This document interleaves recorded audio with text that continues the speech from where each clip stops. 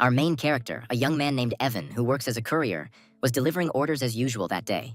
At some point, his phone vibrated and then he answered the call. An unknown woman told him that she was pregnant by him and that they needed to talk. However, busy with orders, Evan treated it as a scam, said he didn't have time, and angrily hung up. Then he accelerated again, deftly weaving through the traffic. Soon, the protagonist arrived at the food delivery center, where his colleagues were standing outside and animatedly discussing something. At that moment, Evan parked right next to them. He asked his fat colleague what he was muttering about. He explained that the daughter of the influential Sue family was marrying the son of the richest man in the city. But this did not interest the hero. Then the colleague showed her photo on his phone and complained that such a perfect girl was being married to a rich but ugly guy. When Evan glanced at the photo, he suddenly froze, realizing that the face looked familiar. The hero immediately snatched the phone from the fat man's hands, and then the young man's memory gradually cleared up. At that moment, the hero realized that he knew her. It was the same drunk girl who once tried to seduce him. Then it dawned on him that it was she who had called him a few minutes ago. And then he began to think that perhaps the call had not been a scam at all. This whole story happened a month ago. A girl from the Sue family, Sarah, was staggering along the hotel corridor. She felt very dizzy and suspected that a man named Oliver had slipped something into her drink. She then headed towards her room 809, but due to her clouded consciousness, she mixed up the number and went to door number 806. She noticed the door was slightly open and wondered if she had forgotten to close it earlier. Meanwhile, inside the room, Evan was sitting on the bed. He was already drunk, and he continued to drink alcohol. He recalled being told that his aura was too strong for one opportunity, and he eventually resigned himself to working as a courier. At that moment, the girl, barely able to stand on her feet, entered his room and collapsed onto his bed. She looked up at the young man and asked who he was and if he could help, explaining that she was feeling dizzy and very hot. The hero himself, being drunk, was captivated by her appearance and thought that she was incredibly beautiful. When Sarah approached and began asking for help, he became confused, wondering if this was a dream. He clenched his fists and tried to control himself, but the girl was so attractive that he reciprocated her feelings. Then the memory abruptly ended, and Evan returned to the present, still looking at the photo of Sarah on his colleague's phone. He began to mock the hero, reminding the others that Evan often made up stories, for example, about an affair with an international movie star. The other employees joined in the joke, recalling his stories about being an arms dealer or the head of an elite family in Beijing. However, Evan remained calm, saying that they simply did not understand anything, adding that he was acting in full view of everyone. But just as one of his colleagues brushed his words aside again, their conversation suddenly ended. A luxurious red sports car pulled up in front of the delivery center, immediately attracting the attention of all the couriers. Then the driver's side door opened and a girl stepped out. This woman turned out to be that same Sarah. The couriers literally froze, looking at her in admiration and calling her a stunning beauty. As she came closer, one of them recognized her from the photograph. Then everyone realized with shock that the one standing in front of them was the very daughter of the Sue family. However, the guys couldn't understand why she came to their modest delivery center. At this point, they began to suspect that perhaps their colleague was not lying about knowing her. The girl walked straight up to Evan, who was calmly stretching at that moment, and asked why he wasn't answering her calls. The others were completely stunned. They couldn't believe that Evan actually knew the famous heiress Sarah. However, the hero pretended not to notice anything and calmly asked what was going on. Then Sarah got straight to the point, looked him in the eye, and announced that she was pregnant and the baby was his. This statement caused shock among those around her. They were unable to comprehend that such a rich and beautiful girl was carrying their friend's child. Evan himself was also shocked. He rubbed his eyes as if trying to come to his senses and asked if she was sure. The girl, with a serious expression on her face, replied that he could go with her to the hospital to make sure. Then, while she was waiting by the car, his colleagues began to persuade him to go with her. In the end, the hero agreed and asked his friend to replace him. Afterwards, they drove away in her red car, leaving behind stunned employees. Evan asked if the baby was really his, and Sarah counter-questioned why she would lie about something so serious. Then he stated that if the child was his, he would take responsibility for her and the child. However, Sarah looked at him skeptically. She chuckled, asking how he was going to do that with a courier's income. However, the young man calmly leaned back and confidently said that there was nothing wrong with honest work, and that he could provide them with it.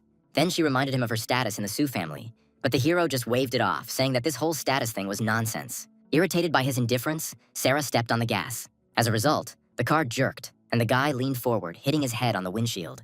He became indignant, accusing her of doing it on purpose, and asked what was so special about her family. Soon they arrived at the hospital. The girl parked and calmly announced that they had arrived. As they got out of the car, Sarah warned him not to throw around words about responsibility. She reminded him of the serious consequences that awaited him if her family found out that the courier had made her pregnant. This angered the hero, and he declared that this was not a joke for him, and that if the child was his, he would definitely take responsibility. However, the girl ignored his words and told him to follow her. They walked down the hospital corridor, after which she headed towards the door marked operating room. Evan stopped in shock and asked why they were going there. Then Sarah turned around and said she was going to go inside. At that moment, he realized her intention to terminate the pregnancy. In a panic, the young man grabbed her hand, trying to stop her. He began to convince her that although she believed that he would not be able to provide for them, money was not a problem for him, and he would find a way out. At that moment, a nurse approached them and announced that it was time for the procedure. The girl looked at Evan with a slight smile, then followed the nurse. She then walked into the operating room, leaving Evan outside. He remained standing in front of the closed door, feeling helpless and angry, realizing that he could not stop the girl. At this time, in the operating room, Sarah was lying on the table in a hospital gown. The surgeon asked if she was ready. Meanwhile, another doctor was preparing a syringe and asking her to relax. The girl closed her eyes and was already prepared for the operation. However, at the very last moment, just before the procedure began, she raised her hand and stopped them, saying that they needed to wait. Meanwhile, Evan had already come to terms with what was happening and decided that if Sarah was determined not to keep the child, then he would not be able to stop her. However, suddenly the operating room door swung open and Sarah came out. The young man was stunned. He jumped to his feet and asked how she could have come out so quickly, doubting that operations were so fast these days. Sarah, as if nothing had happened, calmly said that she was tired and asked him to take her home. Then the main character confidently agreed, hugged her, and added that he was even capable of piloting a fighter jet. He then got behind the wheel of her red sports car and drove her from the hospital to the upscale Longwang district. On the way, while Sarah was resting, Evan received a call. The man on the other end of the line announced an evening auction at Jianye Tower and said the old man wanted him to attend. Moreover, the interlocutor added that Lucas, the head of the Chamber of Commerce, is on their side. Soon, they arrived at a large house on the Su family estate. Evan announced his arrival, waking the girl. Sarah immediately told him to leave before her family saw him, but noticing that she looked pale, Evan offered to walk her to the door. However, the girl rejected this proposal and told him not to interfere in her affairs. However, as soon as she turned away, her heel got stuck in a crack. Sarah lost her balance and fell forward sharply. At that moment, the hero rushed forward with lightning speed and managed to catch her just before she hit the ground. Helping her up, he noted with slight mockery that she was extremely clumsy. In response, she flushed with anger and pinched his side with all her might, causing him to cry out in pain. However, this sudden movement also affected her. She winced in pain, and seeing her condition, Evan unexpectedly picked her up in his arms. He carried her towards the house, still a little angry at Sarah for pinching him. He carried the girl into a luxurious house and carefully laid her on the sofa. He then opened the first aid kit and began examining her leg, which she had twisted when she fell. Sarah tried to object and told him to leave, but the young man told her not to move. At that moment, as he was bandaging her ankle, they were suddenly interrupted by two women entering the room. It turned out that it was the girl's mother, Lauren, and her best friend, Sophie. The mother, in shock, demanded to know what was going on.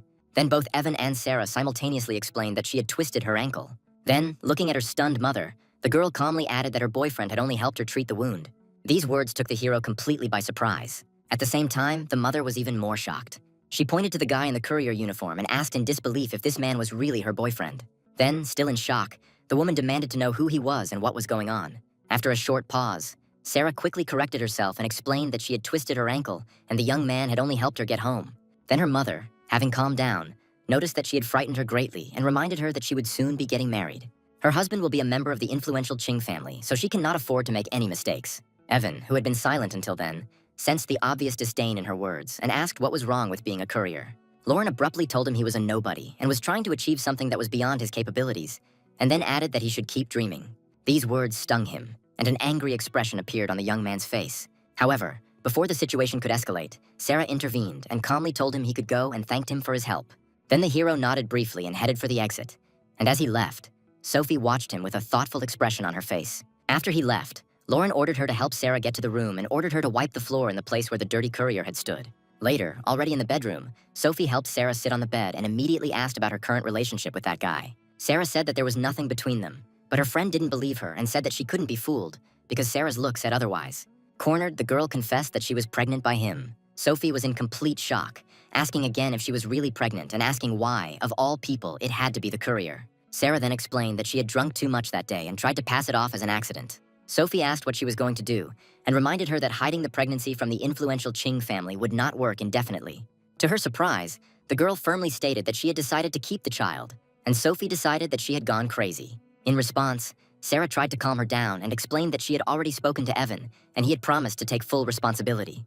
But her friend didn't agree with this, saying that she needed to come to her senses. She also said that she considered him unworthy of the heir of the Su family. Tired of being lectured, Sarah said she would figure it out herself. Then she changed the subject and asked why her friend had returned to the city. Sophie explained that her grandfather had come to Jiangning to meet an important person and attend an auction, so she had gone with him. However, Sophie's expression suddenly changed and she announced that she had a great idea. Leaning closer, she whispered a plan. If the truth came out, they could simply say that the courier had raped her. Sarah responded with disgust that it was a terrible idea. Meanwhile, Evan left the Sue family's territory and walked through the elite villa area. He took out his phone and said with displeasure that there were no taxis in the area. At that moment, a black car stopped next to him. The young man noticed a man in a formal suit coming out of it. An elderly man approached him and greeted him as a young master. He introduced himself as Lucas, head of the Kowloon Chamber of Commerce, and explained that he had come to escort him to the evening auction. Evan, putting all the details together, recalled the recent conversation and confirmed that his grandfather had already told him about this agreement. The protagonist then told Lucas that he needed to take a shower and change his clothes before the auction. He promised to organize everything, after which they left in a luxurious black limousine. We soon find ourselves at a lively auction taking place in a spacious ballroom filled with wealthy guests. Evan arrived there looking completely different, having swapped his courier jacket for a perfectly fitting suit. As he stood by the window, his attention was drawn to a familiar face. It was Sophie, Sarah's friend, in a white evening dress. The girl approached him with obvious disdain and asked what the courier was doing at such a closed event. However, without waiting for an answer, she immediately assumed that he was working here part-time. At that moment, Evan froze and fell silent, and was about to justify himself to the girl. But without giving him a chance to explain, she grabbed his hand and pulled him aside, declaring that she needed to talk to him. Taking him to a secluded place, Sophie told him that if he didn't take responsibility for Sarah's child, he would deeply regret it. These words stunned the young man, and then he said that he thought the girl had gotten rid of the child in the hospital. In response, Sophie irritably said that he was wrong and that Sarah had decided to keep the child. This news shocked the hero, and he said her name in disbelief, realizing that the operation had failed. However, the girl regarded this as an attempt to evade responsibility and repeated again that if he tried to leave, he would regret it. To emphasize her words, she pressed her sharp heel hard against his foot. Evan cried out in pain, and Sophie just turned around and walked away. As soon as the girl walked away, the presenter's voice echoed throughout the hall, announcing the start of the auction. Still processing the fact that Sarah had decided to keep the baby, Evan decided to finish things as quickly as possible and find her. At that moment, a woman in a business suit approached him and respectfully addressed him as a young gentleman. She introduced herself as Stella, his new assistant, appointed by Chairman Lucas. Then the hero nodded and said that it was time to go. They headed together to the main trading area. Suddenly, a short, plump man entered the room and announced that the main lot of the day, the new district project, would go to the Ching family. That man turned out to be Oliver, the eldest young master of the Ching family, and he warned everyone to show respect. Otherwise, they would face consequences. Stella explained that he was from the Ching family, one of the richest in Jiangning and their main competitor for the project. She added that the Ching family intends to win the project and use the marriage alliance with the Su family to get out of the difficult situation. Evan immediately remembered the talk about Miss Su being married to a rich man and realized that Oliver was Sarah's fiancé. The young man finally saw the full picture connecting the girl's engagement, her family's problems, and this struggle for the project. At this point, the auctioneer presented the main lot, plot 053, in the new area. Without thinking, Oliver picked up the sign and immediately placed a bet of 5 billion. There was a noise in the hall. Many said that with the upcoming marriage between the Ching and Su families, no one would dare to oppose them. However, just when it seemed the outcome was sealed, Evan calmly held up the sign and offered 6 billion. There was silence in the room, and then a heated discussion began. The guests tried to figure out who this impudent man was, assuming that he was clearly not a local to dare to challenge the Ching family. Meanwhile, Oliver himself turned pale with rage, clenching his fist until his knuckles turned white. He glared at Evan and shouted, demanding to know who he was and why he was looking for trouble. Despite his aggression, the hero pointed out that this was an auction where the highest bidder wins and asked what the problem was. Then Oliver, distorted with anger, asked if he hadn't heard that this project was needed by the Ching family. Evan replied with complete confidence that he had heard everything perfectly well, but did not understand how it related to him. These words caused a new wave of whispers among the guests, amazed by his courage. Unwilling to give in, Oliver raised the sign again and announced a bet of 7 billion. However, the protagonist responded without hesitation with a bet of 8 billion. The tension in the room was rapidly rising, and soon Oliver, accompanied by people, headed straight towards Evan. Coming close, he shouted that in Jiangning it was the Ching family that made the rules. He made a last desperate bid of 9 billion, defiantly asking Evan to continue bidding if he wasn't afraid of death. In response, the young man only grinned. She easily added another billion to her bet. And then Oliver finally lost his temper.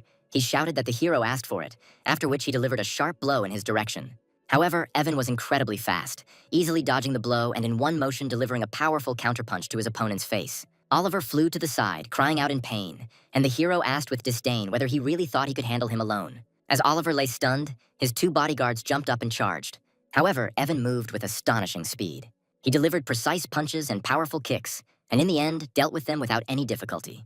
Oliver struggled to his feet and screamed at Evan, accusing him of seeking death for daring to raise his hand against him. However, the hero said with a cold grin that now it was he who was doing the blows. The young man then attacked again and sent one of Oliver's men flying with a powerful kick. The bodyguard fell with a crash right on top of his boss, and both ended up on the floor in a very humiliating position, unconscious. So, in just a few seconds, the fight was over, and Evan asked the auctioneer if anyone else was going to bid. He stuttered and hastened to answer that there were no other participants, and thus, having won the auction, the protagonist completed his business. After this, he turned to Stella and instructed her to sign the documents and transfer the funds, explaining that he had urgent business. Meanwhile, Sophie stood in front of her grandfather, the same Lucas who served Evan. The girl asked why he had called her urgently, which was why she had missed the auction. The man then warned her to be careful when their guest arrived and admitted that he still could not understand his character. Sophie just chuckled, wondering who this important person was that her influential grandfather was so cautious. At that moment, an assistant entered the room and announced that the auction had ended, but the winner was someone other than the Ching family. The girl was shocked and said that it was impossible. She couldn't believe that the project had slipped out of the hands of the Ching family. Then her grandfather calmly said that the man they were waiting for had already arrived, and Sophie noticed that this man was acting too arrogantly. Then, deciding the information was too important, she told her grandfather she was going out to call her friend Sarah. As she walked down the corridor, the girl thought about how the Ching family's defeat would jeopardize their planned cooperation with the Su family. Absorbed in these thoughts, she did not look around and suddenly bumped into Evan, who was walking towards her. Angered, the girl looked up and recognized him.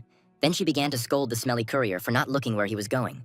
However, her urgent call turned out to be more important, and she immediately turned away from the young man, telling Sarah important news. After Sophie left, the hero went to meet Lucas. The older man greeted him respectfully. Evan confirmed that he had finished his business at the auction, and then casually inquired about the woman he had just encountered. Lucas introduced her as his granddaughter Sophie and noted that she was single. He also praised her, adding that she had long admired Evan. This attempt at matchmaking amused the hero, and he wearily said that he was not interested. Changing the subject, Evan asked if he knew Sarah. Lucas explained that the Su family's upbringing was very strict, and the girl herself had a stubborn character. He added that she doesn't approach people easily, and as far as he knows, she has never had a boyfriend. This information brought a faint smile to Evan's face. At that moment, his phone rang. Sarah's name appeared on the screen, and he answered, saying that he had just been thinking about her. The girl asked him if he had time and said that she wanted to see her. The hero immediately agreed and inquired about her location. Realizing the urgency of the situation, he stood up, told Lucas he was leaving, and added that he could report to the old man. Meanwhile, Sarah sat on the bench, looking thoughtfully into the distance. Her face was very serious. It seemed as if she was preparing for a difficult conversation. After a while, Evan rode up on his red motorcycle, still dressed in a formal suit. He walked up to her silently and got straight to the point, telling her not to worry about the baby as he would take care of them both. He then made a serious proposal, saying that if she wanted to get married, they could register the marriage at any time. However, Sarah remained skeptical. With a slight smile, she doubted his ability to provide such a life. Then Evan looked calmly into the distance and said that he saw nothing that was beyond his power. To emphasize her point, the girl raised her hand and showed the watch on her wrist, asking if he knew its price. To his surprise, the young man accurately identified the model, Pasha de Cartier, 42 millimeters, 18-karat pink gold, and named a price of $352,000. Sarah was visibly surprised and asked how much he earned and how many years he would have to work to afford such a thing. In response, Evan calmly told her not to worry about money and added that he would not allow her or the child to want for anything. The girl rolled her eyes and told him he shouldn't brag, but their conversation was suddenly interrupted by a phone ringing. It was her mother, who demanded that Sarah return home immediately, saying that Oliver was already waiting for her to discuss the wedding. Then the girl turned to Evan and asked him to take her home.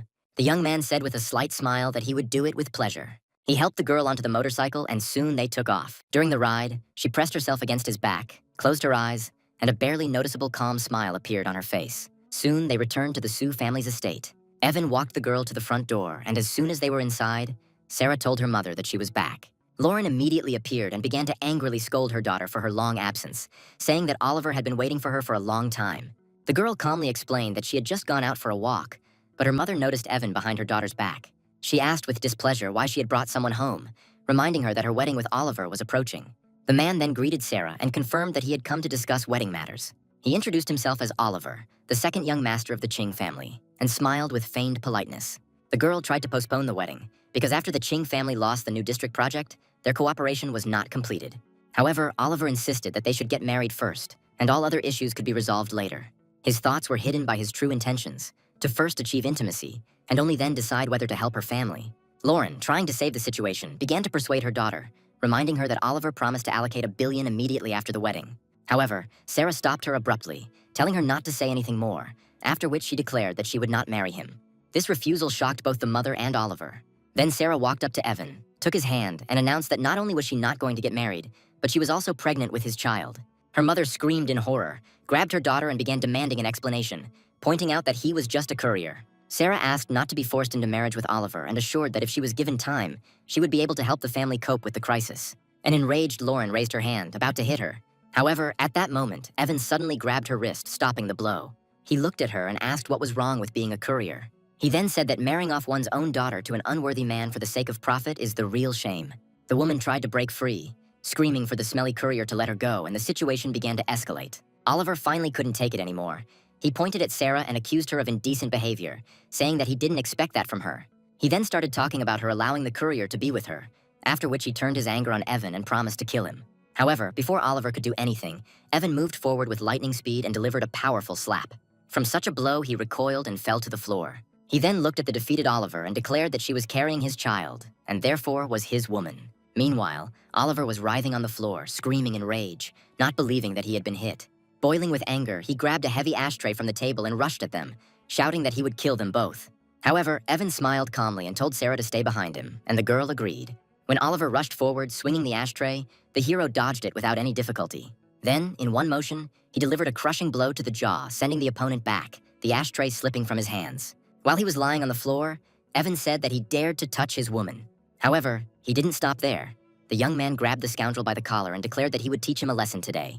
He then began to deliver a series of heavy blows, ignoring the cries of pain and desperate pleas for help. As he was raising his hand for the next blow, someone shouted at him to stop. The hero heard a commanding voice demanding to know who dared to behave so insolently. A group of impressive people entered the room, led by an elderly man with a long white beard and a cane. The girl, with fear and surprise, addressed him as a grandfather. The appearance of the head of the family instantly made everyone freeze. Grandfather Sar looked around at what was happening. His face became gloomy, and he declared that he had heard everything. Then he looked intently at his granddaughter, hit the floor with his cane, and demanded to know if it was true that she was pregnant by this courier. Sarah quietly confirmed this. Her relatives began to be indignant, saying that the situation was unacceptable, and her grandfather declared that the only way out was to get rid of the child. However, Oliver, having difficulty getting up, did not agree. He shouted that even if she had an abortion, such a girl would still not enter his family. All the family members started blaming each other and complaining that it was all over. They had ruined Sarah themselves, and now the Sue family was doomed. Meanwhile, the girl stood silently, her expression filled with pain. Finally, she couldn't stand it any longer and demanded that the argument stop. However, all this tension took its toll on her. She cried out in pain, grabbed her head, and felt dizzy. Before she could fall, Evan caught her. He held the girl, telling her not to be afraid, because he would take her away from here. Seeing this, her family, including her parents, rushed forward, demanding that the stinking courier let her go and threatening to break his legs. However, Evan looked at them with disdain and asked if they even considered themselves human.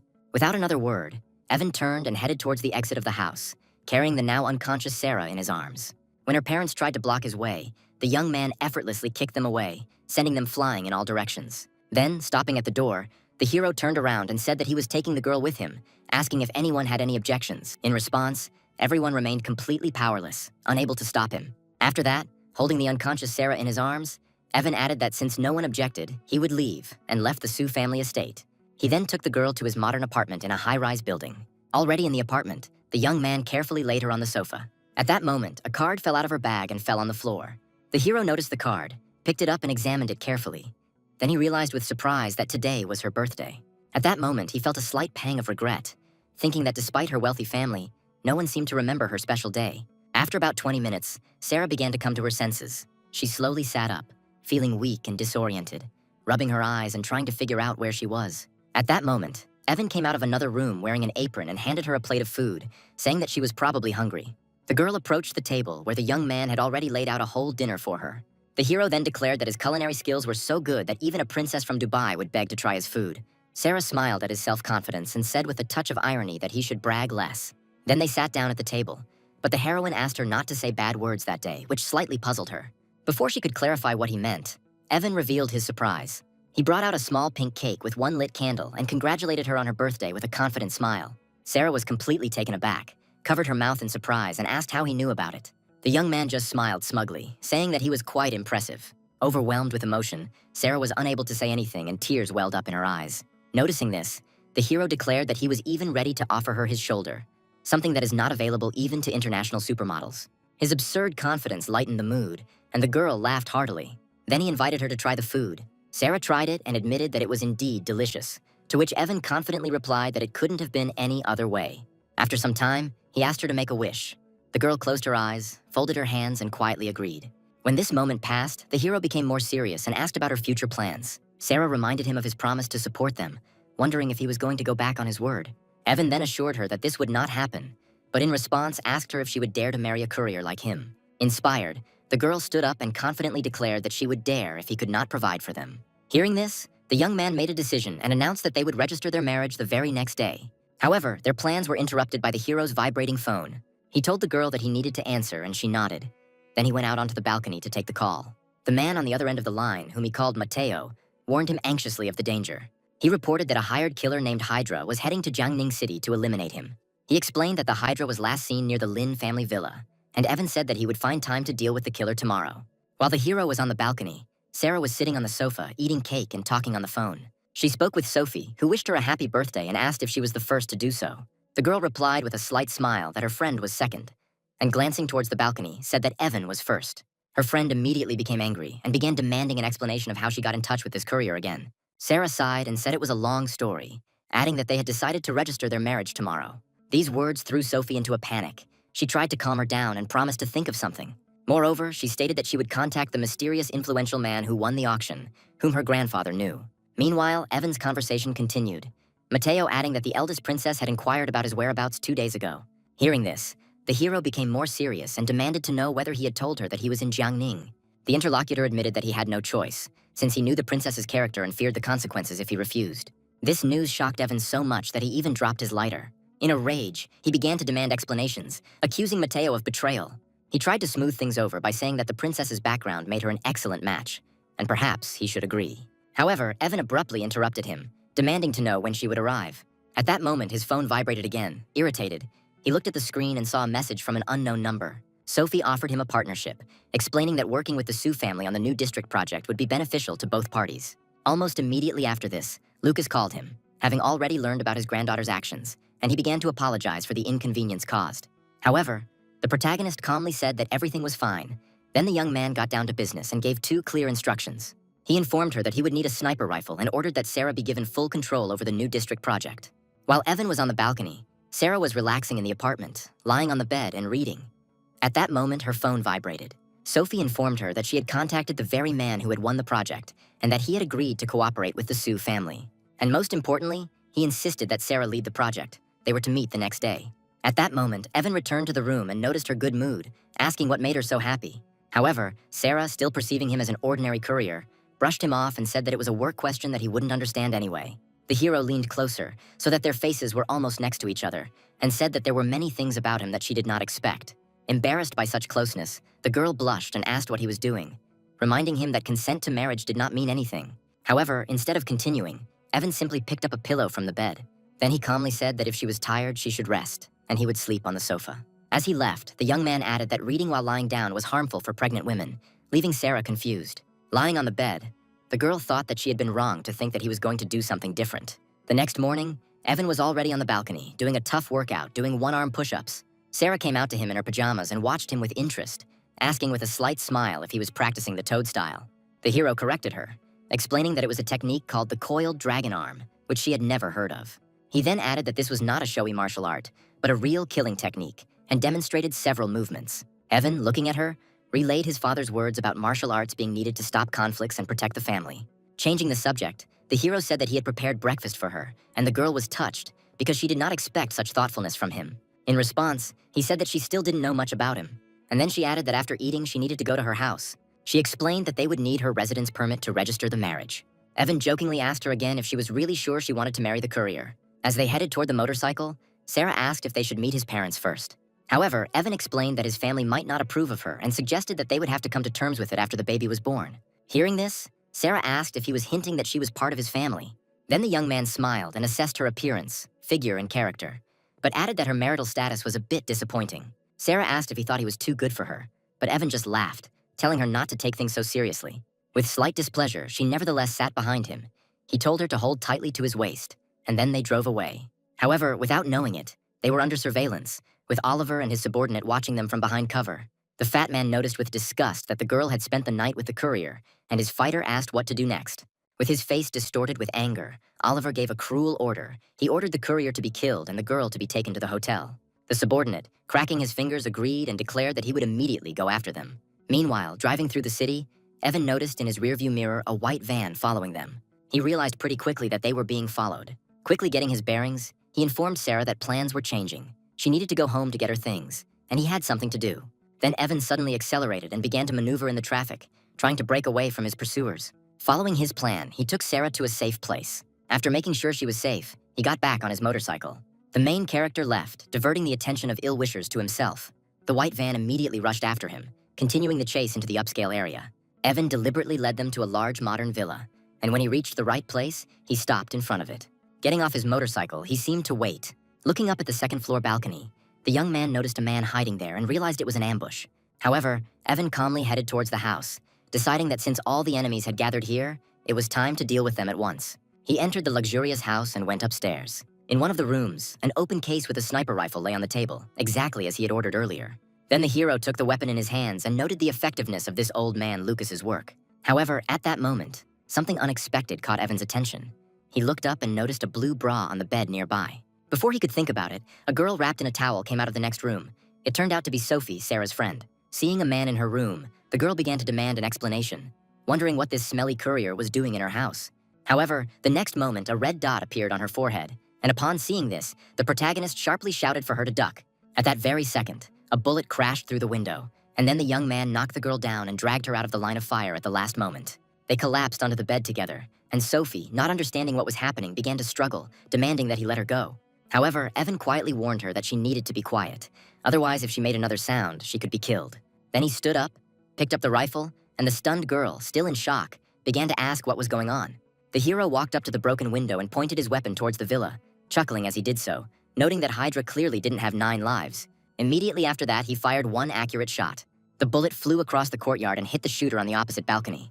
The hero hit him right in the head, killing him instantly.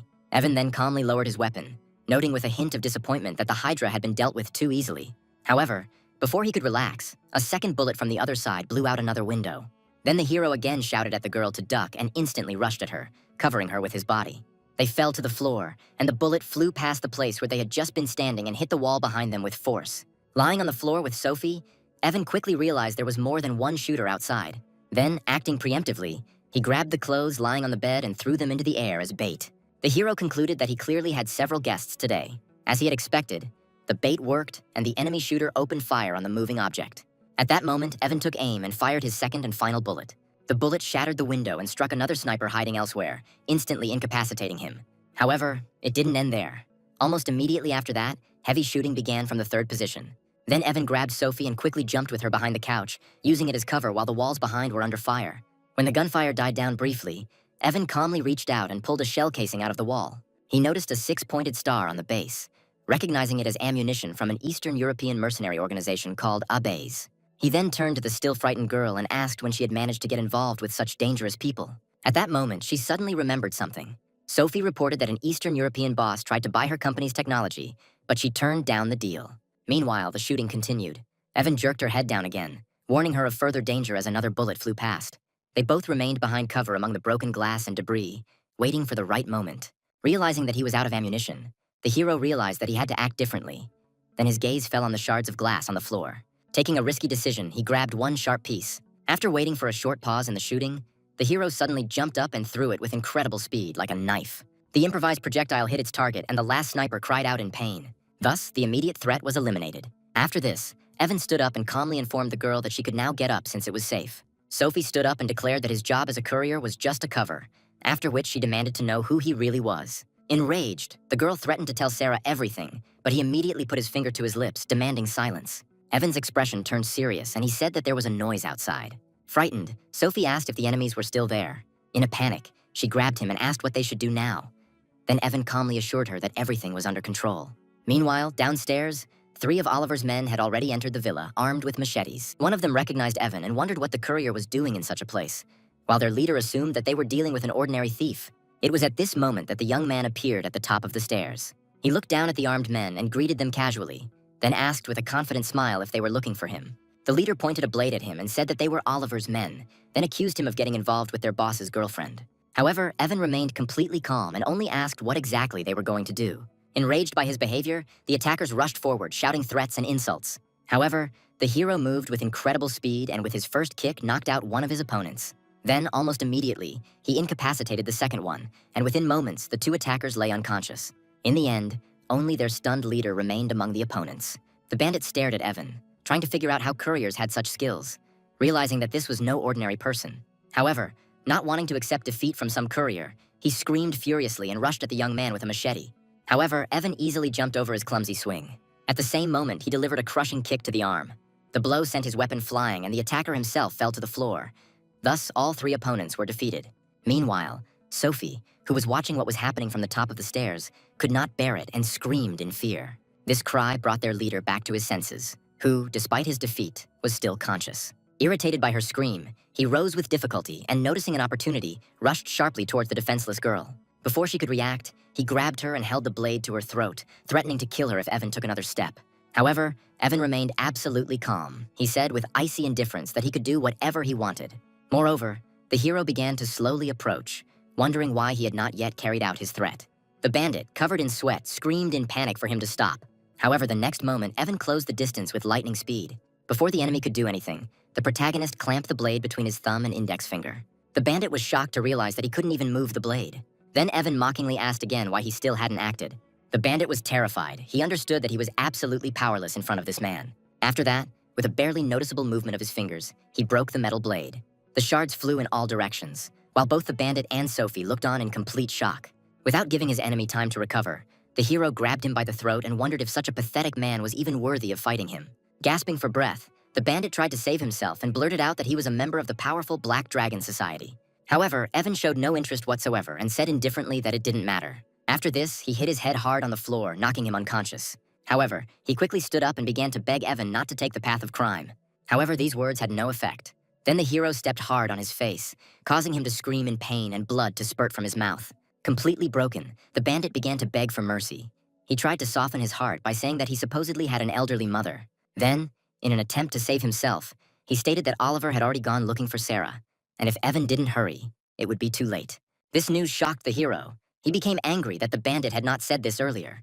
Then the young man delivered one final powerful blow, knocking him out completely. At that moment, there was a loud knock on the door and a voice was heard from outside announcing that it was the police. Realizing he needed to act quickly, Evan told Sophie he was going after Sarah and leaving the situation to her. Shortly after, two police officers entered the house. One of them showed his ID and asked what had happened.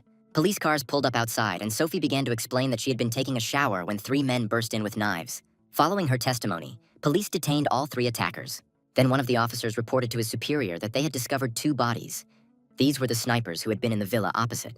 Meanwhile, Sarah found herself in the bedroom with an enraged Oliver, who said that he was going to take her by force. The frightened girl demanded that he leave, but this only made him even more angry. Then he said with a grin that he had already sent people to kill the courier and rushed at her, intending to carry out his plan to the end. Oliver pinned the struggling girl to the bed as she struggled and demanded to be let go. However, he only mockingly said that she could scream as much as she wanted, but no one would save her. That courier was now busy with his own problems. However, at the moment when he leaned towards her, a powerful blow was heard, and a strong blow hit his face. Oliver flew to the side and collapsed on the floor. Evan stood at the door and said that he seemed tired of living since he dared to touch his woman.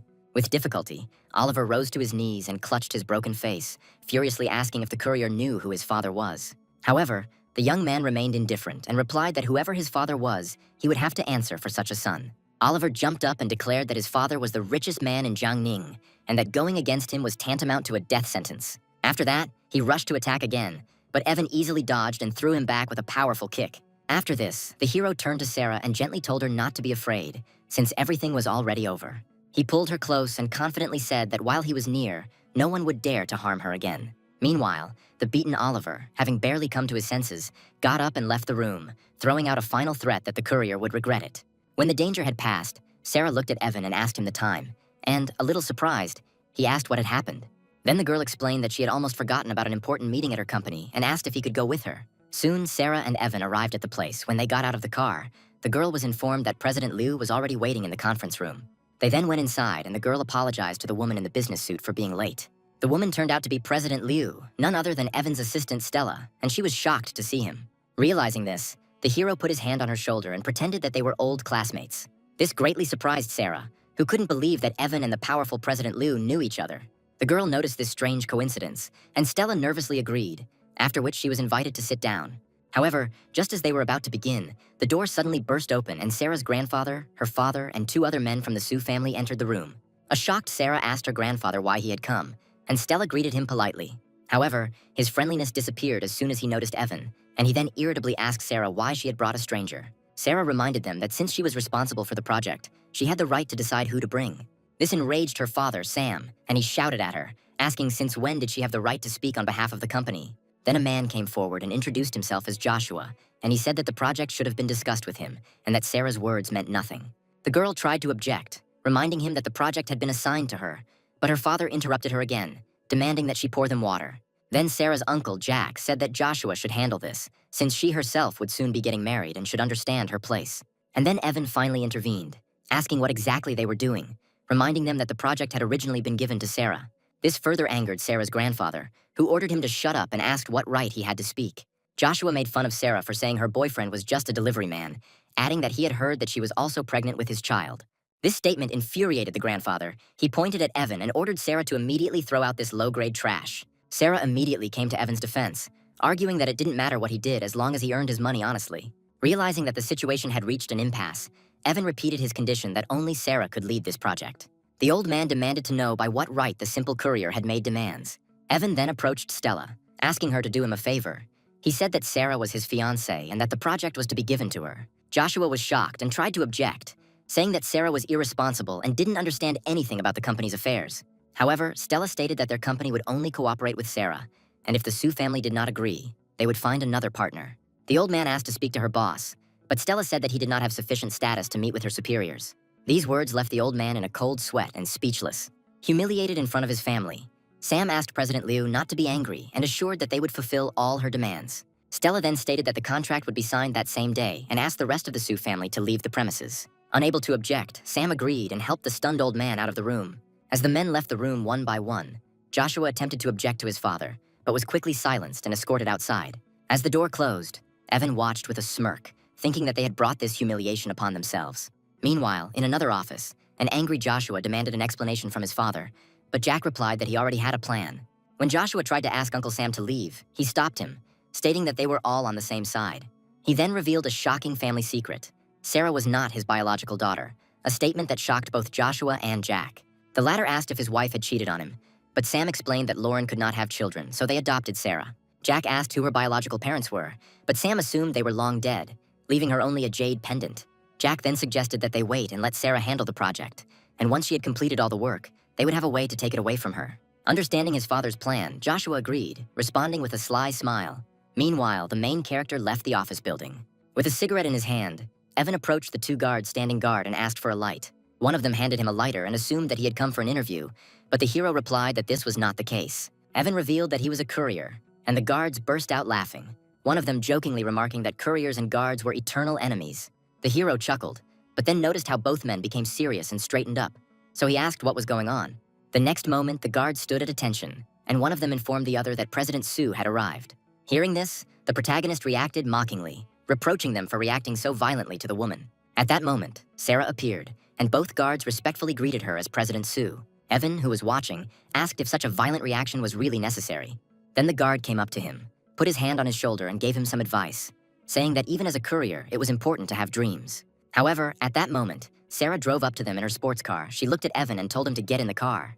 The protagonist said goodbye to the guards with a smile, adding that he remembered their words and would see them again. The guards stood there in complete stupor, unable to comprehend that an ordinary courier had left with their boss.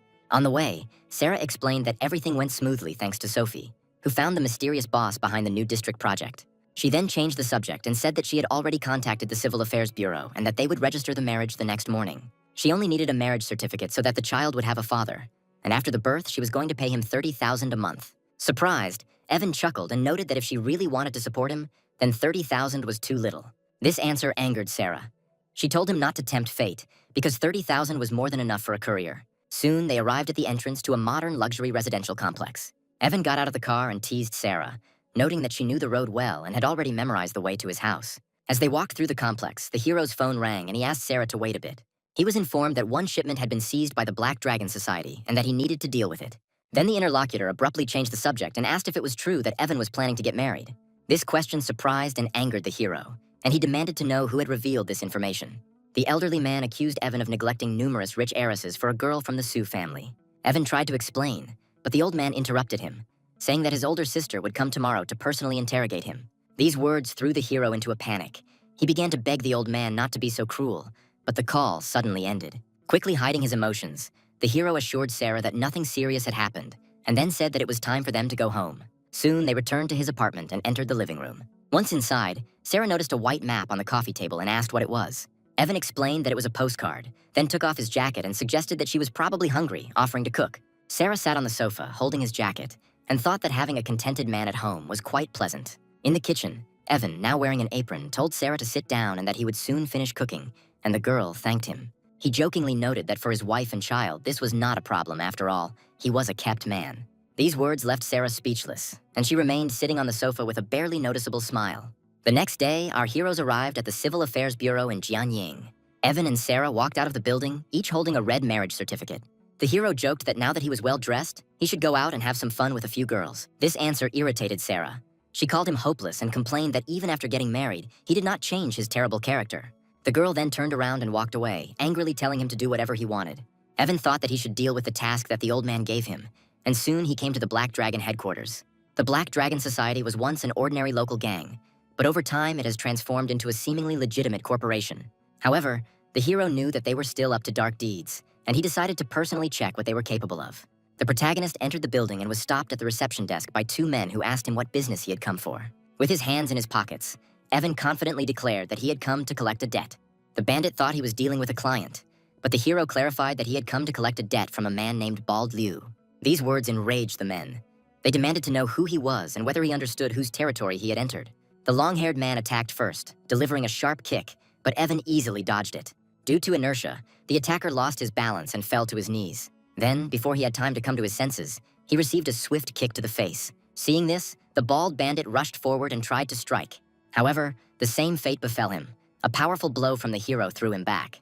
When both men were on the floor, Evan stood over the long-haired one, who was still conscious. He calmly asked with a cold expression if he was now ready to take him to Bald Liu. The action then moved to a luxurious office where the leader of the Black Dragon group, Bald Liu, was resting. Next to him was a woman with long purple hair who playfully licked a drop of red wine from his chest. However, the office door swung open and Vincent ran inside, panicking and reporting that someone had broken in. Enraged, Baldy Liu yelled at him for not knocking and demanded to know who dared to break in.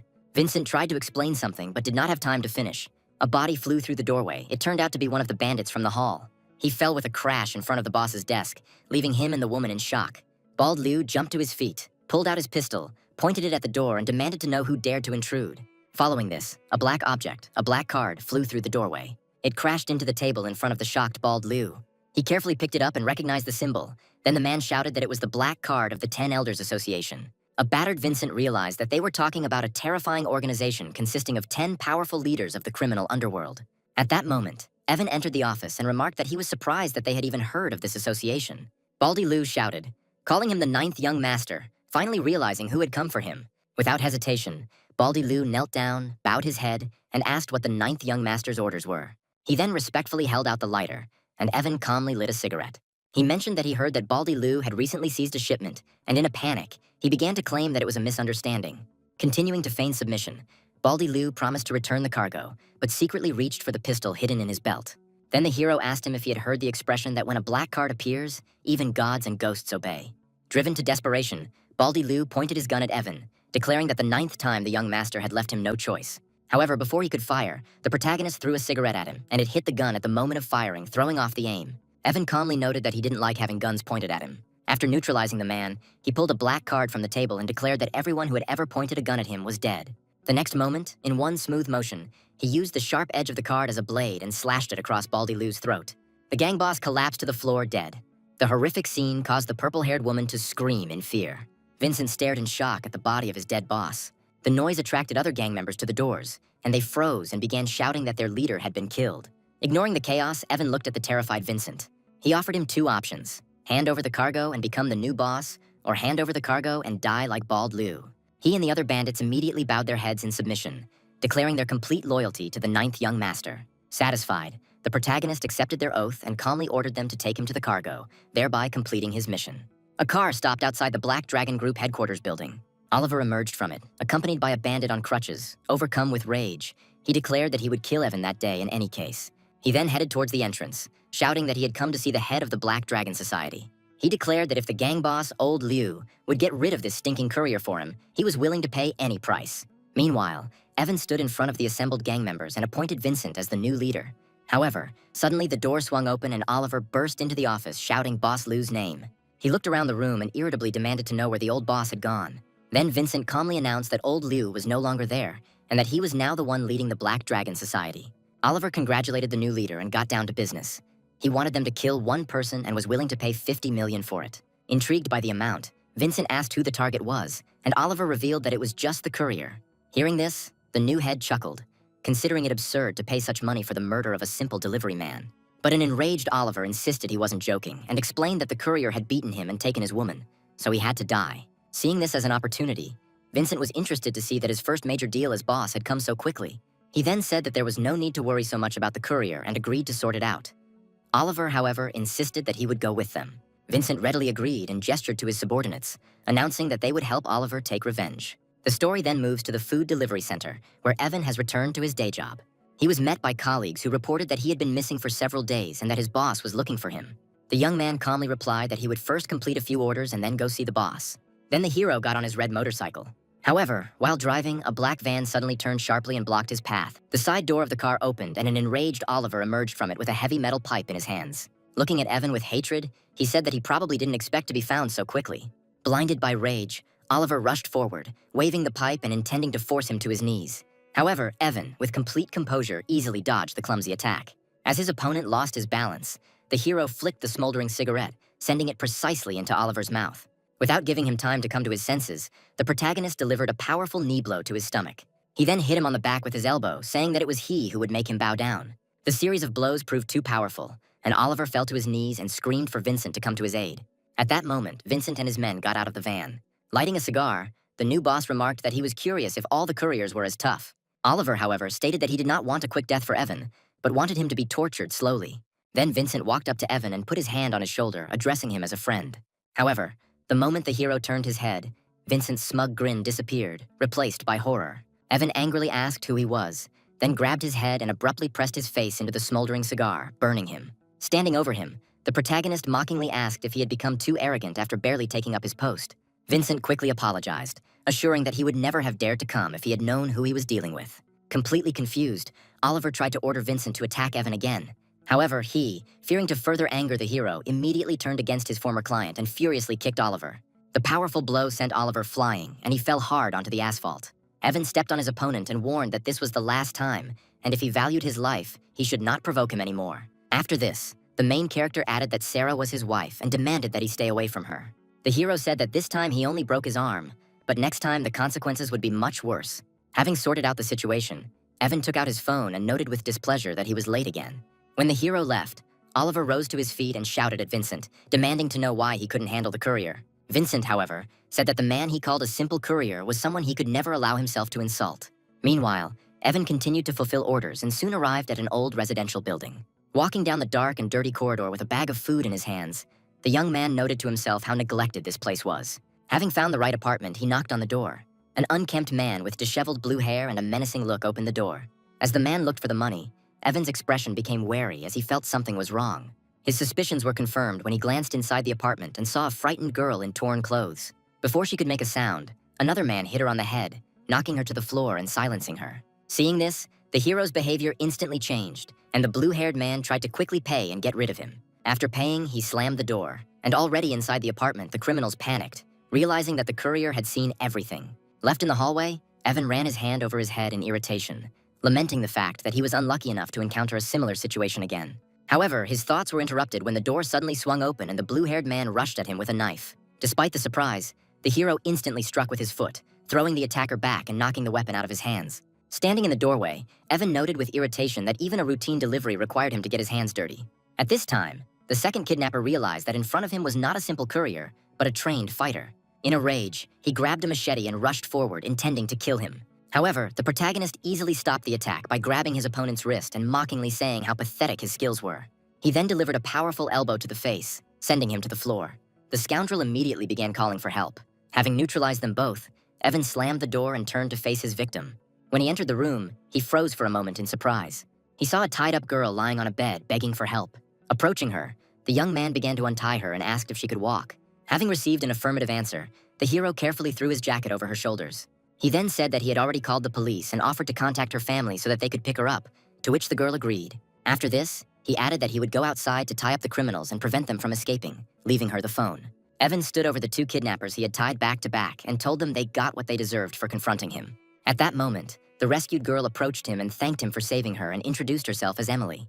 While the girl was holding the phone after calling her family, she suddenly looked at the screen in surprise. An incoming call interrupted her. She then handed the phone to Evan, who answered in a businesslike manner, but an angry female voice came from the other end. The girl scolded him, wondering if he had become so impudent as to marry without informing his family. The hero's face turned pale, and he realized that it was his older sister who had called, and she had ordered him to meet her and bring his bride. After the call abruptly ended, Evan said in an irritated tone that she, as always, hung up without warning. At that moment, the door swung open and an old man rushed in, accompanied by two police officers shouting Emily's name. The girl, overwhelmed with joy, called out to her father and rushed towards him, while the hero stood next to the neutralized criminals. Her father hugged her tightly, asking anxiously if she was hurt. The girl hastened to assure him that she was fine and pointed to Evan, explaining that it was he who saved her. Meanwhile, the police detained the tied-up criminals, and the senior officer ordered them to be taken away, Evan adding that he had neutralized them. Then the girl's father approached him, thanked him for saving his daughter, and asked whether he had really dealt with the attackers himself. The man was impressed and noted to himself that it was unexpected to meet such a strong warrior working as a courier. He then introduced himself as Tyler and handed over his business card, saying he was greatly in his debt and offering to help. Evan accepted the card and, noticing the name, White Tiger School of Martial Arts, politely promised to visit him if possible. Tyler tried to stop him by offering him a job at his martial arts school, but Evan politely declined. As he watched him leave, the man noted how much outstanding talent such a young man possessed. On the street, the protagonist headed towards his motorcycle while the police loaded the kidnappers into the car. Deciding that this was over, he decided it was time to find Sarah, so he started his motorcycle and drove off. The story then moves to the Sioux Group's skyscraper. A man in a blue suit entered Sarah's office, saying that he had heard about her problems and had immediately returned from abroad to help. Peter tried to calm her down, but the girl rejected his offer, saying that the company already had a solution and his help was not needed. However, he continued to push himself, claiming that he had rejected many women because she was the only one who held a place in his heart. Sarah demanded that the man stay away from her, but Peter grabbed her hand and began asking her to become his woman. In response, Sarah slapped him sharply across the face and demanded that he respect himself, stating that she was already married and pregnant. A shocked Peter grabbed his cheek, refusing to believe what he heard, and accused her of lying. At that very moment, the office door opened and Evan walked in with 2 containers of food. And then Peter scolded Evan for not knocking, since he was currently discussing business with President Sioux. Then Sarah took his hand and formally introduced Evan as her husband.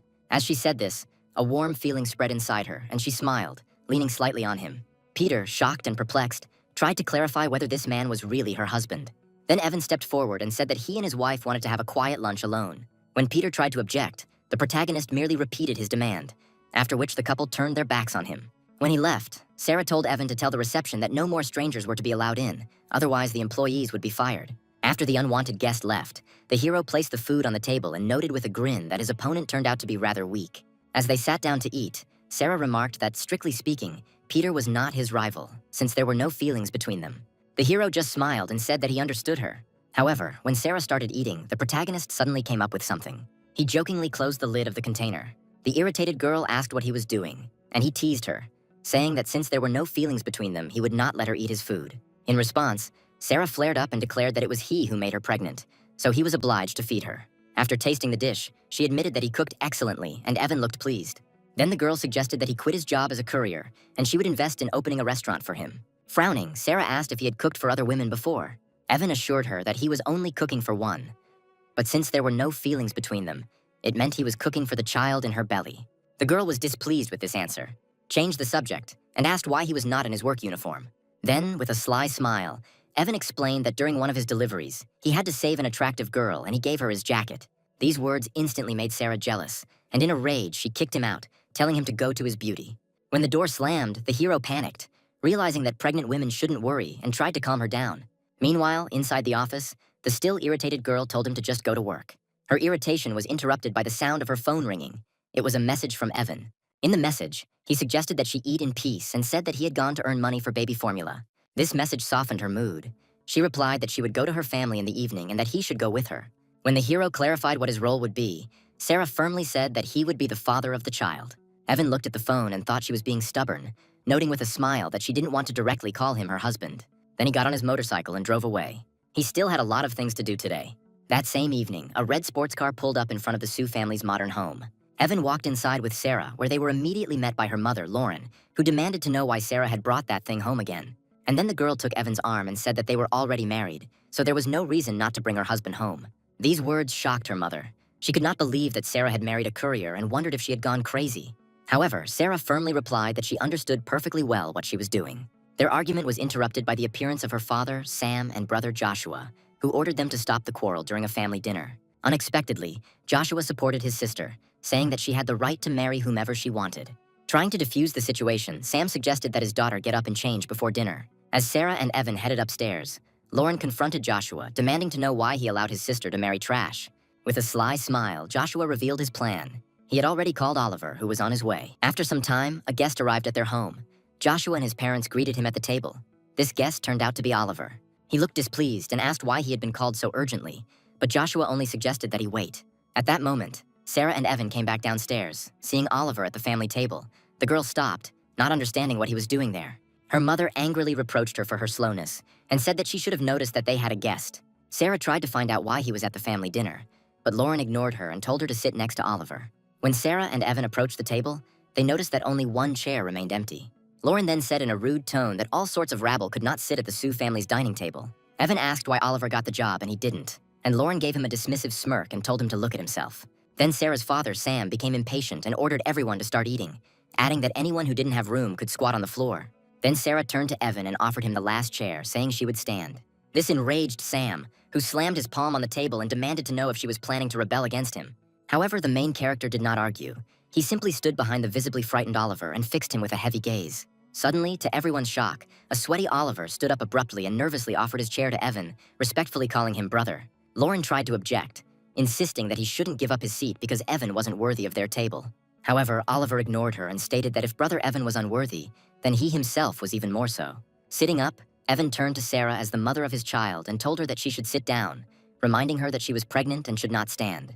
The rest of the family could only watch in confusion, not understanding why Oliver was acting so submissively. Realizing his plan had backfired, Joshua intervened, placing his hand on Oliver's shoulder and saying he had a surprise. Evan then ignored them and calmly suggested that Sarah focus on her food. Then they raised their glasses in a toast. At the same time, an irritated Oliver demanded an explanation from Joshua, and he quietly said that he mixed the drug into Sarah's wine. This surprise horrified Oliver, and he grabbed Joshua's hand in rage, realizing that it was a trap that would cause Evan to kill him. Then, overcome with panic, he loudly warned Sarah that she must not drink the wine because it was laced with something. This news shocked the girl, and Oliver immediately pointed to Joshua, panicking, revealing that it was he who had planned to poison her. Betrayed by her own brother, Sarah was furious. She stood up and threw the entire glass of wine in his face, calling him shameless. Wet and humiliated, Joshua was terrified. The attempt to harm his wife awakened a terrible rage in Evan, his eyes turning red. Then he dealt one crushing blow to the villain's face. Standing over his unconscious body, the hero said that he would kill Joshua if he dared to touch his wife again. Disgusted with her family, Sarah declared that the house was filthy before turning around and leaving with Evan. As they left, Sarah's parents rushed to their nephew, anxiously trying to figure out if he was okay.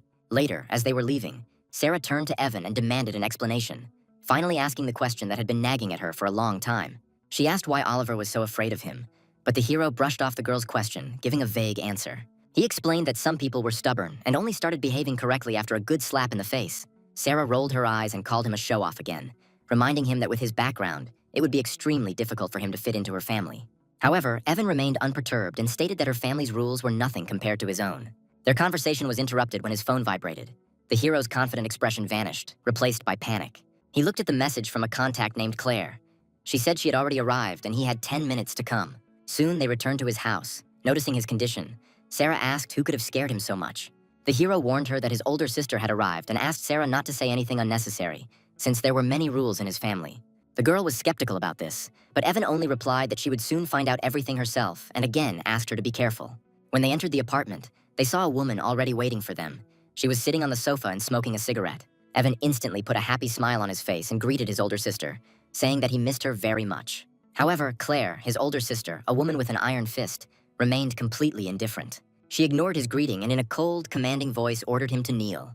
To Sarah's complete shock, Evan dropped to his knees without hesitation. Then Claire turned her cold gaze to the girl and motioned for her to come over too. However, before Sarah could react, the hero intervened, explaining that Sarah was pregnant and could not kneel. Hearing this, the woman froze for a moment, calmly put out her cigarette, and looked at Sarah's hand. After feeling her pulse, she was convinced that she was indeed pregnant. Suddenly, her calm disappeared. She jumped up abruptly and delivered a powerful kick to the kneeling Evan, sending him flying. In a rage, she scolded him, saying that several years abroad had taught him many bad habits. Claire towered over him and declared that he had to be punished first before he would be allowed to speak. Seeing this, Sarah immediately rushed forward and stood between them, spreading her arms to protect Evan. The girl stated that although she did not know the rules of their family, it was wrong to hit him without understanding what he allegedly did wrong. Claire explained that firstly, he had shown disrespect by marrying without informing his elders. Secondly, he made a woman pregnant before marriage. And thirdly, he acted unwisely by choosing an unsuitable companion for himself. The last point infuriated Sarah, who demanded to know what kind of woman was even considered worthy of her brother. Then Claire began listing the women of the highest status that the family had chosen for him, all of whom he had rejected. Realizing that the situation was escalating, Evan intervened and began asking his sister to stop provoking Sarah, reminding her that she was pregnant. However, the girl no longer wanted to listen. She suddenly demanded that this performance be stopped. With a cynical grin, Sarah said that she could see right through their childish play. She claimed that Evan had staged the whole farce, inventing a powerful family just to make himself feel better. The girl said their behavior was too immature and said she did not want her child to grow up in such an environment. After this, she stated that she would contact him after the birth of the child and left the house, leaving Evan with his sister.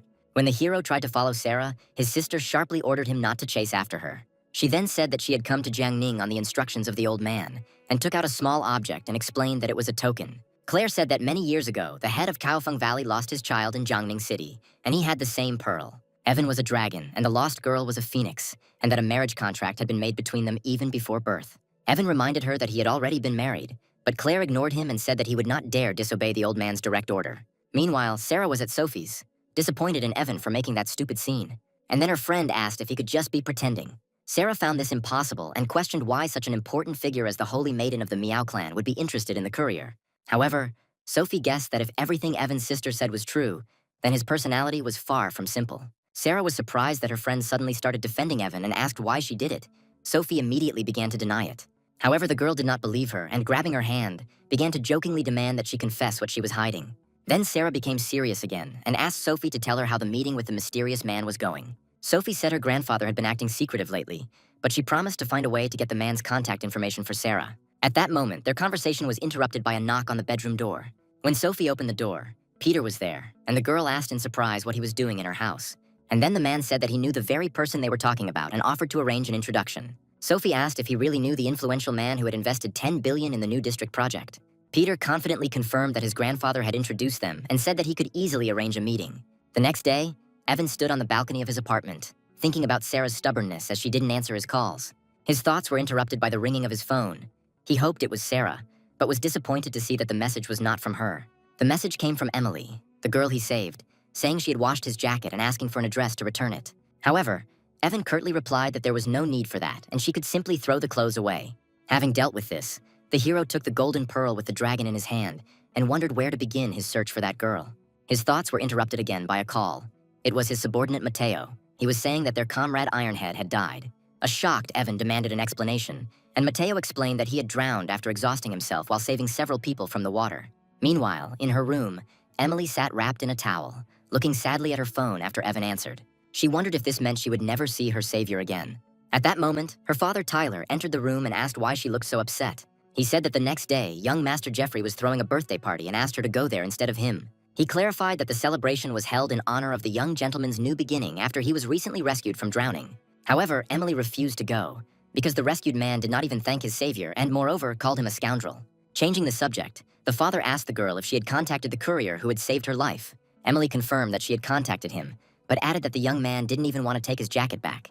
Tyler was disappointed to hear this and noted that there didn't seem to be any special connection between them. The story then moved to the entrance of the luxurious Taishun Grand Hotel. The protagonist arrived there in a gray van, looking impeccable in his suit. He was immediately met by 4 men. They were the Ghost, the Blind Man, the Smiling Buddha, and the young Master Day. They greeted the hero with respect. Then Evan said it was time to go inside, and his men followed him into the hotel. As soon as the young man's group entered, a white luxury car pulled up to the entrance. Emily stepped out of it, and at that moment she caught a glimpse of the hero's back and thought that he looked incredibly familiar. Her butler asked what had happened, but she quickly brushed it off, claiming she had just imagined it.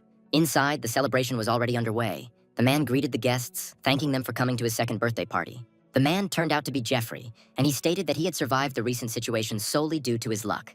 In honor of this event, a huge 9-tier cake was rolled out for the guests. However, a female reporter suddenly stepped forward and asked Jeffrey a question about the man who tragically died trying to save him. The question instantly enraged the man, who shouted at security, demanding to know who had let the reporter into his private party. He ordered his bodyguards to seize her, and his men immediately carried out the order.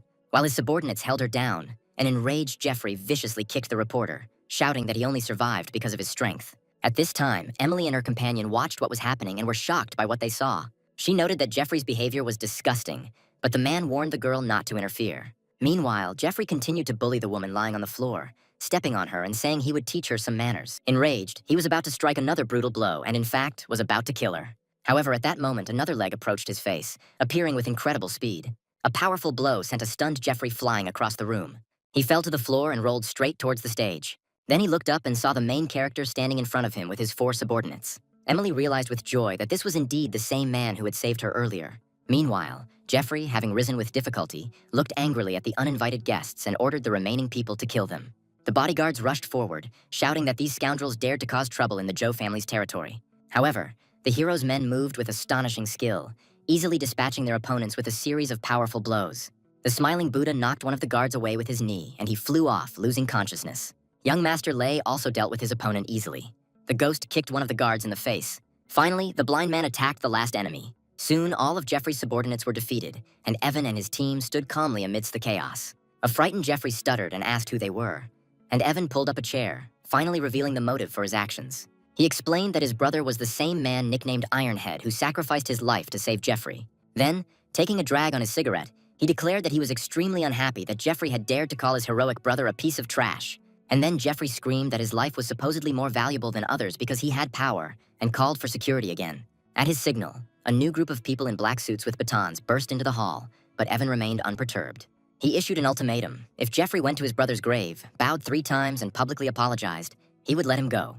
However, Jeffrey furiously rejected the offer and ordered the new guards to kill the hero and his men.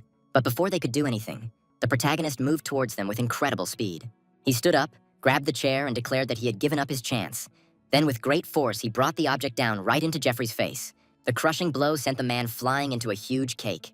Covered in cream and spitting out blood, he sank to his knees, cursing in pain. Then Evan, standing over him, told him that his chance was lost. After this, he delivered another blow, completely knocking out his opponent. Looking at the unconscious man, the hero noted that he was a pathetic person who dared to behave so arrogantly. At that moment, 2 men entered the hall. One of them turned out to be Joseph. Jeffrey recognized him as his father and desperately asked him to save him. An enraged Joseph pointed at the protagonist and ordered his companion, Old Son, to kill them all, who agreed without hesitation. Suddenly, Emily's companion recognized the new opponent and warned the girl that Old Song was a high-level master. Meanwhile, Old Song rushed forward, calling his opponent a self-confident youth, and dealt a powerful blow. However, before the attack could reach its target, it was intercepted. Someone's hand firmly grabbed his fist, stopping the movement. Old Song was shocked at how easily he was stopped. The man turned out to be Smiling Buddha, and Evan allowed his man to play with the opponent for a bit. Then the Smiling Buddha dealt a crushing blow. He grabbed Old Son by the head. The next moment, he forcefully slammed his face into the floor of the hall. A shocked Joseph could only watch in horror as his strongest bodyguard was cut down in a matter of seconds. Meanwhile, the battered old man Song recognized the technique that attacked him and declared that it was the diamond palm of the Gu clan from Gancheng. Joseph instantly smiled and suggested that since they were all from Gancheng, they should settle the conflict peacefully. However, the protagonist remained unperturbed. He reminded that he had already voiced his conditions, but his son rejected them. Joseph claimed to have learned that Ironhead was a car mechanic and offered 1 million yuan to settle the matter. This enraged Evan, who kicked the chair he was sitting on and declared that his brother's life was priceless. He approached Joseph and asked how much money the Joe family had if they could behave so arrogantly. In response, Joseph laughed and stated that their family had more than enough money, and buying the life of some mechanic was a trifle. Evan then asked him if he would believe that he was capable of driving the entire Joe family into bankruptcy right now. Lei, having contacted the necessary people, gave the order to immediately stop all the Joe family's business in the city. However, Joseph still did not realize who he was facing and continued to laugh. believing that they were simply putting on a show in front of him. But suddenly his assistant ran into the room and announced that all their partners had broken off their cooperation, and the factories had received orders to stop. Moreover, he reported that the Lei clan from southern China, a family whose wealth could rival entire states, was behind this. Hearing this, Lei stepped forward, adjusted his glasses, winked, and confirmed that he was the representative of this clan. Realizing whom he had offended, Joseph began to nervously apologize for not recognizing him. In an attempt to save himself, the man forced his son to his knees, but the hero was not interested in excuses. Then he confidently stepped on Jeffrey's back, and overcome with fear, he screamed, asking his father to save him. Then Joseph declared that his younger brother held a high position in the army, and that mutual destruction would not benefit anyone. However, Evan remained calm and turned to his subordinate, Blind Man, and told him to make the call. He immediately dialed the number and ordered an investigation into the Zhou family in the city. Evan then challenged the Zhou family to try and find him if they dared, before turning around and leaving. As he was being led away, Jeffrey desperately begged his father to contact his uncle, and his uncle promised to do so. A few moments later, Joseph's phone rang, and seeing that it was his brother calling, the man smirked smugly. He answered, but was immediately interrupted. His brother was furious and asked if he was seeking death. He then reported that Jeffrey had insulted a senior figure in the military, leading to his own suspension and investigation. Meanwhile, the story moves to the cemetery. The protagonist and his men stood in front of a tombstone with the name Iron Head. Then Evan ordered Jeffrey to kneel before the grave. He then walked up onto the stone platform and placed his foot on the man's head. Jeffrey tried to resist, but the hero ignored his words and pressed hard, forcing him to apologize to his brother. The impact sent Jeffrey's face crashing into the ground. After this, all the men lined up in a row, holding incense and cigarettes in their hands, and prayed silently. While the hero and his group were saying goodbye to their fallen brother, Sarah came to the cemetery to visit her late grandmother. She knelt before the tombstone and told about her life, admitting that she had gotten married and was pregnant. At the same time, she remembered her grandmother's words that men cannot be trusted. However, the girl then mentioned that she met a noble man who helped her get the project. Sarah placed a jar of fruit and cookies on the altar, adding that she brought her grandmother's favorite treats. Suddenly, it started to rain heavily, so Sarah apologized to her grandmother, saying that she had to leave because of the weather, but promised to return. Then the girl headed towards the road where a black car was already waiting for her. Peter called out to the lady, urging her to get in quickly. In the car, Sarah sat next to her friend Sophie, who began complaining about the rain and ordered Peter to drive faster. Suddenly, the car braked sharply as a huge motorcade blocked the road. An enraged Peter became indignant, asking who dared to block his way, and Sophie noticed the luxury cars. Meanwhile, a whole column of expensive black cars stopped outside. Bodyguards in suits quickly ran outside with umbrellas and headed towards Evan, who was walking in the rain. On the way, the hero ordered Lei to take care of one issue, since Ironhead left behind a daughter. Meanwhile, Peter looked out the window and wondered what kind of crime boss could have come to the cemetery on such a grand scale. Sarah recognized Evan, but she couldn't understand why her courier husband was surrounded by such influence and respect. At this time, Lei respectfully opened the car door for the hero right in the pouring rain. Sophie then brought Sarah's attention back to what was happening, effectively pointing out that this was the man who had opened the door for Evan. Peter was clearly shocked, noting that the man looked like Lei, the heir to a powerful clan from southern China. Already in his car, the protagonist ordered that they first head to Ironhead's house. Meanwhile, in another car, Sophie wondered why such an influential person could open the door for a mere courier. She suggested that Sarah call him, but she refused to do so, being sure that it could not be true. Sarah eventually decided that the heavy rain had distorted their perceptions and agreed to go back. Then Peter assured them that everything was arranged, that important person was already waiting to meet them. He promised that the day after tomorrow he would introduce Sarah to this influential man. The story then moved to a modest area of the city. An elderly man was sleeping on a bench when the hero's car stopped nearby. Evan and his 4 subordinates walked outside, confirming that they had arrived at the right address. The protagonist approached the sleeping man, woke him up, and politely asked if Ironhead lived here. At first, the old man did not understand who was being talked about. Then the hero clarified that he was looking for a man named Chuck. Realizing who they meant, the elderly man pointed to apartment 326 on the 3rd floor. When Evan's men entered the building, the old man sadly said that the deceased's house had already been taken over by his cousin and his wife. Meanwhile, the hero's group walked down the corridor and noticed a small child sitting alone on the floor. Lei realized that someone had dared to appropriate Ironhead's property, while Evan asked if it was Chuck's house. The girl, who had a bruise on her face, looked up timidly and said that her father was not at home and had gone to a faraway place. Then Lei realized that the person in front of them was Ironhead's daughter and was shocked. The hero stroked the child's head and asked why she wasn't inside, and she explained that her aunt and uncle didn't allow her to live in the apartment. She then pointed to a cardboard box in the hallway and said that her aunt told her to consider that box her new home. Hearing this, Lei became furious and outraged that his relatives had forced the child to live like a dog kennel. Enraged, he threw open the apartment door with force. Inside, there was a plump man and woman enjoying a sumptuous meal, and their sudden appearance shocked them. The fat man slammed his fist on the table and demanded to know who they were. Then the main character asked the question of when this house became their property. The man pointed at it and declared that the house was now his, then threatened to call the police if they did not leave. In response, the hero called him a monster and delivered a powerful knee blow to his stomach. The blow sent the man flying backwards, crashing into the dining table and scattering food. Meanwhile, Evan calmly held the girl's hand, protecting her, and ordered the smiling Buddha to teach them a lesson. Then the smiling Buddha and the ghost came forward with threatening smiles, flexing their fists. The first one dealt a powerful blow to the fat man, and he began to desperately beg for mercy. After the beating, the relatives began to ask for mercy. However, the hero ignored them and turned to the girl, asking her name. She looked up at him and replied that her name was Megan. Lei expressed concern, noting that the girl was in a pitiful situation and could die if left there. Then the main character leaned over to the child and invited her to move in with him and his uncles, and the girl agreed. Evan suggested that Lei be the one to raise her, but he panicked, saying that he didn't know how to take care of a child. At that moment, Megan tugged at the hero's jacket, looking at him with pleading eyes. Then Lei suggested that the girl call Evan her godfather. The girl immediately hugged the hero and happily called him godfather. Evan noted with a grin that he became a father just a few days after the wedding. The next day, the main character took Megan to his apartment. He made breakfast for the girl and told her to eat more because he was going to take her to school later. While they were eating, the hero took a photo of the food and sent it to Sarah with a message inviting her to come home for dinner. However, the girl replied that she would not eat. Then he offered to bring her food, but she again refused and added that he should not look for her. Evan sighed heavily, noting her character. Meanwhile, the girl announced that she had finished eating. Then the hero smiled and said that he would change his clothes and take her to school. Soon, they arrived at the prestigious educational institution. In the hallway, the hero explained to the girl that Lei had enrolled her in this school. It was the best place in the area, so he encouraged her to study hard. They then entered the office where the director greeted them, addressing the hero as Sir. He introduced himself as Principal Dan and pointed to the woman next to him, introducing her as Emily's teacher. The teacher turned around, and it turned out that it was Emily, the same girl whom the main character had previously saved. She looked shocked to see him. She was delighted and basically exclaimed that it was really him. Then the girl noticed a little girl next to him and asked if she was his daughter. Evan stroked Megan's head and confirmed that the girl was his daughter. Principal Dan suggested that since Evan and the teacher knew each other, she should take the child to class, and Emily agreed. Then the protagonist said that he left Megan under her supervision because he needed to work. As they walked down the hallway, he waved goodbye. The girl waved back and said goodbye, addressing him as her godfather.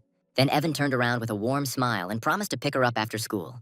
When he left, Emily asked Megan if he was her biological father, and the girl explained that he was her godfather. Hearing this, the girl smiled. She told Megan to be smart and took her to class. Outside, the protagonist sat on his motorcycle and lit a cigarette, reflecting on how being a father wasn't as easy as it seemed. Suddenly his phone rang, and the woman on the other end of the line sharply called him a scoundrel and asked if he missed her. Evan was stunned and, addressing her as the eldest princess, asked how she got his number. Meanwhile, the red-haired woman, lighting a cigarette, declared that since he continued to be stubborn, she would have to come and soften him up. Evan tried to stop her, explaining that he was already married and his wife would be extremely unhappy with her appearance. Enraged, he began to say that she had threatened to interfere in his life, but before he could finish, the woman hung up. As a result, he didn't have time to say anything, as always. The next morning, the young man took his adopted daughter to school. As he was leaving, he decided to warn Sarah about the arrival of the eldest princess, not wanting to disturb the girl during her pregnancy. He wrote her a message warning her that if any woman came looking for him, she should be ignored. Evan lit a cigarette and noted with a sigh that women were difficult. After checking the schedule, he realized that one of the deliveries might be late and left in a hurry. By midday, his route had taken him to a wealthy area where he stopped in front of a huge mansion. After examining the impressive building, the young man noted to himself that it was truly a luxurious house. He rang the doorbell to announce food delivery. When the door opened, both froze in surprise. His wife, Sarah, stood before him. The hero smiled tensely and noted the coincidence.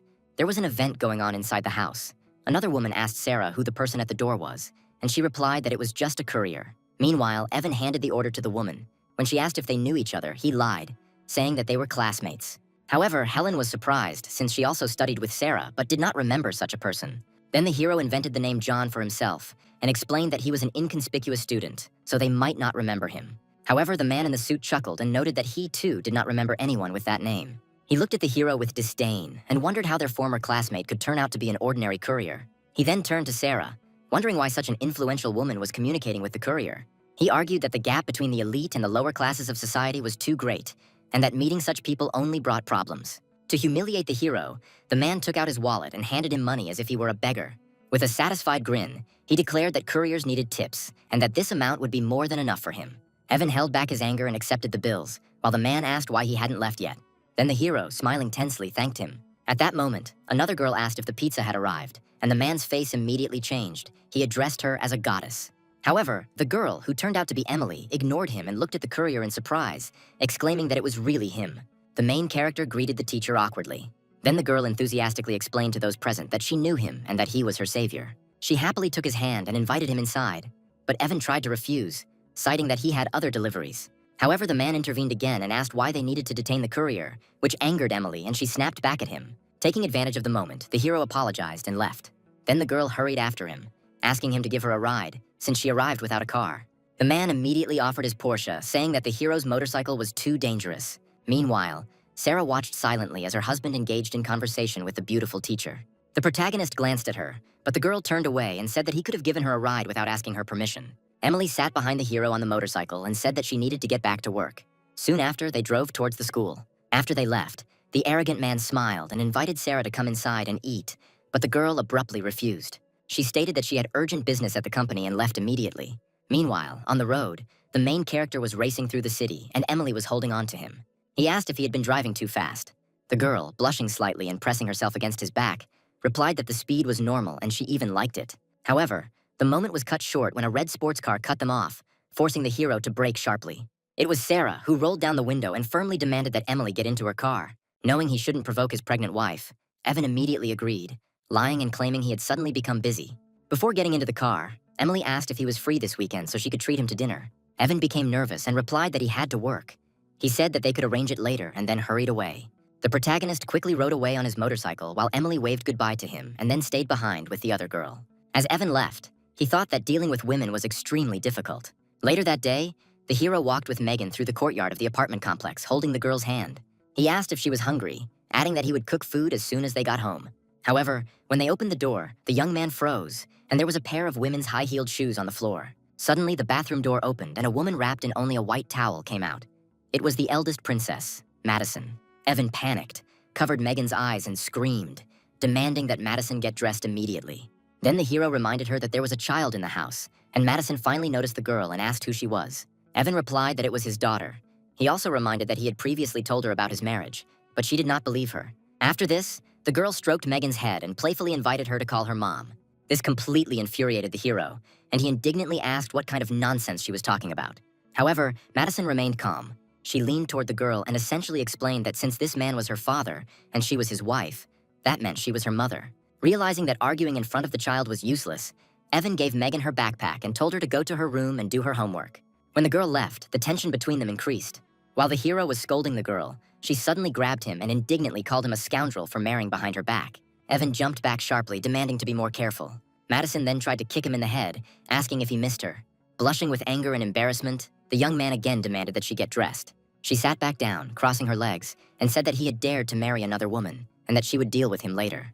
The hero covered his face with his hands, then handed her his jacket, begging her to stop and reminding her that he was married. Madison knew that he married Sarah because she was pregnant, and added that if she had known about it earlier, she could have given birth to his child herself. Trying to change the subject, Evan asked how long she planned to stay in town. The girl replied that she had two goals: to find him and to discuss a business deal with Lucas. Hearing this, the hero calmed down a little, because he realized that she was not looking for Sarah.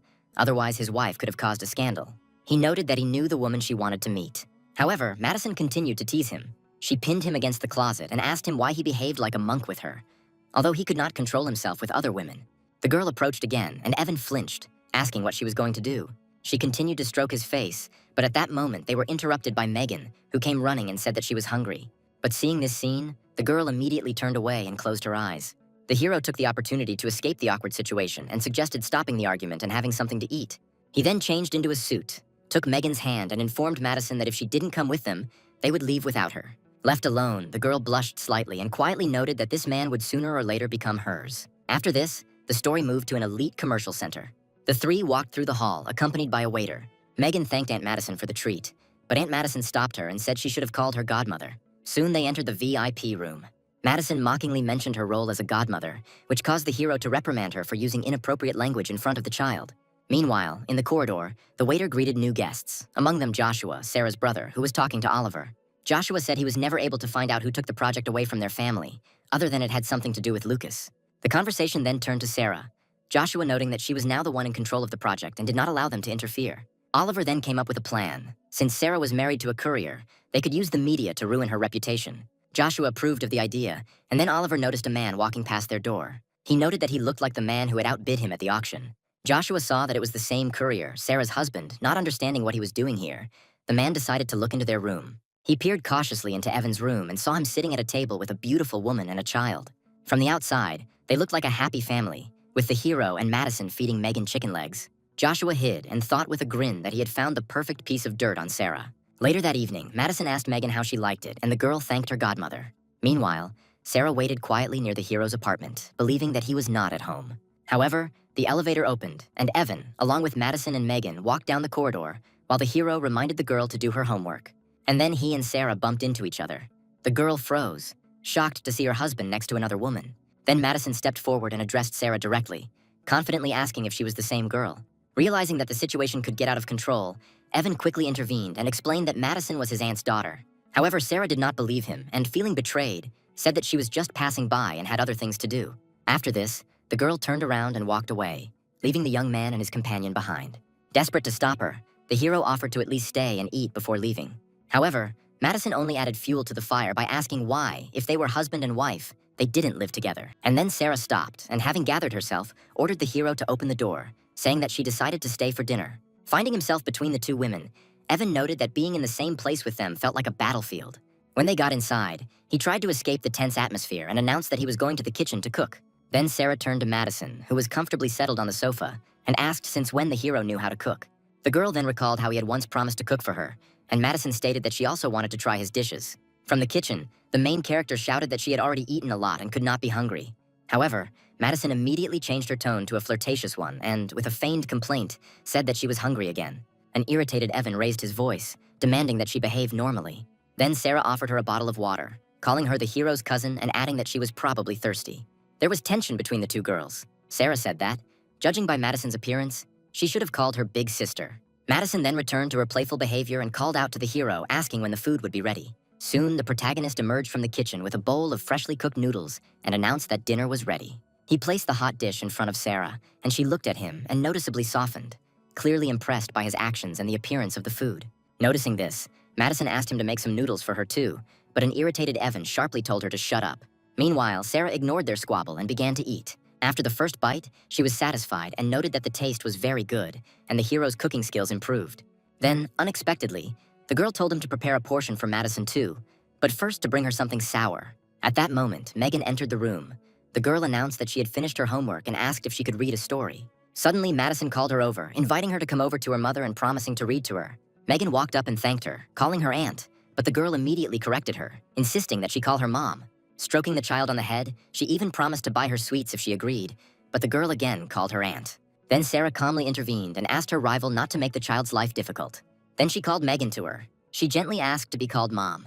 The girl was confused and fell silent, not understanding what to do. Instinctively, she looked at the hero, and Evan nodded slightly, giving her permission. Having received approval, Megan turned to Sarah and called her Mom. Sarah praised the girl and said that she would take her to her room to read her a story. As she left, she said goodbye to Madison, telling her to finish her noodles in peace. When Sarah and Megan left, only the hero and Madison remained at the table. Evan placed a bowl of noodles in front of her and offered her to eat. While she was eating, the young man lit a cigarette and asked if she was going to sleep, considering that it was already late. And then suddenly Madison asked why she and Sarah didn't sleep together if they were supposedly married. An irritated Evan said she was talking too much and then suggested she finish up and go to bed. At that moment, Sarah came out of the room and told the hero to go to bed. He obeyed without hesitation. Madison watched this with disbelief and noted that she had never seen him so obedient. Soon, the next morning arrived. On the balcony, the protagonist was doing an intense workout, doing one-arm push-ups. Sarah came outside and watched him, and when she finished her approach, Evan noticed that she was awake and informed her that breakfast was on the table. However, the girl refused, explaining that she urgently needed to go to the office to prepare the project. The young man offered to drive her, but she refused, saying he should have focused on getting Megan to school. He tried to insist and asked if he could pick her up in the evening, but she again refused, without even looking at him, and left. Watching her go, the hero smiled and thought that his wife had quite a strong character. Soon, Sarah received bad news. Someone paid dirty media to smear her, and her project was stopped by the authorities. Shocked, the girl asked how the project could have been stopped, and her interlocutor advised her to check the news link. The headline claimed that a member of the Sue family was allegedly in a relationship with a courier. Enraged, Sarah began to wonder who could be behind such a malicious attack.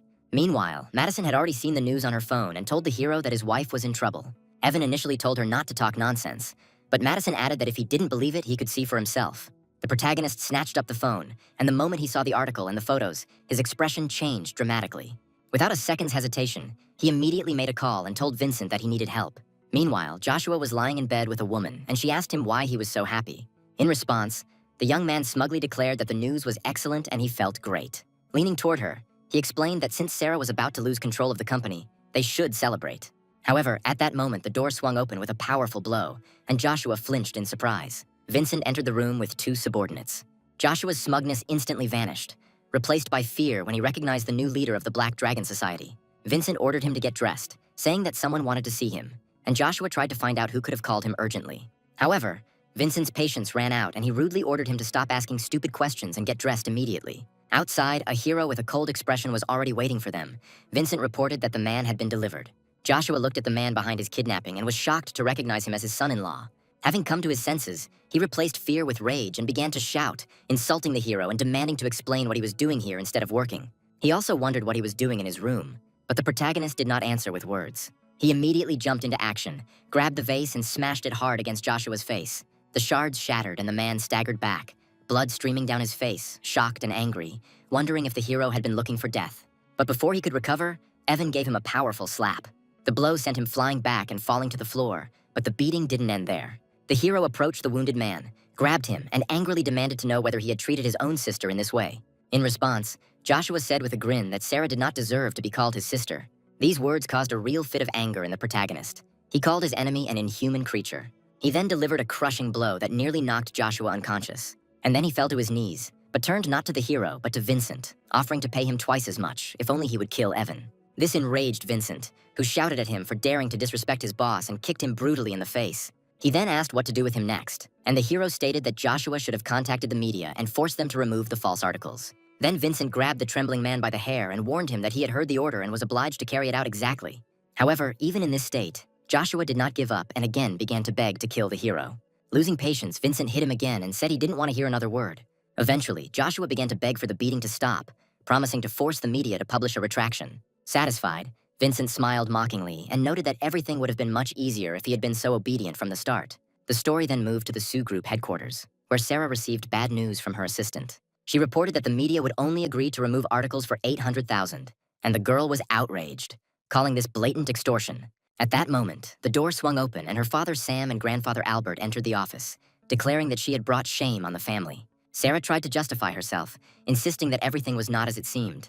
But no one listened to her. Albert called her a homewrecker outright, and Sam added that he had already contacted Chairman Stella, who was on her way there. Then the girl jumped up and said that she knew perfectly well that someone had set her up, but her grandfather ignored her words. Sam stated that there was a way to resolve the scandal. They could work it out, but on the condition that she give up her powers. Sarah immediately understood that this was their goal all along, and Sam added that the project was supposed to be theirs from the start. Despite the pressure, the girl said they could forget about taking power from her because she had a clear conscience. Then her grandfather said that she was too naive if she thought that Stella would entrust such an important project to a man with a ruined reputation. He issued an ultimatum, saying that the honor of the Sioux family was at stake, and she had no choice but to hand over her powers. At that moment, Stella, the hero's assistant, entered the office. Upon seeing her, Sarah and her father immediately changed their tone and began to behave respectfully, greeting the chairman. Taking advantage of the moment, Sam began to apologize vigorously, and Sarah promised that she would find a way to quickly resolve the situation. However, her grandfather responded mockingly, saying she would have to pay millions to silence the media.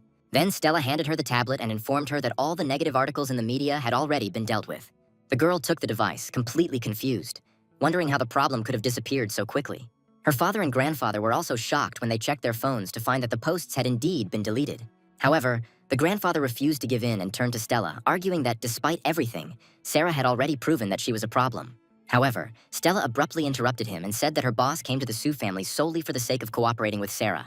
Sarah, still trying to process how quickly everything had happened, called out to her and asked her to wait. Intrigued by the mysterious, powerful man who had helped her, Sarah asked if it was possible to meet her boss. Stella, with a mysterious smile, explained that she could not make such a decision because her boss's character was unpredictable. Then she cleared her throat and left, leaving her alone with her depressed father and grandfather, who, in turn, also headed for the exit. As he left, her father warned Sarah not to relax, and Albert added that the family business was falling apart in her hands. After they left, Sarah sat down and continued to ponder who could have resolved the media issue so quickly. And then her face changed from shock. The news reported that the courier involved in the scandal had been fired from his job. Meanwhile, the story moves to a food delivery center. The hero rode there on his red motorcycle, unaware of what was happening. He greeted his colleagues and asked his overweight friend to borrow his power bank because his phone was dead. However, his comrade looked at him with amazement and said that he had made the news. Evan dismissed it as boring rumors, but his colleague stated outright that he had been fired. Confident, he grinned and wondered who had dared to fire him. At that moment, a man in a suit appeared, whom the couriers greeted as their boss. Approaching the hero, he reported that due to the negative impact of the scandal on the company, a decision had been made to fire him. The protagonist objected, stating that the news was false and the media had already published a refutation. The boss tried to soften the situation by explaining that he had no authority to overturn the decision made by the parent company. As a gesture of goodwill, he offered to help him find a new job, mentioning that his brother was a manager at a security firm. The man then gave him advice that although it was common for men to be attracted to women, they should rely only on themselves. When the hero left, his colleagues said they would miss him, but couldn't resist making jokes, advising him to be more modest at his new job. The protagonist just smiled, thanked them, and offered them cigarettes. At that moment, a female voice was heard asking if there was someone named Evan there, which surprised those around. Suddenly, Emily appeared behind the couriers, clearly pleased to have found Evan. The hero was surprised to see the teacher here. She explained that she couldn't reach him because his phone was switched off, so she asked a friend to find out where he worked. The young man asked if she needed anything, while his colleagues watched what was happening with great interest. Emily said that her father wanted to see him, and since the place was not suitable for conversation, she suggested going somewhere else. Since the hero was about to leave anyway, he agreed. When they left, Evan's former colleagues began to speculate that such a girl might be looking for him to become her kept man. However, their conversation was interrupted when the boss suddenly kicked the overweight man from behind and yelled at them to get back to work. Soon their attention was drawn to a black car that had pulled up. The couriers were surprised, wondering why so many luxury cars had been arriving at their modest company recently. Madison got out of the car and asked where she could find Evan. The two men were literally captivated by her beauty and, embarrassed, asked who she was to him. The girl claimed that she was his wife and had come to take him home. This statement shocked the couriers, and they could not believe that Evan had another beautiful wife. Having come to his senses, the plump man said that the hero had just left with another girl and pointed out the direction. Madison crossed her arms and said with irritation that this scoundrel really knew how to run away quickly. Meanwhile, the hero was driving through the city, and Emily was sitting behind him and showing him the way, asking him to turn left soon. They soon arrived at the White Tiger Martial Arts School. Evan noted that the hall was quite large. When they entered the yard, the girl reported that her father was upstairs. Inside, they were met by a muscular man, Henry, who was surprised to see Emily. She explained that she had brought Evan to her father, and the man looked at the hero and assumed that he was a new student. However, Emily quickly clarified that the young man was not a student, but a new instructor her father had just hired. Hearing this, Henry smirked contemptuously. Looking at the hero, he began to mock his thin physique. Emily immediately admonished the man, telling him to watch his behavior, and stated that they were going up to see her father. However, Henry tried to block their way. He tried to charm the girl by offering her 2 tickets to the concert. However, Emily declined, saying that she already had plans for the weekend with Evan. The girl then led the young man to the stairs, leaving Henry standing behind with a gloomy and furious expression on his face. As they walked up the stairs, they held each other's hands. Left alone, Henry clenched his fist in rage and promised to destroy the man who tried to take the girl away from him. Already on the 2nd floor, Emily announced her arrival to her father, who at that moment was sitting at the tea table with another man. Tyler immediately stood up and greeted them, while jokingly reproaching his daughter for not warning her about such an important guest. Then the man turned to the hero, shook his hand, and invited him to sit down. The moment they shook hands, Tyler felt a powerful energy coming from Evan, which confirmed the level of his skills. Impressed, he remarked on his considerable strength, and the protagonist humbly accepted the praise. After this, the owner introduced the hero to his interlocutor, Leo, explaining that it was this young man who saved his daughter's life. Getting down to business, Tyler offered Evan a job as an instructor at their school and added that he would give him 5% of the company's shares in a year. Emily tried to intervene, but Evan explained that he needed the money because he had just lost his job. Then Tyler offered him a monthly salary of $50,000. In the end, the hero agreed to the proposal, which clearly pleased the girl. Leo also congratulated his friend on finding such an excellent instructor. After this, Tyler offered to show the new employee the hall, and the hero agreed. Now the story moves to a spacious, modern training hall. Tyler called all the students to gather. Standing before them, he proudly introduced Evan as the new instructor and invited him to say a few words. However, the students were not impressed and began to whisper, noting that his physique did not look like that of the master. Then Henry stepped forward as their representative and asked what fighting styles Evan had studied. The young man confidently replied that he knew a little bit of different styles, including Hong Quan, Tai Chi, and Wing Chun. This irritated Henry, who stated that he was a jack of all trades, but a true expert in none. The other students supported Henry, They demanded that he stop talking and show something in action. Emily tried to intervene, but he stated that since Evan had come to teach, there could not be a weakling in that place. The students enthusiastically supported him and began to encourage him to fight the hero to test his strength. Sensing the tension, Tyler suggested that Evan demonstrate his skills, and the hero calmly agreed. Stepping forward, Henry grinned and warned that he had dealt heavy blows, but assured him that he would not kill him. Flexing his fists, Evan coolly replied that coincidentally he had hit pretty hard too. Then Henry proposed a bet. He said that if he won, he would take Emily to a concert that weekend. However, Evan noticed that everything depended on Emily agreeing, and then she asked what would happen if the hero lost. A confident Henry laughed and declared that if he lost, they could make any demand they wanted. Taking advantage of this, Emily outlined the conditions. If he lost, he would have to give up the tickets, and she would go to the concert with Evan. Henry then turned to his master and asked what to do if the new instructor was seriously injured.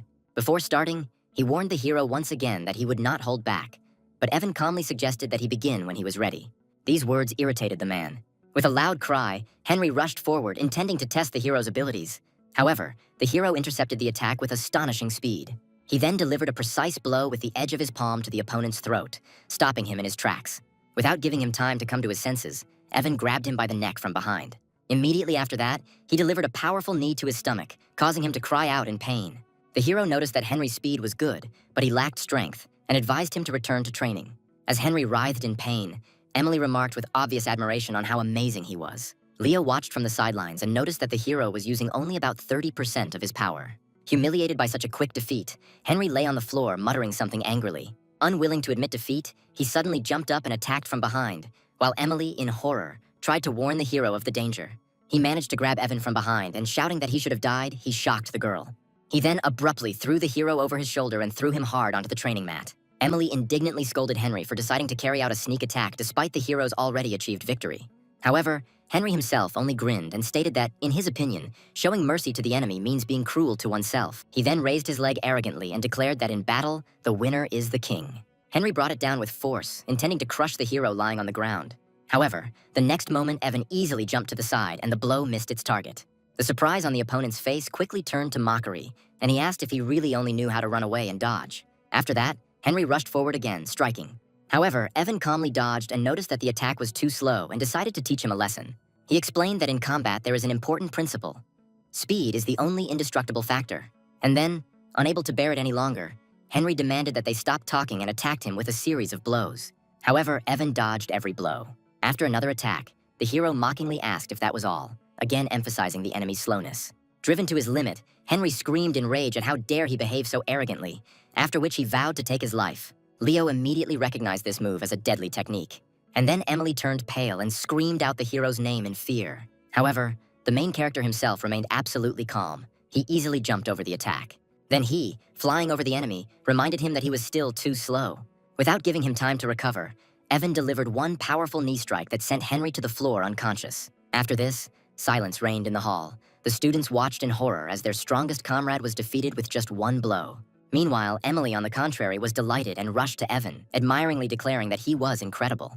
Leo noted that with such strength, the young man had probably already reached the level of a minor master. After this, Evan, maintaining politeness, approached Tyler and apologized, explaining that he could not control himself and injured his student. However, the mentor only laughed and said that there was no need to worry, since his arrogant student deserved it. When Evan went outside and checked the time, he saw that it was already 11 a.m. and remembered that he was supposed to bring lunch to his wife. Then his attention was drawn to a message from Sarah, who said that she had learned about his dismissal and was offering to get him a new job. The hero replied that he had already found a job with a salary of $50,000 a month, but Sarah asked if he could be more honest at least once. Annoyed that they didn't believe him, Evan took out the contract, took a photo, and sent it as proof. Then the hero offered to bring her lunch, but she refused, explaining that she had a meeting with a very important person. Sarah explained that she was going to meet with the very same influential person who gave her the project to thank him personally. Without wasting a second, the hero jumped on his motorcycle and called Madison, demanding to know Sarah's current location. At first, she jokingly refused, but after hearing his serious tone, she agreed to check. A moment later, the girl reported disturbing news. His wife was currently with another man and drinking.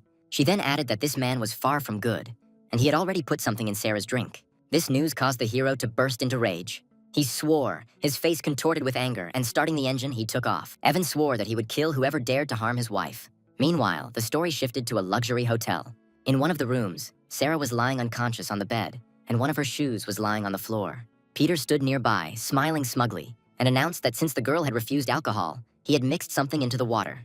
Rubbing his hands, the man said that now she would not be able to leave him. He then took out his phone, intending to film it all, thinking that despite her pride, she still ended up in his bed. He intended to use the recording for blackmail, imagining how her courier husband would die of anger upon seeing it. However, at that very moment, there was a deafening roar, and the door of the room was knocked down by the main character. Enraged, Peter shouted, wondering who was there, and indignantly asked if the newcomer hadn't seen the Do Not Disturb sign. The man then turned around and saw Evan standing in the doorway, his gaze riveted on what was happening. However, seeing his wife unconscious on the bed, the hero became filled with rage and called the man standing in front of him a beast. Without saying a word, the young man rushed forward. He delivered a powerful slap to Peter. He flew across the room and crashed hard into the wall. Despite his dizziness, Peter tried to resist. Then he delivered a clumsy blow, but Evan easily dodged the attack. The hero then responded with an elbow strike to the opponent's back. Peter fell to the floor from the blow. Lying on the floor, he mentioned his family's name and begged the hero to stop, offering money and saying that his grandfather Lucas would kill Evan. However, despite the beatings, the man's arrogance did not disappear. Spitting blood, he threatened to destroy Evan's entire family. However, the hero remained unperturbed. He put his foot on Peter's head and said that he should worry about himself. Peter then began to beg even more desperately, offering any amount and promising 1,000,000 yuan, but Evan only increased the pressure. At this point, Sarah began to come to her senses on the bed and complained that she was very hot. Seeing his wife's condition, the hero delivered another furious kick to Peter's face. After this, the hero approached his wife, helped her sit up and tried to calm her down. Meanwhile, Peter, leaning against the wall, called his grandfather in desperation, asking him to save him from the man who was trying to kill him. However, as he pleaded into the phone, a large shadow loomed over him. The man looked up and was horrified to see Evan, who immediately kicked the phone out of his hand. Soon, they moved to another hotel room, where the hero was sitting calmly in a chair, and the beaten Peter was kneeling. A moment later, Lucas entered the room, approaching Evan with the utmost respect and addressing him as a young master. Taking a drag on his cigarette, the hero asked if this man was his grandson. Then Peter pointed at Evan with a trembling hand and demanded that his grandfather order the man's death. Clinging to the old man's leg, the beaten man said in disbelief that he couldn't believe he had come alone. However, Lucas became furious and shouted, asking if his grandson really wanted to kill him and hit him with his cane. When Peter continued to scream, still blaming the courier, his grandfather hit him again and ordered him to shut up. After this, the old man turned to Evan and asked what he wanted to do with this bastard. Hearing his grandfather call the man young master, Peter finally realized the seriousness of the situation and was horrified. Meanwhile, Evan took a final drag on his cigarette and reminded Lucas that he knew the rules of their organization very well. Then the old man pronounced the law: whoever defiles women must be punished by castration. After this, the hero gave the final order, ordering him to carry out the punishment himself. Trembling, Lucas lifted the heavy cane. Despite the young man's desperate cry, he brought it down with all his might, fulfilling the sentence. A painful scream echoed throughout the hotel and woke Sarah up. The girl sat up, not understanding how she ended up there. At that moment, the door swung open and her best friend, Sophie, ran into the room. She explained that she had previously asked her grandfather about the meeting and found out that Peter had lied and did not know any important person at all. Realizing that Peter had not had time to do anything, she suggested that they leave immediately, and Sarah agreed. As they began to rise, the friend noticed a small dark bead with a gold pattern on the sheet and asked what it was. Sarah picked it up, and then the girls realized that the object looked familiar and suggested that it might have been left by whoever saved her. Clutching a mysterious dragon bead, Sarah asked her friend to help her find out who her savior was. Sophie agreed to help her and said that she would deal with Peter later. Evan soon discovered that the two girls were gone and decided that they must have been very scared. The hero then straightened his jacket and switched to other duties, reminding himself of the task assigned by his grandfather. However, suddenly it dawned on him. He began frantically feeling his pockets and realized with alarm that the precious dragon bead had disappeared. Meanwhile, at the Sue family's house, Albert interrogated the beaten Joshua, trying to understand how he could lose to an ordinary courier. The young man explained that Evan was not as simple as he seemed and revealed his connection with the Black Dragon group. At this point, Oliver, with a dismissive grin, declared that this group meant nothing. Albert asked him if there was a plan, and Oliver said that if Sarah died, control of the project would naturally return to them. A shocked Joshua asked for clarification, and Oliver said that anyone who stood in the way of the Qing family must die. Joshua then revealed that he knew Sarah was returning home at 8 p.m. and suggested sending an assassin to kill her. Obsessed with revenge, Oliver added that it was also necessary to get rid of the courier, and as quickly as possible. Joshua then declared that he would organize the assassination attempt that very night, since he could not wait another day for his revenge. Later that day, Evan brought his adopted daughter Megan to the apartment. Madison was already waiting for them inside, so the main character told the girl to do her homework while he prepared dinner. With a warm smile, Madison offered to help the child with her homework, introducing herself as her godmother. While the girl was busy, Evan worried about Sarah, believing that she was probably very frightened by the events of the day.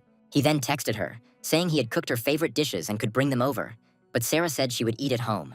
At that moment, his phone rang, and when Evan answered, he was surprised to find that it was Sarah's brother, Joshua, on the other end of the line. He admitted that he had done wrong and invited the hero to a family dinner that evening to settle their differences.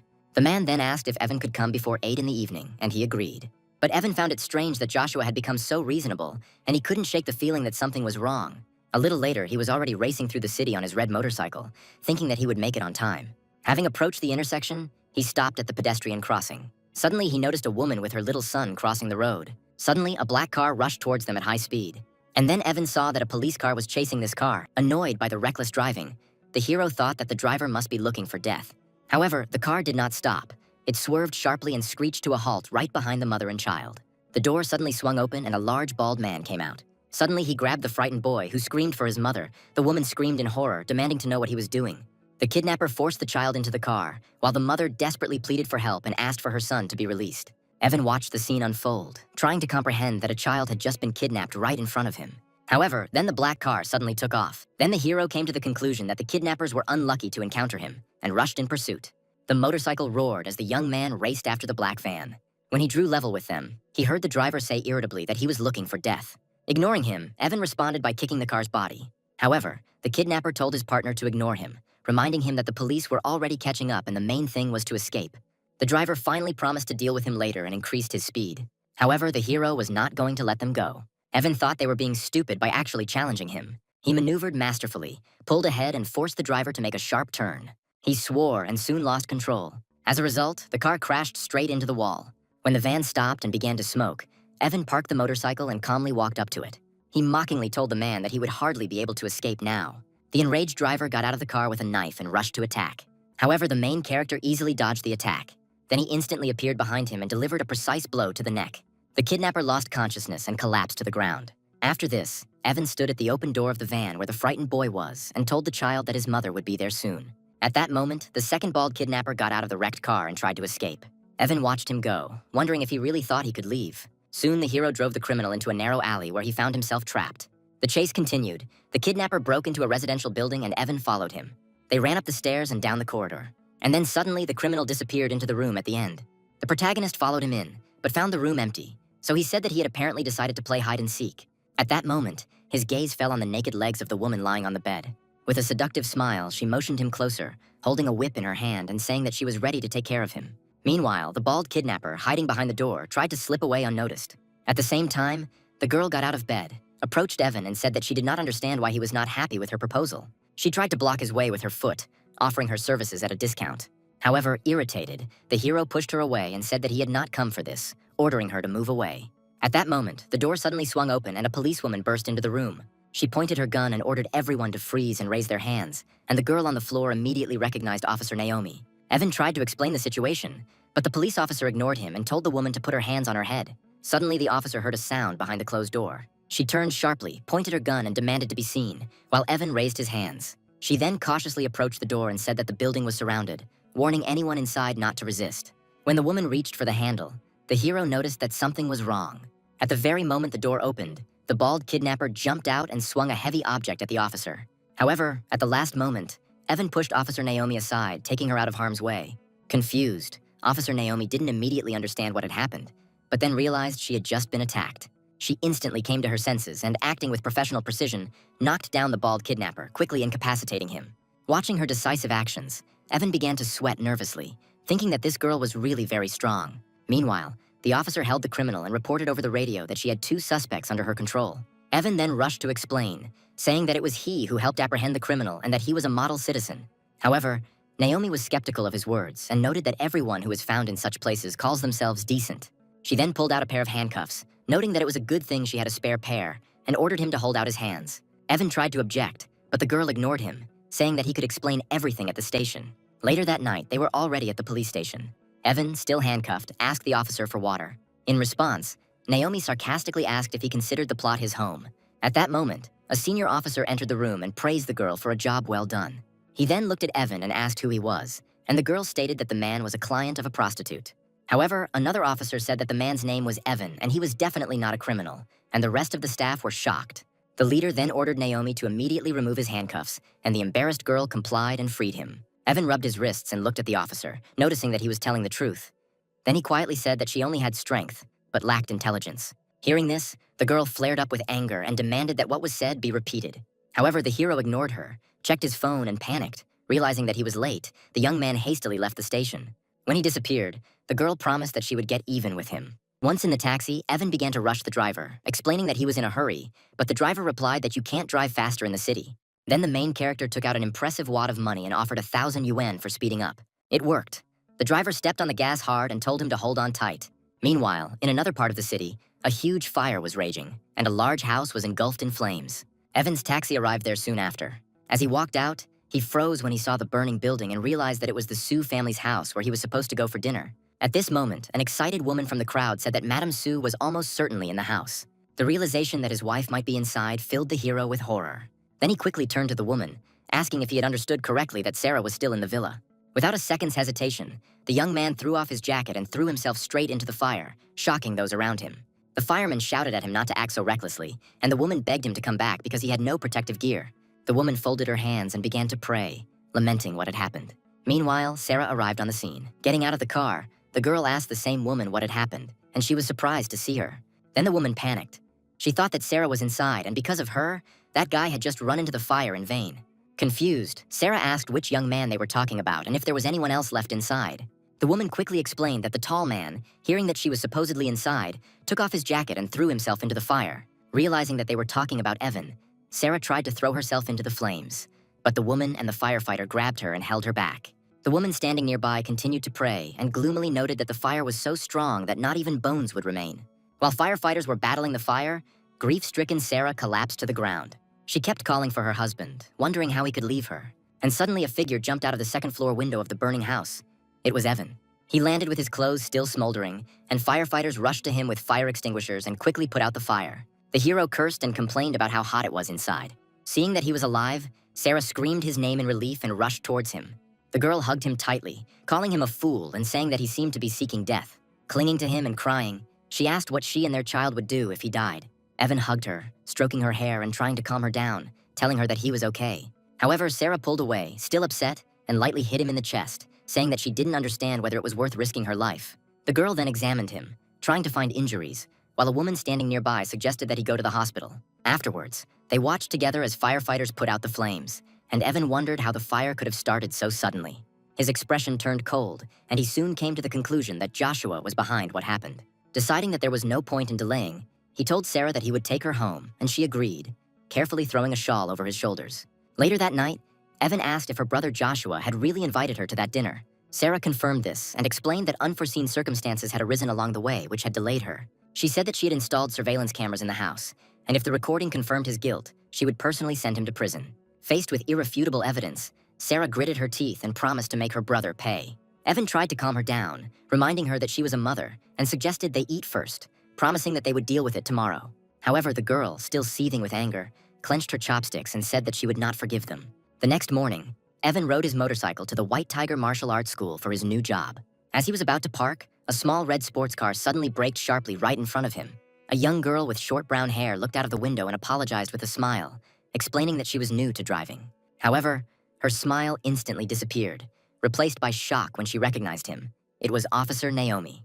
Evan greeted her, remarking on what a coincidence it was, and saying that it was as if she had run into him again on purpose. Then the girl got out of the car and asked what he was doing there. The hero replied that he worked there. Looking at him suspiciously, she noted that she was a student at this school and came here every week, but she had never seen him. Evan then explained that he had only started working yesterday, and when they walked inside, the two students respectfully greeted him as a master. Upon hearing this, Officer Naomi looked at him with disbelief, saying that she did not understand how he could be a master at all. The girl said indignantly that she could not believe that the man she had arrested so easily could be a master. As Evan turned to leave, she challenged him to a fight, stating that she didn't believe in his title and wanted to test it. Coming closer, the girl warned him not to look at her like that, but the hero calmly replied that he did not fight with women. Ignoring the refusal, Naomi rushed to attack, but he easily dodged. Then Evan said that he would fight with one hand behind his back, but if she lost, she would have to run in front of him naked. The enraged girl called him a pervert and delivered a powerful kick to his head. However, the hero easily blocked the blow with one hand. With a slight grin on his face, he mockingly said that this was not enough. After that, he pushed her leg away and she retreated, again taking a fighting stance. A look of determination lit up Naomi's eyes. She went on the attack again, throwing a high kick, but Evan easily dodged it, ducking. He mockingly asked if that was the limit of her capabilities, and said that perhaps she only became a police officer thanks to her connections. Insulted by his words, Naomi ordered him to shut up. She dealt him another powerful blow. However, Evan easily jumped back and warned that if she didn't have any serious moves, he would start to fight back. However, the girl did not back down, and telling him not to get cocky, she rushed into the attack again. Naomi even managed to land her fist on his chin. However, the hero immediately counterattacked. He grabbed her hand. Then he pulled it towards himself and turned it around. Evan locked her in a hold, pinning her arms behind her back and holding her body close to his. Completely immobilized and embarrassed, Naomi called him a pervert and began to struggle, demanding that he let her go. Then Evan let go of her and she staggered forward, a look of shock and humiliation on her face, barely holding back tears. Then the hero calmly asked her if she admitted defeat, and the girl admitted that his skills were superior. Then Evan reminded her of their bet with a sly smile, and to his surprise, she agreed to the terms, saying it was just a jog. Panicking, the young man hastened to declare that he was joking and should not be taken seriously. However, Officer Naomi firmly stated that a martial artist is obliged to keep his word. She grabbed the zipper of her jacket and unzipped it, saying that she would show him everything. Completely at a loss, Evan closed his eyes and exclaimed that he was a married man. After this, the hero quickly ran up the stairs, saying that he had other things to do. Watching him run away, Officer Naomi buttoned her jacket back up with a smug smile, deciding he was nothing but a coward. Meanwhile, in the upper room of the martial arts hall, Emily was playing the piano. Henry stood next to her, admiring her performance. However, the girl stopped, clearly irritated by his flattery, and said that she doubted whether he understood classical music. At that moment, Evan came in and started applauding, noting that he had not expected the teacher to play at such a high level. Henry said he doubted Evan was capable of understanding the piece, but the hero calmly replied that Emily was performing the nocturne. Emily asked Evan if he liked the piece, and he replied that it was a really good piece. Blushing slightly, the girl shyly asked if he knew how to play and would like to try. However, before the young man could answer, Henry chuckled and declared that such a man could not possibly be able to play the piano. Ignoring Gary's words, Emily took the hero by the hand and enthusiastically invited him to play. When the hero began to play, he closed his eyes, concentrating, and soon the room was filled with beautiful music. Emily listened with an admiring and happy expression on her face, noting how wonderful it sounded. Meanwhile, Henry watched grimly, forced to admit that this man really could play. When Evan finished, the girl hurried up to him and began to admiringly praise his performance. However, the hero modestly replied that her own game was also good, but she needed to correct a few minor flaws. These words made Henry furious. He accused him of arrogance. He dared to criticize Emily just because he knew how to play a little. Their argument was interrupted when a woman in a formal suit entered the room, approached Emily and asked if she had played the nocturne. The woman then praised her, saying she was surprised at how much her skills had improved. Seeing a chance to get rid of his rival, Henry informed Evan that Emily's teacher, Giselle, had arrived and hinted that he should leave. Then the hero agreed and headed for the exit. But at that moment, Emily clarified that it was actually Evan who was playing. As the young man approached the door, Giselle looked after him thoughtfully. She called out to him and asked if he was Professor Evan, but the hero said that she had confused him with someone else. Emily watched the whole thing with bewilderment, while Henry dismissed the idea, saying that he couldn't be a professor. However, the woman ignored his words and introduced herself as Giselle, explaining that she had once studied with him at the Berklee College of Music. Upon recognizing her, Evan confirmed that he did indeed remember her, but then apologized, saying that he had to go home to cook. After he left, Giselle explained that Evan was a professor emeritus at Berklee and that whenever he lectured, the room was packed. This news left Henry in complete shock. He began to stutter, unable to believe what he had heard. However, the mentor firmly stated that she could not be mistaken, since she would never forget his unique musical style. She then turned to Emily and asked why she needed another teacher when she had such an outstanding person nearby. Meanwhile, Sarah was having lunch when Evan came in with food. She asked him why he had come, reminding him that she had asked him not to bring her lunch. The girl then asked how his new job at the martial arts gym was going, and he replied that everything was going well. Suddenly his phone rang. Seeing that it was his grandfather calling, the main character went to the window to answer. The old man scolded him for taking a job at a martial arts gym when he was supposed to keep a low profile. Then his grandfather threatened to send his older sister to deal with him, and Evan, frightened, rushed to justify himself. However, the old man ignored his words and ordered him to find a stable job that didn't involve fighting, and the hero reluctantly agreed. Then his grandfather gave him a new task. A group of thieves known as Qianren stole a Buddha head from the museum, and Evan's task was to retrieve the artifact. The old man added that Qianren is an extremely dangerous and unpredictable organization. He also reminded Evan that he must continue searching for the girl with the same phoenix bead his sister gave him. After the conversation, the hero thought that he had to find this bead as soon as possible, otherwise he would have serious problems with his grandfather.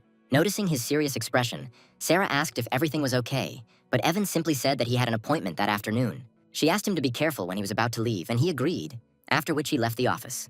That same day, Evan rode his motorcycle to an elite residential complex for his new job as a security guard. There he met the manager and introduced himself as a man recommended by his former boss.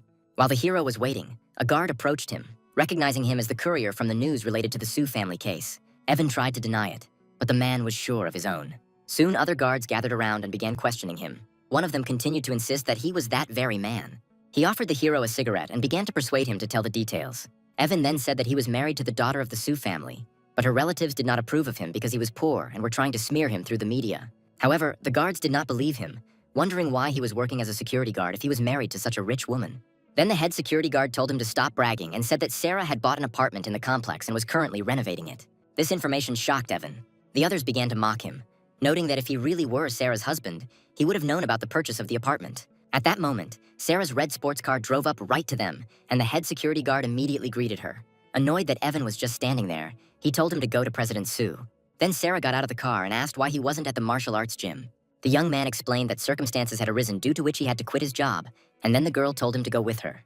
As Evan followed Sarah, the guard watched them with a smirk and said that he expected an interesting sight. However, before leaving, the hero discreetly showed him the middle finger. Sarah asked how long he planned to deceive her, and Evan explained that he had recently found out about the apartment and asked why she had moved out. In response, the girl irritably said that some unknown woman had appeared at his house, which made it impossible for her to stay there. Sarah then said he should quit. Evan tried to object, but she offered him the position of personal driver. Besides, he lost his previous job because of her, so Sarah felt responsible and told him to get ready in the morning. In response, the hero only wondered if it was possible that he was now being supported by his own wife. The next day, Evan took Sarah to the Sioux Group headquarters. He drove up to the entrance and opened the door for her. The girl said that she had arranged a small office for him upstairs. As they walked towards the building, 2 guards saluted President Sue. One of them, watching them, thought with a grin that their relationship was clearly not ordinary. Meanwhile, in one of the offices, the manager mentioned layoffs and said that Lily's life would be difficult if she lost her job. The girl admitted that she really needed the job but refused to fulfill his request.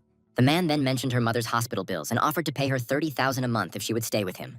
In response, the girl declared that she would not sell her body, and he, enraged, rushed towards her, accusing her of pretense. The man cornered an employee named Lily as she begged him to let her go. At the same time, Evan, walking down the corridor, heard screams from the next office.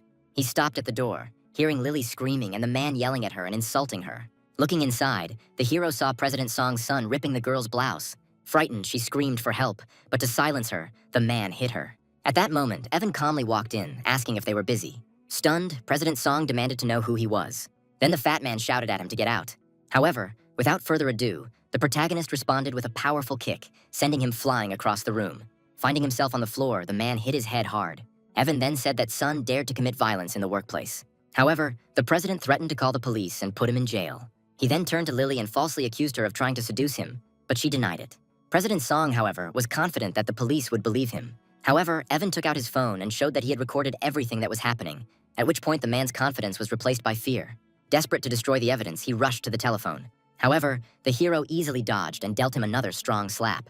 Standing over him, the young man said that he should not think that he was not capable of killing him. The man began to beg him to stop, promising not to call the police, and a frightened Lily also asked him to stop.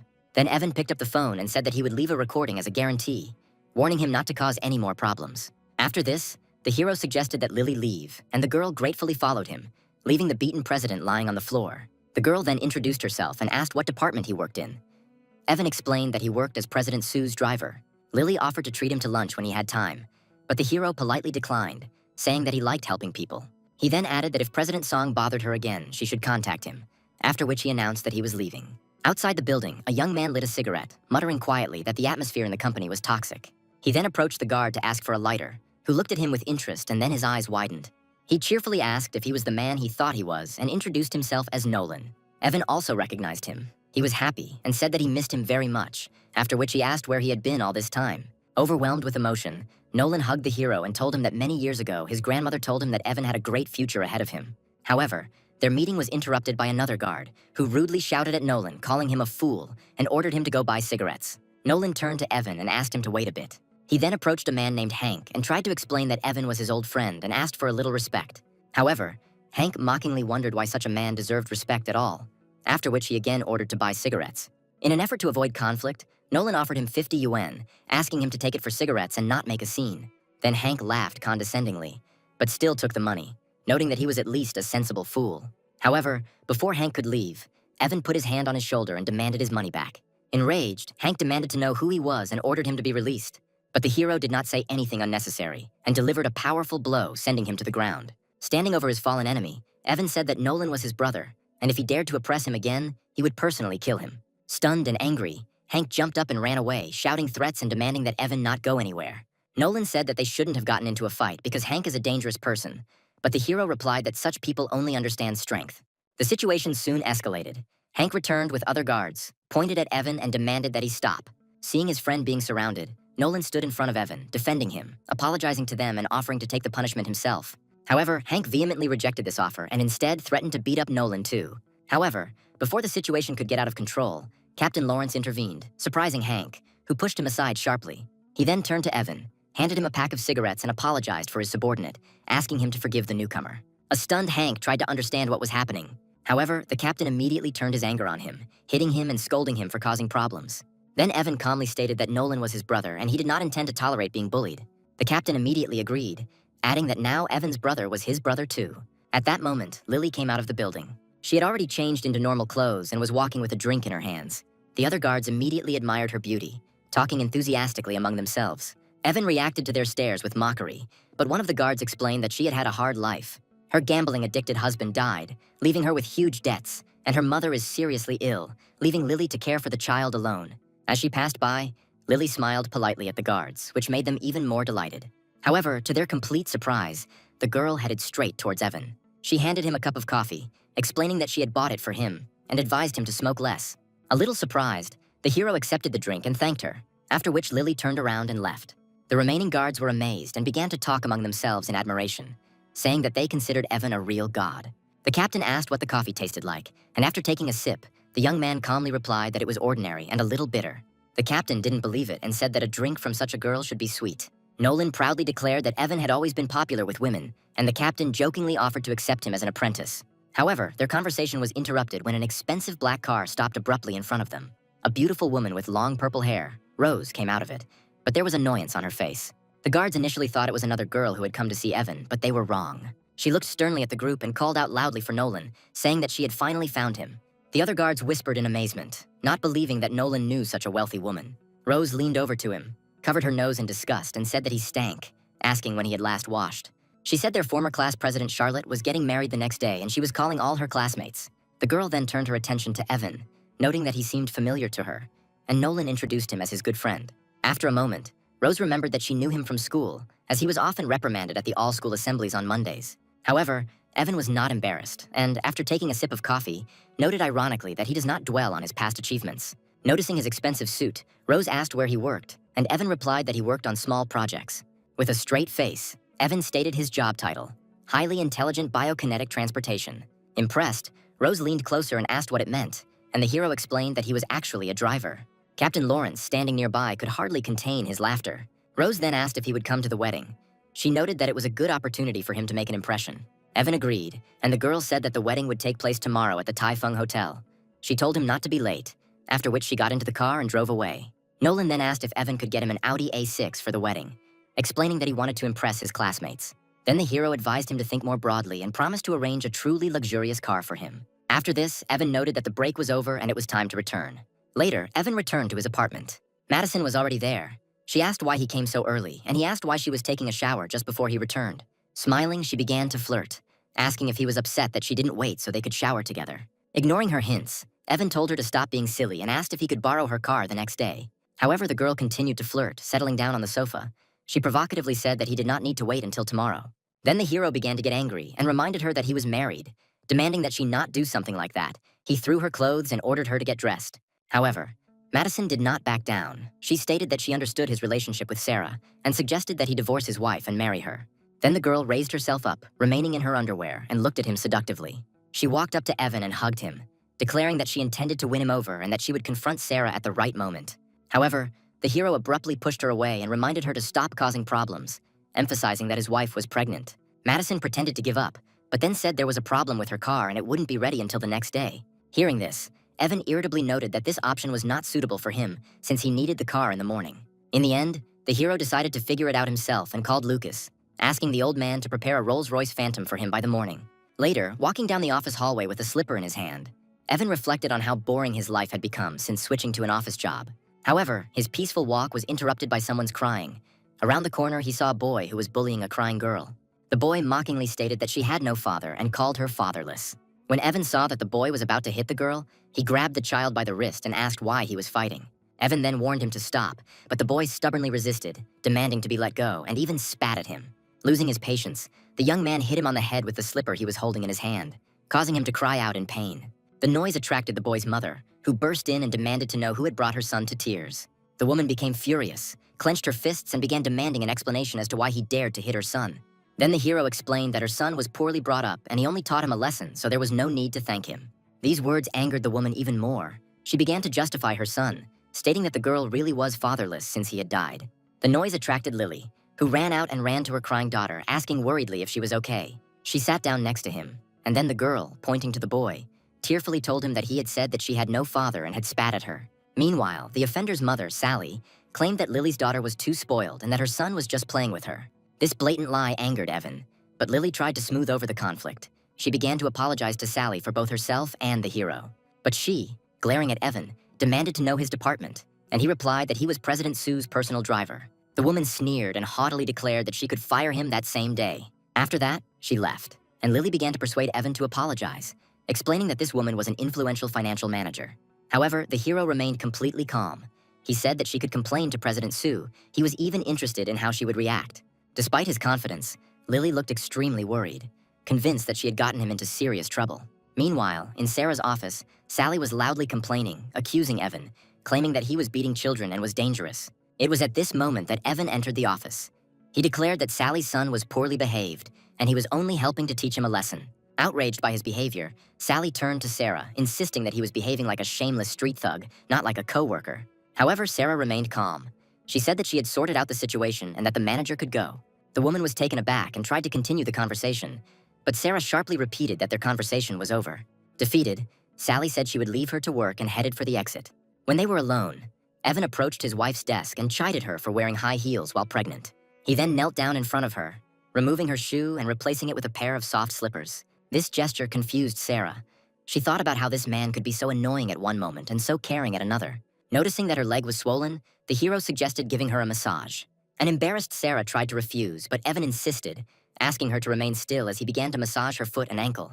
During the process, the girl felt different emotions, because she could not even imagine that he was capable of such tenderness. However, this moment was interrupted when Sarah's assistant entered the office and announced the arrival of a delegation from France. But seeing what was happening, she immediately became embarrassed, blushed, and closed her eyes, apologizing for the intrusion. Sarah, pulling herself together, asked what was going on. The girl reported that the French delegation had already arrived, but the translator was stuck in traffic. The girl explained that all the other translators work with English, while the guests speak only French. Sarah suggested using a translation device, but her assistant explained that it couldn't handle a lot of the technical jargon. While the girl was wondering what to do, Evan stepped forward and suggested that she try it herself. Sarah asked if he spoke French, and the hero noted that he had lived in France for some time and knew a little of the language. Then Sarah, still doubting, asked if he could really handle it, warning him that he had no right to make a mistake. With a slight smile, Evan confidently replied that he could handle it. Having no other choice, Sarah agreed and told Evan to come with her. In the conference room, the girl professionally shook hands with the head of the delegation, greeting Mr. Chatham. The hero standing nearby translated her greeting into impeccable French. When Mr. Chatham answered in French, the young man immediately translated for Sarah, saying that he was very pleased to meet her. The girl looked at her husband with surprise and admiration, thinking that he really was not as simple as he seemed.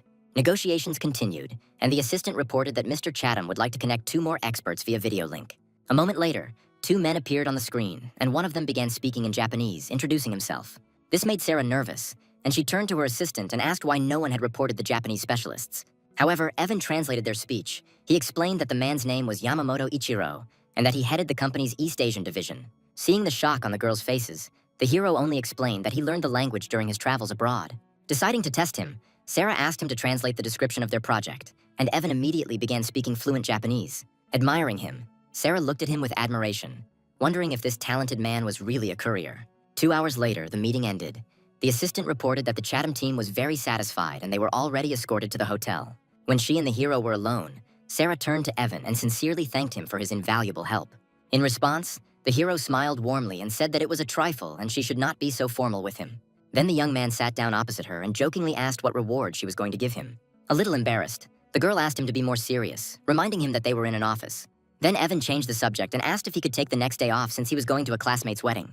Surprised by such a modest desire, Sarah asked if this was all he wanted, after which she agreed without hesitation. The hero got up to leave, but asked what she would like for dinner, but the girl replied that they would discuss it later. When he left, Sarah thought he was a real simpleton for not asking for a more personal reward. The next day, at the Sue group building, Evan met his friend Nolan, who was dressed in a new suit for the wedding.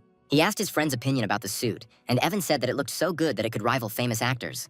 Then the hero, wanting to give him confidence, handed him an expensive watch and offered to put it on. While he was fastening the strap, Nolan asked if it was a real Rolex or a good fake.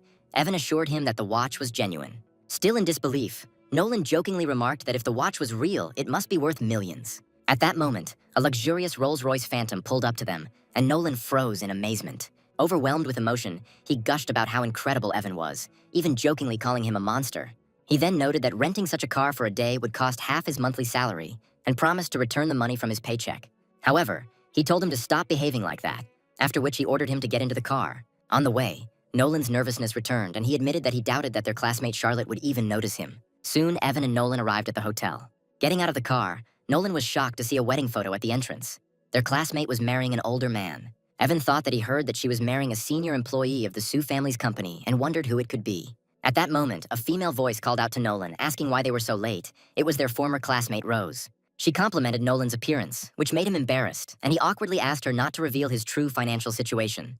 The girl agreed and hurried them inside, explaining that many of their classmates had already gathered upstairs. Soon, all three boys entered the hotel. In the banquet hall, a man greeted an elderly man, calling him Teacher Philip. He recognized his former student Axel, noting that the two who impressed him most were Nolan and Evan. At that moment, Evan, Nolan, and Rose entered the hall, surprising everyone present. Teacher Philip immediately recognized the girl and greeted her warmly. Meanwhile, Evan politely invited Boss Han to sit down, and an embarrassed Nolan thanked him and sat down. Axel asked Rose who this distinguished man was, and she again introduced him as Han Nolan, much to the teacher's shock. Nolan confirmed that it was him, and the teacher greeted him politely and asked what he was doing now. Then Evan explained that Boss Han now runs a media company. Impressed, the teacher asked the hero what he himself had become. Evan replied that he worked as a driver for Han's boss, and at that moment the teacher recognized him. However, both he and Axel expressed disappointment, saying that they felt Evan had not been successful since he became Nolan's driver. Philip added that he had placed great hopes on him and that of all of them, he seemed to be in the worst position. Nolan, trying to ease the tension, pointed out that they were all former classmates, so there was no need to compare professions. However, Rose interrupted him and, changing the subject, asked if anyone knew why their other classmate Christy had not arrived yet. Axel then explained that the girl was stuck in traffic, adding that she was now the wife of a rich man whose husband earned millions. Teacher Philip was impressed and remarked that their class had indeed produced many outstanding people. Then Axel added hintingly that there were drivers among them, but the main character only smiled calmly. At that moment, a woman in a pink dress, Christy, approached them and apologized for being late. Philip praised her. He always knew she would succeed, and Christy thanked him and then asked about the fool Nolan. The teacher corrected her, explaining that he was now a boss and owned his own company. This news surprised the girl. She stated that in fact he was just a security guard in her husband's company. This caused confusion among everyone, and Axel reminded that Evan had previously claimed that Nolan was a businessman and that he was his driver. Then Christy said that everyone knew about Nolan's feelings for his fiancée, but there was no need to invent a false identity for himself. The embarrassed young man tried to stop her, but the girl said that such a fool did not deserve any respect. Evan, who had remained silent until this point, finally intervened. The hero suggested that she find a more secluded place where she could laugh as much as she wanted. Angered, Christy asked who he thought he was to talk to her in that tone and began bragging about her husband. Before the conflict could escalate, their classmates stood up and proposed a toast to Philip's teacher, marking their meeting. Everyone raised their glasses and clinked them with each other. However, when Nolan took a sip, something vulgar was not right. He suddenly began to cough. He ended up spitting red wine all over Christy, much to her horror. Nolan tried to apologize, insisting it was an accident, but she claimed her expensive dress was ruined. Christy said he had to pay for it, and Nolan was stunned by such an excessive demand. He tried to explain that it was just a small stain and offered to wash the dress, but Christy refused and demanded $38,000. Axel then noted that this amount was almost equal to Nolan's annual income. And then Evan declared that such an amount was no problem for Han's boss, after which he took out his phone and asked Christy for the account number. This prompted a chuckle from Axel, who sarcastically asked how much a driver could possibly earn. A moment later, a notification about the receipt of $38,000 appeared on Christy's phone, which surprised her. However, she remained dissatisfied and ordered Evan to stop pretending and threatened to get Nolan fired. Then she waved her hand to the side and called her husband. A stocky bald man, Harry, approached the desk, but explained that he had a slight problem with parking. Harry explained that while parking, He accidentally scratched the car near the flower bed, and Evan calmly asked for the car's license plate number. The protagonist confirmed that the car belonged to Boss Han. Christy dismissively stated that there was nothing to worry about since it was just a scratch on a poor man's car. However, her husband corrected her, explaining that he had already checked the cost of the repairs, which was no less than $700,000. Then Evan, with a slight grin, named the make of the car, Rolls-Royce Phantom. This surprised both Axel and Philip's teacher, and they asked if the luxury car at the entrance really belonged to them. In response, the young man simply picked up the key, but Christy stated that they had rented the car for show. Evan then stated that Nolan had bought the car the day before, and now Harry was the one who had to pay for the damages. Christy said they wouldn't be able to afford such a car, and Axel used his connections to find the real owner. Christy agreed, adding that she also needed to contact the owner. And then Nolan panicked, admitting that he had rented a car and had done wrong by lying. After some time, the man reported that he could not find the owner's name, and the only contact was a phone number. Christy then demanded the number, declaring that she would personally call the owner, apologize, and pay for the damages, no matter the amount. At that moment, Evan's phone, which was lying on the table, rang loudly, surprising everyone present. The hero calmly picked up the phone and turned on speakerphone. Christy, hearing her own voice echoing from the phone, was as confused as Nolan. She turned to her classmate and asked if he had written down the number correctly, to which he confirmed that the information was correct. Then the truth finally dawned on everyone. The car belonged to Evan, and the realization of this fact horrified the girl. Evan said that he had already contacted the dealership and that they would soon be told the final cost of the repairs, and he expected them to pay for it. Evan explained that Boss Han wanted to act like a normal person, but they tried to humiliate them, so the show was over. After this, the hero declared that Nolan was the son-in-law of a wealthy magnate, a statement that left the entire table stunned.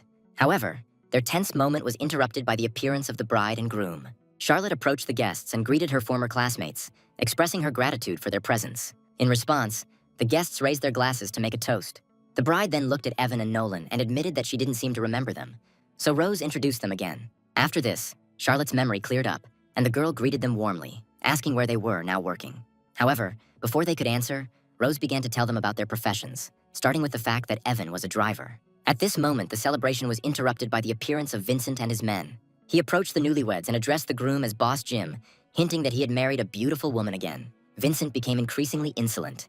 He hugged the awkwardly standing couple and again began to talk about the groom's luck.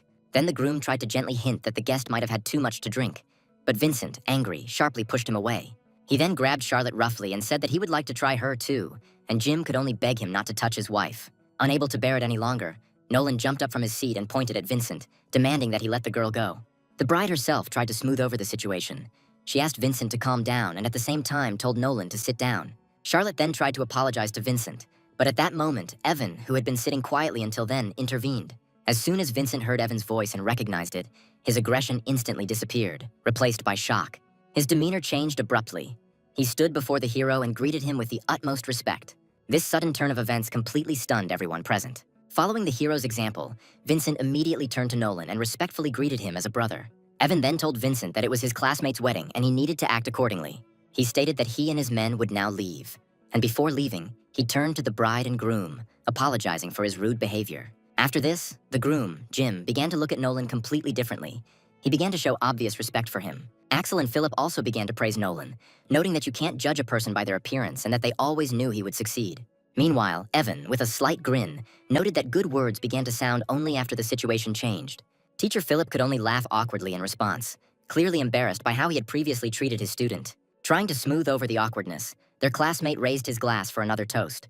In the end, all the guests ignored the newlyweds and raised their glasses specifically to Nolan. After the wedding, the bride and groom stood on the stairs, calmly waving goodbye to their classmates. The story then smoothly shifted to the street, where the main character was helping a very drunk friend get to his car.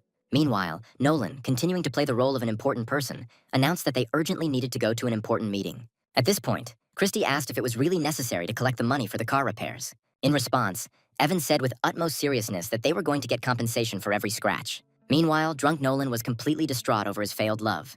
He clearly couldn't control his emotions. At some point, Evan simply slammed the door of the car he had pushed his friend into. Then, while talking on the phone, he explained that he had to take his boss home. But almost immediately after that, another call came in. It became clear from it that plans had changed and the deal was being moved to a nightclub. In response, the young man calmly confirmed the new instructions and said that he was ready to proceed without further questions. The story then moves to the luxurious Shanghai nightclub. Evan intended to study the local leaders and assess the situation. However, the club staff immediately perceived him as an insignificant figure and did not attach any importance to him. Evan had already received a dossier on his target, one of the 12 martial arts masters. Meanwhile, inside the club, there was a real chaos of light, sound, and movement.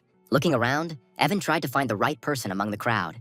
He then headed to the bar, where he ordered a martini, trying not to attract unnecessary attention. Meanwhile, the place was filled with the energy of the crowd. People were moving, talking, and completely immersed in the atmosphere. Soon, the bartender served him a freshly prepared drink. However, at that very moment, the situation changed dramatically. A girl with cat ears unexpectedly crashed into him. At first, the hero did not attach much importance to this, but then he realized with surprise that this was a familiar face. Officer Naomi was clearly taken aback by what was happening and asked what he was doing there. Almost immediately after that, she called him a pervert and pushed him away sharply. In response, the guy asked her the same question. Evan remained calm, however, claiming that he was a decent person and had simply come to have a drink. At this moment, the protagonist received a signal on his phone. From the message, it became clear that the deal had already begun. Afterwards, he warned Naomi that she had better leave before serious problems started. Then the young man headed towards the VIP room. There were 2 guards standing at the entrance. Then he lit a cigarette and once again made sure that he had come to the right place. One of the guards tried to stop him by telling him to scan the QR code, but Evan refused to do so. The very next moment, the situation changed dramatically and the men immediately rushed at him. The protagonist acted quickly, throwing a cigarette in the face of one of the guards. He easily dodged the first blow. He then delivered a powerful elbow strike to his second opponent. After this, with a final movement, he threw the first guard back. Everything happened in literally seconds. After examining the fallen guards, the young man concluded that he had no other choice but to use force. After that, he calmly walked inside the room, where there was a group of people in suits. They were just busy making a deal. One of the bodyguards immediately pointed a gun at him. However, Evan did not show the slightest worry. He calmly stated that their meeting was canceled. At this point, another person tried to intervene, clearly trying to prevent the conflict from escalating. However, this only angered the boss, who then ordered his men to attack. Immediately after this, 2 attackers rushed forward with clubs, but the hero acted without delay. He tore a decorative panel from the wall and used it to instantly disable the first enemy. It happened so quickly that those present didn't even have time to react. As a result, everyone present, including the boss, froze in shock. Then one of the men in the suit looked closely at him and realized that in front of him was a representative of the 10 Elder Society. However, he didn't know the hero's name, so Evan calmly introduced himself. Upon hearing his name, the interlocutor immediately changed his behavior. He called him the 9th Young Master and announced the completion of the deal. However, the boss was not going to put up with this. He took out his gun and declared that this was his territory. In response, Evan did not engage in long conversations. He simply rushed towards him with a metal vase in his hands. The blow was accurate. The weapon flew out of the boss's hands. After this, Evan told him to watch his words. Then he sat down calmly, lit a cigarette, and returned to business. He demanded that the head of Buddha be handed over to him. Another person tried to offer an alternative, but the young man immediately said that he only needed this item. Soon, the situation escalated again. The man in the suit asked if Evan had come alone, and the hero confirmed it. And then a gun was pointed in his direction. However, he remained completely unperturbed. He said that they could shoot. At some point, a shot rang out. However, the bullet only hit the wall behind the main character. He himself remained unharmed. The man then warned him of the serious consequences, making it clear to him that this step could lead to dangerous consequences. However, Evan did not change his mind. He simply held out the bag and demanded that the item be handed over. Then the boss ordered his subordinates to carry out the order, but one of them clearly hesitated. Then, to speed up the process, the boss fired a warning shot into his ear. After this, the frightened man hurried to pack the figurine into a bag. Having received what he wanted, Evan listened to the final warning. He was informed that after this there would be no turning back. However, he did not attach any importance to this. He calmly turned around and left the room, leaving the others to deal with the consequences of what had happened. Meanwhile, the remaining people gradually began to realize what had happened. They understood that this man was a serious figure. The beaten boss demanded an explanation. He wanted to know where Evan was. He then grabbed one of the men in the suit, demanding answers, in response to which he was told that his allies had long since left the place. Finally, he recommended that the boss first figure out who the 10 elders were before taking any action. These words shocked the man. He obviously knew their reputation. At that moment, he put the facts together. He realized that in front of him was the same person who had previously defeated Bald Liu.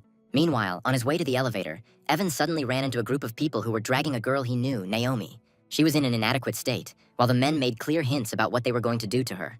The young man immediately recognized her and noted that she had gotten into trouble during the mission. After that, he decided to intervene. He followed them without attracting unnecessary attention. The elevator delivered him into a brightly lit corridor, the space decorated in rich pinks and reds. Loud music was coming from somewhere. It caught his attention, so he decided to look inside one of the rooms. There he saw a girl chained to a counter, surrounded by shirtless men. The situation looked extremely strange. The hero didn't even think that everything would be so bad. Meanwhile, Naomi continued to complain of fever, clearly unaware of what was happening around her. At this moment, one of those present noticed a stranger and demanded that he leave immediately. Almost immediately after that, he tried to strike. However, Evan easily blocked the attack and then kneed him in the chest. Then the second attacker intervened in the situation. He tried to attack the hero, but Evan quickly reacted. After this, the third man tried to intimidate him. He asked Evan if he knew who he was. However, in response, he also received a blow, after which all threats were eliminated. Then the young man turned his attention back to the girl, who continued to complain of a fever. At some point, she began to try to take off her clothes.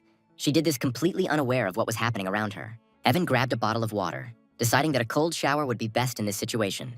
He then helped Naomi take a few sips of water, trying to bring her back to her senses. After this, the young man lifted her to her feet, while noting with displeasure that all this was causing too much trouble. Then he took the shower head and explained that it was best to douse himself with cold water. Soon, the cold water began to work. The girl felt better, and she gradually began to come to her senses. About 15 minutes later, Evan stood calmly to the side and smoked, while the attackers still lay unconscious. Naomi had already come to her senses. She was wrapped in a towel and looked embarrassed. At first, she quietly thanked him for his help. However, as soon as Evan pretended that nothing special had happened, she walked up to the lying men and kicked them. After this, the girl accused him of allegedly seeing too much. In response, the guy stated that, on the contrary, he himself suffered. However, such words only increased her embarrassment. Then, heading towards the exit, Evan told her to get dressed.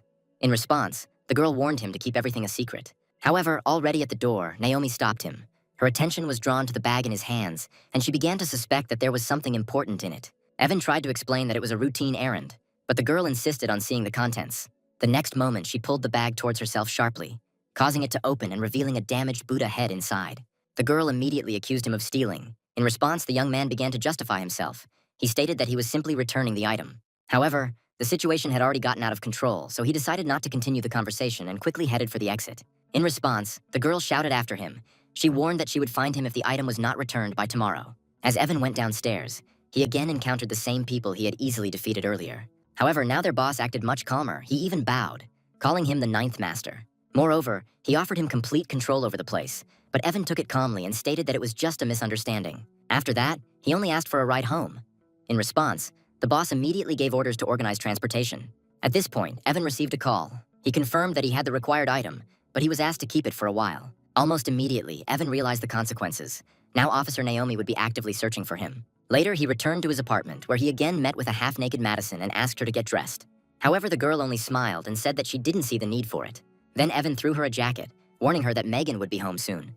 In response, the girl asked where his wife Sarah was, to which the guy sharply replied that it was none of her business. After that, he picked up his phone and texted his girlfriend to order a light meal. Later that day, Madison followed him outside. She declared that during the day he belonged to her. In response, Evan asked what kind of nonsense she was talking about. She then threatened that he could pay off the debt with his own body. But Evan did not attach any importance to this. Continuing to walk with her, he suddenly noticed a group of people. They squeezed Lily between themselves, not allowing her to pass. And then one of them grabbed her and began making unambiguous demands for the evening. At that moment, the woman suddenly recognized Evan, which immediately attracted the attention of the attackers. Then Evan tried to explain that he simply lived nearby, but this only made the situation worse, and one of the men began to insult him. Then Evan intervened. He demanded that they stop this and not make a scene. In response, the man pulled out a contract and stated that he was simply doing his job to collect the debt. According to him, Lily only paid the principal amount but not the interest. After that, Evan stood in front of her and asked her the total amount of the debt.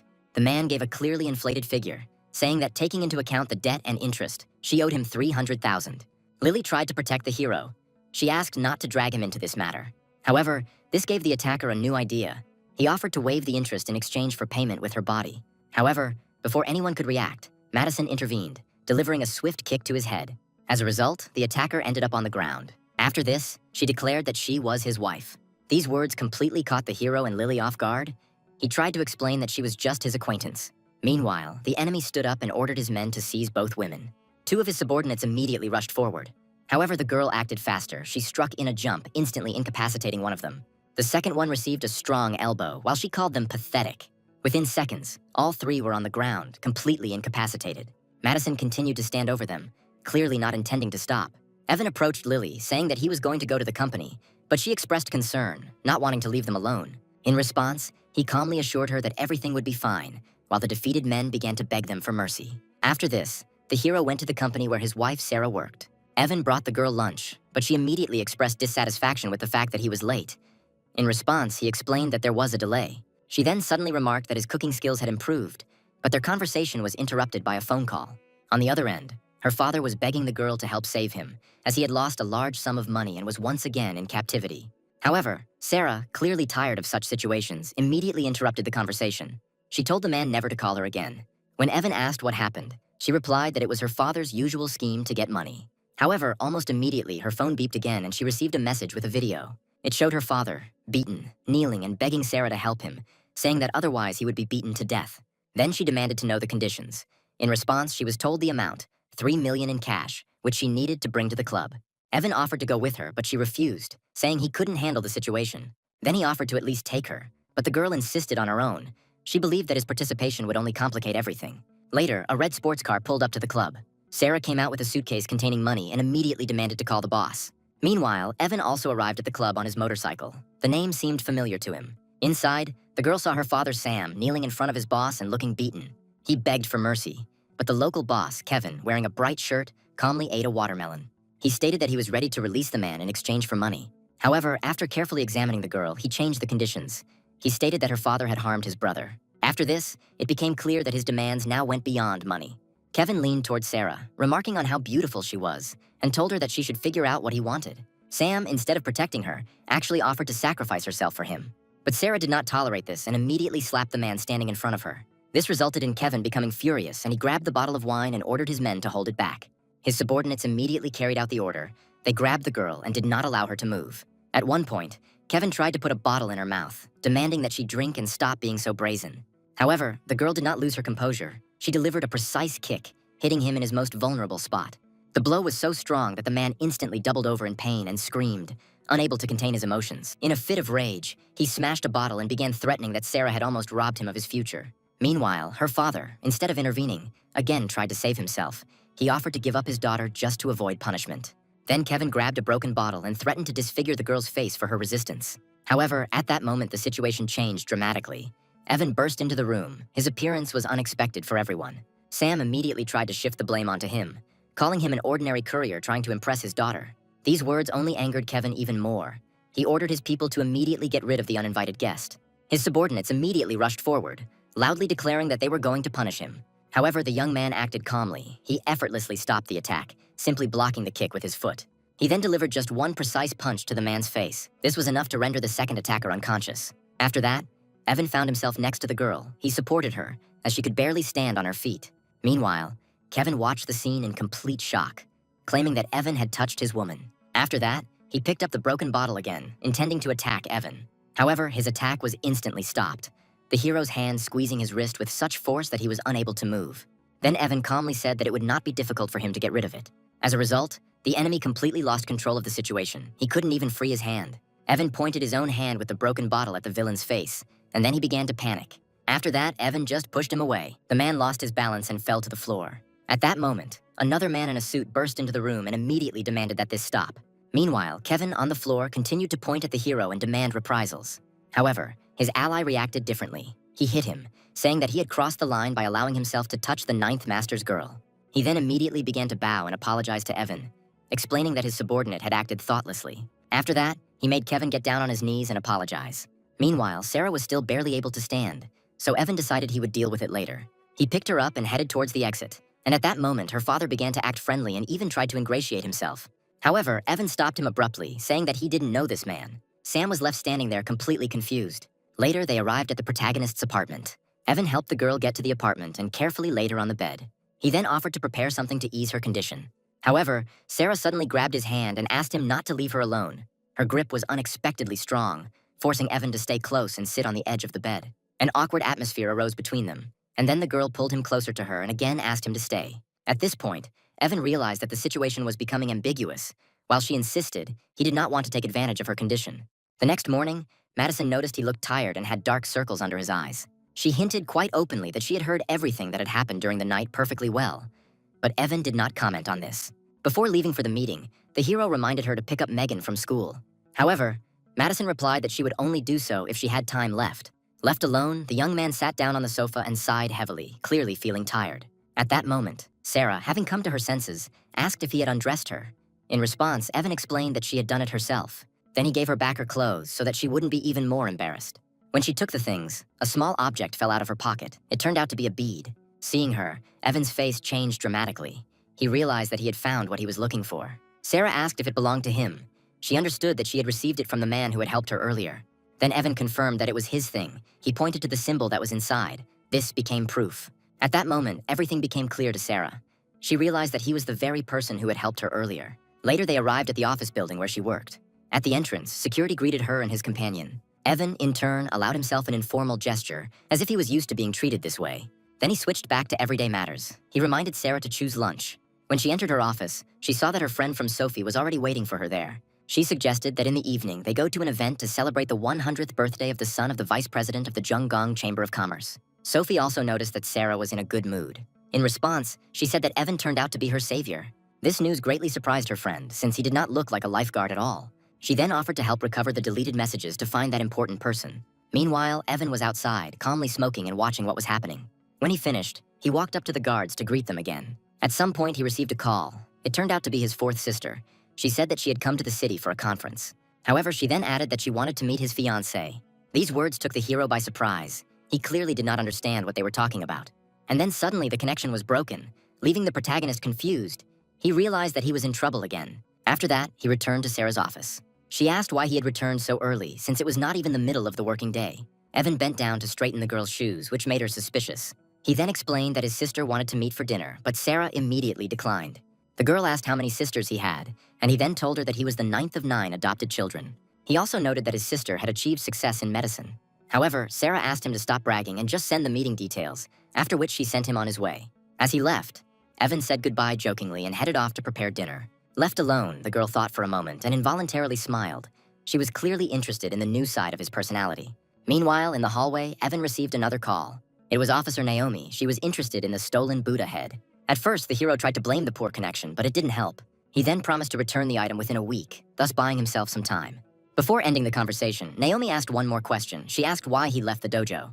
However, Evan gave her an evasive answer before saying goodbye and hanging up. Meanwhile, down below, Lily's sister was trying to find transport and looked quite worried. Suddenly, Evan noticed her from the car. Then, without further ado, he came out and offered to help her. The girl was surprised, but agreed. Once in the car, she explained the situation. Her mother was in critical condition and they needed to get to the hospital immediately. Evan then told her to buckle up, after which he sped up, heading towards his destination. They arrived at the hospital and went to the room where the girl's mother was lying unconscious on the bed. Her nephew stood next to her and informed her that one of the directors had just confirmed the need for urgent surgery. However, Lily was clearly confused, as another doctor had previously said the operation was pointless. She hesitated to approach Director David, knowing of his dubious intentions. However, her brother insisted, arguing that now it was their mother's life that was at stake and it did not matter what kind of person this was. At that moment, Director David himself appeared in the room, immediately saying that the woman could still be saved. Suddenly, Lily's brother began to turn the conversation to personal interests, hinting at the need for a lunch meeting between Lily and the director. He, in turn, began to claim that the invited expert was his teacher, thereby trying to persuade the girl to meet. After this, they asked the protagonist to return to the company, as if his presence was no longer required. As he left the ward, the young man sensed that something was wrong with the director, but at first he decided not to interfere. However, already in the corridor, he accidentally overheard a conversation that made him stop. It turned out that Lily's brother and David had been discussing a plan to use their mother's illness as a tool to put pressure on Lily. Moreover, her relative did not hesitate to call his own aunt a burden. Hearing this, Evan felt disgusted, realizing that he was dealing with extremely dangerous and unprincipled people. Without wasting any time, he immediately called his fourth sister and asked if she knew that very David. She confirmed that she knew him and agreed to help without further questions. After this, the hero calmly returned to the ward.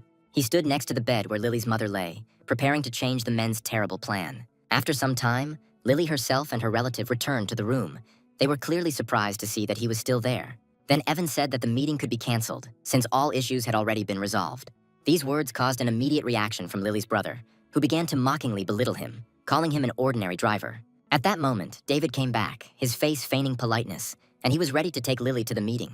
Noticing the protagonist, he demanded an explanation, wondering what right an ordinary driver had to speak about his teacher.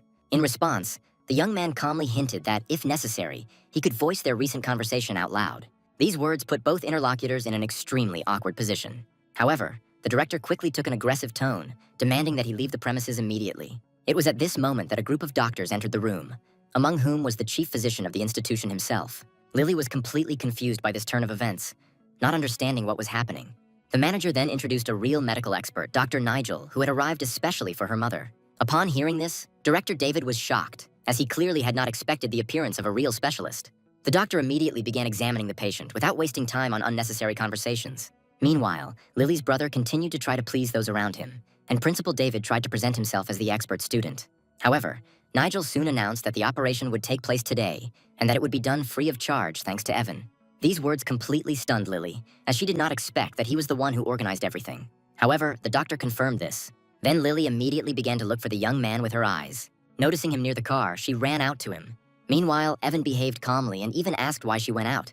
However, the girl, overwhelmed with emotion, simply hugged him, expressing gratitude. He, in turn, tried to calm her down, but said that he could not stay as he had to deliver food to Sarah. They eventually agreed to meet later, after which he left. Getting into his car, he moved on, considering the task accomplished. On the way, he called to tell Sarah that dinner was on its way, and she suddenly asked him to act as a driver for dinner that evening. Later, he drove up to the luxurious building where the event was taking place. Sarah looked especially stunning as she prepared for the evening ahead. At the entrance, one of the guests immediately noticed their appearance. Then she warned Evan to behave calmly, and he agreed without objection. Inside, they were met by Sophie, who pointed out an important guest with whom they needed to establish contact. It turned out that we were talking about an elderly man, Charles, who had recently become a father.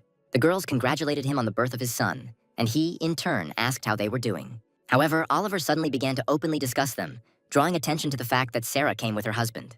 Things got awkward when Charles asked her exactly what Evan's relationship was, suggesting that he was a relative. However, Oliver clarified that it was her husband, adding that he works as a courier. These words quickly spread among those present, causing ridicule. Meanwhile, Evan himself remained calm and did not react to what was happening. Soon, Charles asked Sarah to come to the table so that she could introduce him. Evan immediately rose from his seat and politely greeted the assembled group. However, Chairman Charles paid little attention to him. Suddenly, another man, Lucas, approached him and greeted him warmly, which caused surprise among those around him. Oliver immediately began asking why such a respected man was greeting the courier. When asked about his occupation, Evan calmly replied that he works as a driver. This answer clearly left Charles disappointed. At this moment, the elder sister of the hero of the occasion announced the beginning of the entertainment part. She came on stage and said that she wanted to perform a dream wedding for the guests. After this, the girl sat down at the piano and began to play. Her performance was neat, but did not make much of an impression on Charles. Oliver began to actively praise her, calling her Master Giselle's student. However, Evan clearly did not share this opinion. He said that the girl played well, but without feeling, and then Oliver decided to provoke him by offering to perform himself. Suddenly, Giselle interrupted their argument and stopped the performance. The girl performing the piece expressed dissatisfaction, wondering what right he had to criticize her. Despite Sarah's warnings, Evan said he wasn't afraid and stated that he was comfortable going out and playing on his own.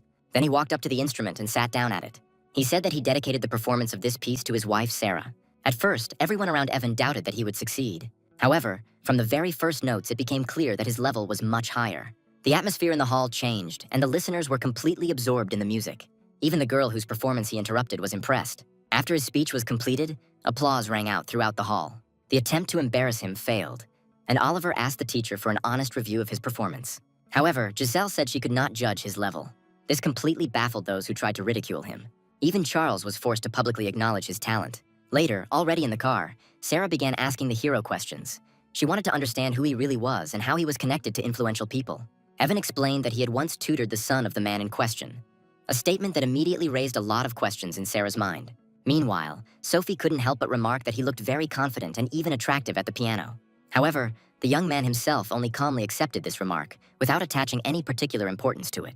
However, his mood changed dramatically when he noticed in the rearview mirror a car that was clearly following them. Almost immediately, he stepped on the gas, causing both girls to panic and start complaining, saying he was at risk of losing his driver's license. However, in response, Evan calmly noted that he didn't have any anyway, which caused even more shock.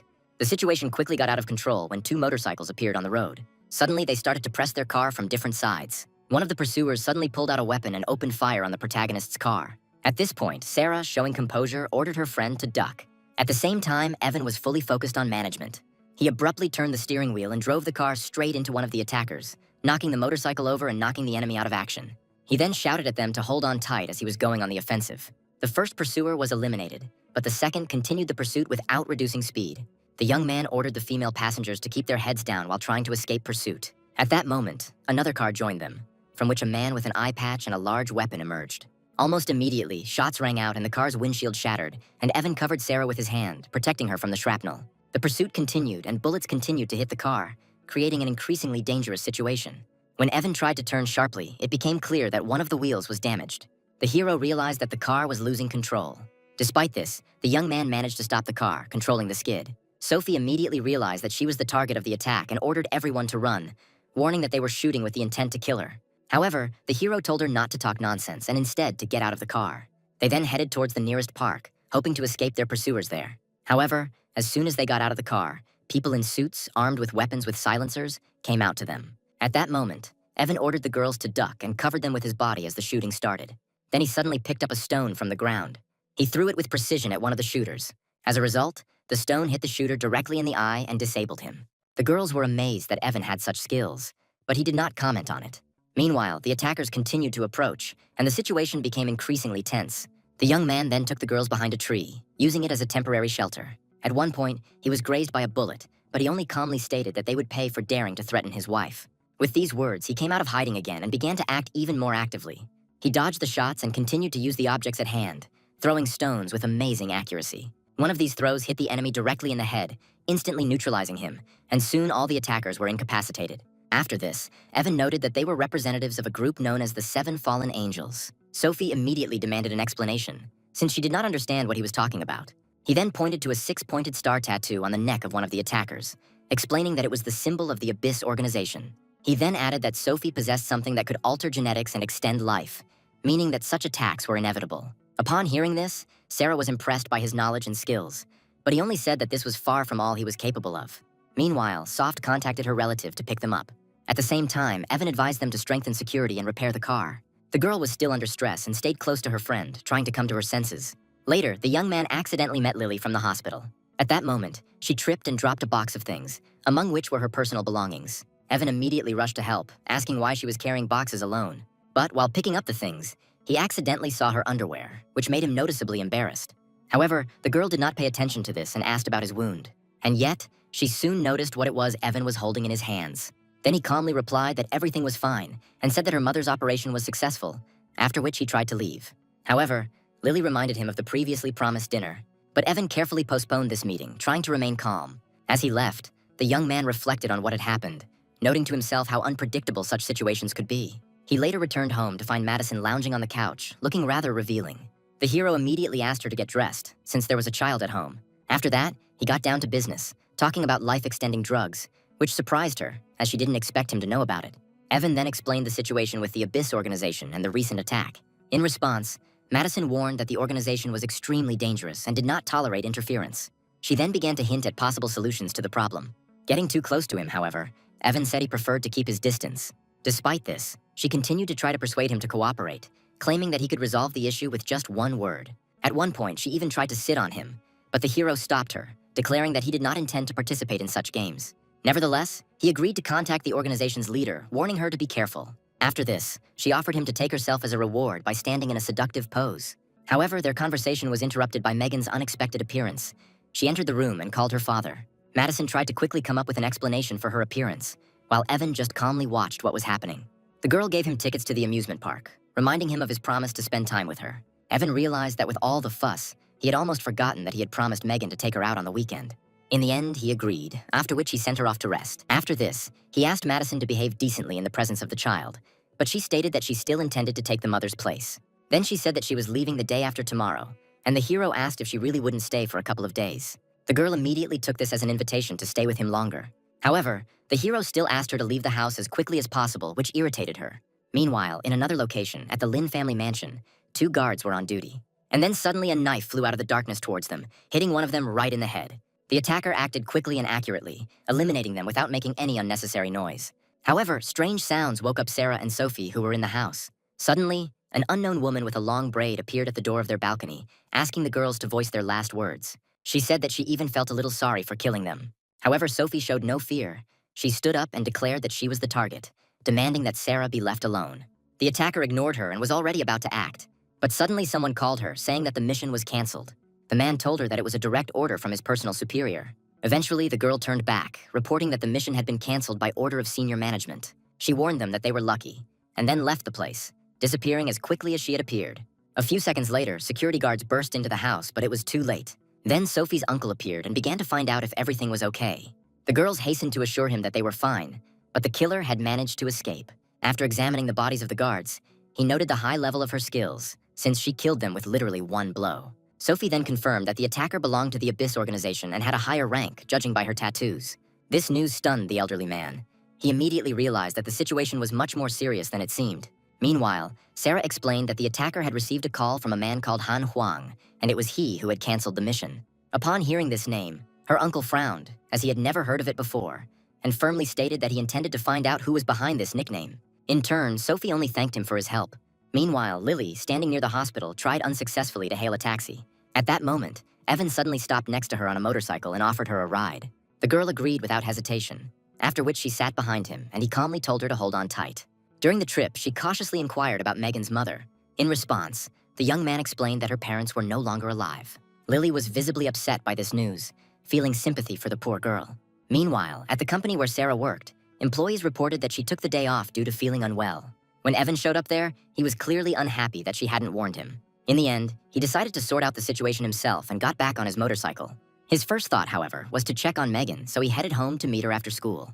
Entering the house, he began calling Sarah, asking how she was feeling. However, he immediately noticed that the bedroom door was ajar, which seemed strange to him. He peered inside cautiously and immediately realized that the situation was far from normal. There was a red-haired girl in the room, and she looked as if she was preparing for a completely different meeting with him. She immediately began to behave provocatively and tried to persuade him to get intimate, hinting at something more personal.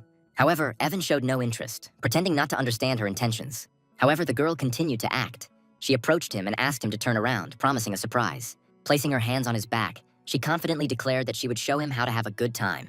However, instead, she suddenly pulled out a knife and tried to attack. She was counting on a quick victory, but everything went differently. The young man easily dodged the blow and immediately intercepted her hand. He then effortlessly stopped the next attack, completely depriving the girl of the ability to act. Evan then demanded an explanation, trying to find out who she was.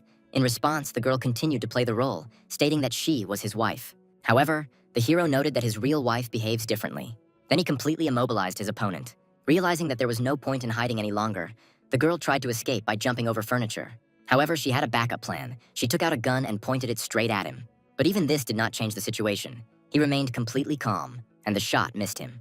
Then, already on the bed, the girl demanded that they give her the Buddha's head, threatening to kill her. However, Evan again evaded and stated that the item was not in his possession. Despite this, she did not believe his words and continued shooting, claiming that she had received accurate information. Then he suddenly pulled out his black card. The hero threw it with such accuracy that it knocked the weapon out of her hands. After this, he pinned her to the bed and again demanded an explanation. But the girl continued to adhere to her previous line of behavior. Then his attention was drawn to her clothes. He noticed a small pendant and asked if she was the daughter of the master from Kaifeng Valley. The hero's confusion gave her the opportunity to escape. She pushed him away and headed for the window, but before leaving, she noted with surprise that he knew about her origin. At that moment, Evan began to suspect that the woman in front of him might be his longtime fiancée, who, at the same time, looked very similar to Sarah. Before disappearing, the girl warned him about the Buddha's head, after which she jumped out the window. Once she was outside, Evan shouted that she still had to give him an answer about the bead. As a result, he was left alone in the apartment, trying to understand what exactly had happened.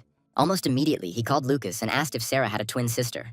Then he learned that she was adopted, and the only clue to her past was an item that her adoptive father had once sold.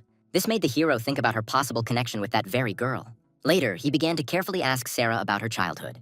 The girl didn't understand why he was interested in such questions. However, at that moment, her adoptive father appeared at the door and immediately began demanding a large sum of money, playing on her pity. But Sarah no longer responded to such behavior and made it clear that she did not intend to help him again. Despite this, the man continued to insist, but the girl interrupted the conversation and took him away, leaving her father alone. Left without attention, he began to behave extremely irritably, complaining about his daughter's ingratitude. Then he noticed the jacket left by the hero and decided to check the pockets. Sam was very angry because even an ordinary courier now had more money than he did. There he found money and that very bead, and Sam began to wonder how an ordinary person could possess such a thing. He soon realized its significance and decided to use it to his advantage. When Sarah returned, he had already prepared a new story. He stated that she was not his biological daughter. As evidence, Sam cited a past incident involving a blood transfusion. However, the girl did not want to listen to him. Then he took out a bead and said that it would help find her real parents, but he demanded money for it. Sam demanded that she give him $500,000 at once, and then he would do everything. Sarah was only willing to give him $100,000, and after much debate, they settled on $300,000. In the end, the girl agreed to transfer this amount to him. Having received the money, Sam left the bead and hurried out of the office, citing urgent matters. Left alone, the girl looked at the object, feeling a strange connection with it. Meanwhile, Evan returned to the office, trying to find something important. He started to take off his jacket and suddenly noticed something strange. At some point, he realized that the bead was missing. The hero immediately suspected the recent stranger of disappearance. At that moment, Sarah entered the office and confirmed that her father had indeed been to see her. Trying not to show her excitement, she offered to go with her to the hospital, and the hero immediately agreed. He immediately asked what had happened to her, but Sarah said it was just a routine checkup. During the trip, the girl asked to keep the visit a secret, and Evan confidently promised that he would not tell anyone. However, they were suddenly cut off by another car. Evan immediately cursed at the driver as he tried to steady the car after it jolted them. It was at that moment that the girl noticed the bead hanging around his neck. Then Sarah demanded an explanation from him as to where he got her. Evan tried to explain it through his friends, but she didn't believe him. Then he began to tell a convoluted story about family agreements and personal obligations. He even hinted that Sarah was jealous of him, but the girl immediately refuted his assumption. Later, already in the office, the girl was waiting for the test results. She looked at the bead and began to think more and more that all this might not be a coincidence, but part of a more complex story. Her thoughts were suddenly interrupted when her assistant announced a visitor. It turned out that Madison had come to see Sarah. She entered with such confidence, as if she were the mistress of this place. The girl immediately recognized her as her cousin and realized that she clearly had not come for a friendly conversation. She, without wasting any time, put a bank card with a sum of 100 million on the table, offering to buy Evan out. Sarah just chuckled at the banality of it all and assumed it was Evan's idea. She stated that she was married, pregnant, and remained true to her choice. Madison, however, pushed the card forward again, insisting that the girl think about the money. In response, Sarah wondered with a hint of mockery whether Evan really considered himself so valuable. When the uninvited guest left, the girl was left alone in the office and tried to comprehend what had happened. However, almost immediately Sophie arrived, beaming with joy and reporting good news. She was quite familiar, talking enthusiastically about collaborating on a research drug. She said that her partner was a medical genius, Ellie, and Sophie insisted that they needed to meet this famous doctor. Sarah latched onto the familiar name Ellie, trying to remember where she had heard it. As soon as they left, Joshua made his way into the empty office. He quickly noticed the bank card left on the table. Joshua was clearly pleased to find that the password was written right on it. Meanwhile, Evan contacted the fourth sister by phone. She told him in detail about Sarah, describing her as a good girl from a poor family with a healthy child. Soon after, Evan was already preparing Sarah for a meeting with his fourth sister, assuring her that she was very calm and easy to talk to. However, when they entered the house, they were immediately greeted by an unexpected picture. The hero's sister and Madison were already in the kitchen and acting like they were at home. Moreover, it turned out that his sister Ellie was the very medical genius that Sarah had just heard about. The whole group was already assembled, including Megan, and Sarah was trying to make sense of what was happening. Her thoughts were confused, and she couldn't help but wonder if her courier husband was hiding his true origins. Ellie, meanwhile, invited her brother and his wife to the table, introducing herself as Evan's fourth sister. At the table, Evan tried to act casual and treated everyone to his sister's signature fish dish. However, soon Ellie unexpectedly said that she was going to sleep with Sarah to take care of her, and told Evan to go to the couch. Madison added a snide remark about his new sleeping place, but Evan cut her off abruptly, telling her to just eat quietly. Night fell soon after. Evan, already banished to the couch, continued to try to track down Sarah's killer double on the phone. He received a message at night, and the young man checked it with curiosity. However, what he saw shocked him. The text message was from Sophie and was accompanied by a thank you photo of a clearly inappropriate nature. Evan just tiredly covered his face with his hand, finally convinced that this girl had no boundaries. The next day, Evan went for a walk with Megan when he was called out to by the girl's teacher, Emily. In the end, without thinking twice, they decided to spend the day together. Soon, the three of them headed towards the carousel. However, Evan suddenly stopped, feeling like he was being watched. As it turned out, Henry was watching them, but then suddenly someone's hand fell on his shoulder. When the man turned around, he realized it was none other than Evan. Henry immediately began flirting with Emily, to which she accused him of stalking her. The girl threatened to tell her father about it, but the man was worried that she was spending time with a man who already had a child. When Evan left with the girl and the child, Henry remarked that if he didn't have her, no one else would. Despite this, they tried to continue the day calmly, and Evan even suggested going out for burgers. However, suddenly there were cries for help. Someone fell into the water. Seeing the man in the water, Evan immediately rushed to the water. Emily wanted to help too, but suddenly someone stopped her, claiming that it was too dangerous. As it turned out, it was Henry. He did not allow the girl to move, fearing that something would happen to her. While they were arguing, Evan had already dived into the water. He moved with such speed that those around him mistook him for a professional athlete. He ended up saving one person, but was told there was another victim, someone entangled in the seaweed at the bottom. After that, he went underwater again. Meanwhile, Megan and her teacher watched in horror as the scene unfolded. The girl remembered that her father had died under similar circumstances while trying to save another person, so she was very nervous. And then suddenly Henry said that Evan might not return, which caused a sharp reaction from everyone standing nearby. Emily was shocked by his behavior and slapped him, calling him selfish, and was about to jump into the water herself. Henry was still trying to stop her, not understanding why she cared about the driver's death. At that moment, there was movement in the water, and everyone immediately paid attention to it. Evan soon emerged with the second rescued man, looking exhausted but still swimming to shore. The arriving paramedics immediately rushed to the scene. Megan immediately rushed to him, hugging him and calling the hero father. However, the second rescued person remained unconscious, which baffled doctors. Then Evan, ignoring his condition, said that he would check it himself. Evan began checking his condition, which surprised those around him, and eventually came to an unexpected conclusion. He had a cycle failure. This statement immediately brought the man to consciousness, and it turned out that it was a girl. She explained that she survived only because the hero breathed air into her mouth while she was underwater. Emily was surprised by this news, but Evan himself took it calmly, as if nothing unusual had happened. The rescued girl introduced herself as Melanie. She thanked Evan and insisted that she had to treat him to dinner. However, a jealous Megan cleverly turned it into a group meeting by saying that she too wouldn't mind eating right now. When they left, Henry was still watching them from the side, unhappy that Evan was still alive. Since Melanie's phone was wet, she asked to borrow Evan's device to make a call. At this moment, the girl received unpleasant news. She was told that the deal was in jeopardy because someone was trying to buy her research for only $150,000. Melanie ended up having to cancel the dinner on short notice due to a business issue. Then the girl asked him to call her a taxi, but Evan himself offered to give her a ride to the right place. Soon, they were already racing through the city to the place of negotiations. On the way, Melanie explained to the hero that her project was deliberately underpriced. In a relatively short time, they had already arrived at the right place. Upon arrival at the office building, she was informed that a potential buyer was already waiting. Melanie walked in and introduced herself as the head of the development team. Then the man immediately offered to buy out the entire project for the same amount, $150,000. However, the girl categorically refused, explaining that they needed an investor. However, one of her colleagues had already succumbed to the temptation of money and suggested that the girl reconsider her decision. The fat man noticed their weak link and immediately lured him over to his side, offering him a job. Another employee followed him out, leaving Melanie in a state of shock at the betrayal. The businessman himself merely shrugged his shoulders indifferently, saying that he saw nothing wrong with it. However, at that moment, Evan intervened, holding a project proposal in his hands. The young man sharply criticized the older man for trying to deceive the student, effectively exposing his intentions. The man, trying to save face, began to threaten, but Evan only treated it with mockery, not taking his words seriously. As the negotiators left the room, Melanie thanked Evan for his help, but her remaining partner was in a panic. She noted that it was now impossible for them to compete with the stolen software. In response, Evan, remaining completely calm, asked only for the account number for the transfer of funds. Just a moment later, a notification about the transfer of $5 million arrived on the girl's phone, and everyone present literally froze in shock. Evan then reintroduced himself by shaking hands with his new partner, Melanie. After this, he immediately got down to business and ordered that discussion of the project begin. Melanie began to explain in detail the features of their software. However, she soon admitted that they urgently needed legal and financial support, and they had no connections. Then Evan made just one call and soon promised that a top-notch team of lawyers would join them. Having settled this issue, he advised focusing exclusively on the technical part, taking financial matters upon himself. Later, when Evan was driving Megan and Emily home, the girl was still under the impression of the events of the past day. At some point, Megan noticed that a car had been following them for some time. It soon became obvious to the hero that this was a real chase. Then Evan dropped the girl off at the house, telling her to go straight inside. As soon as she was safe, the young man turned his attention to the pursuer. The man in the cap hid in the bushes extremely ineptly. Evan came up behind him and grabbed him, and he immediately began to make excuses, claiming that his boss just wanted to talk.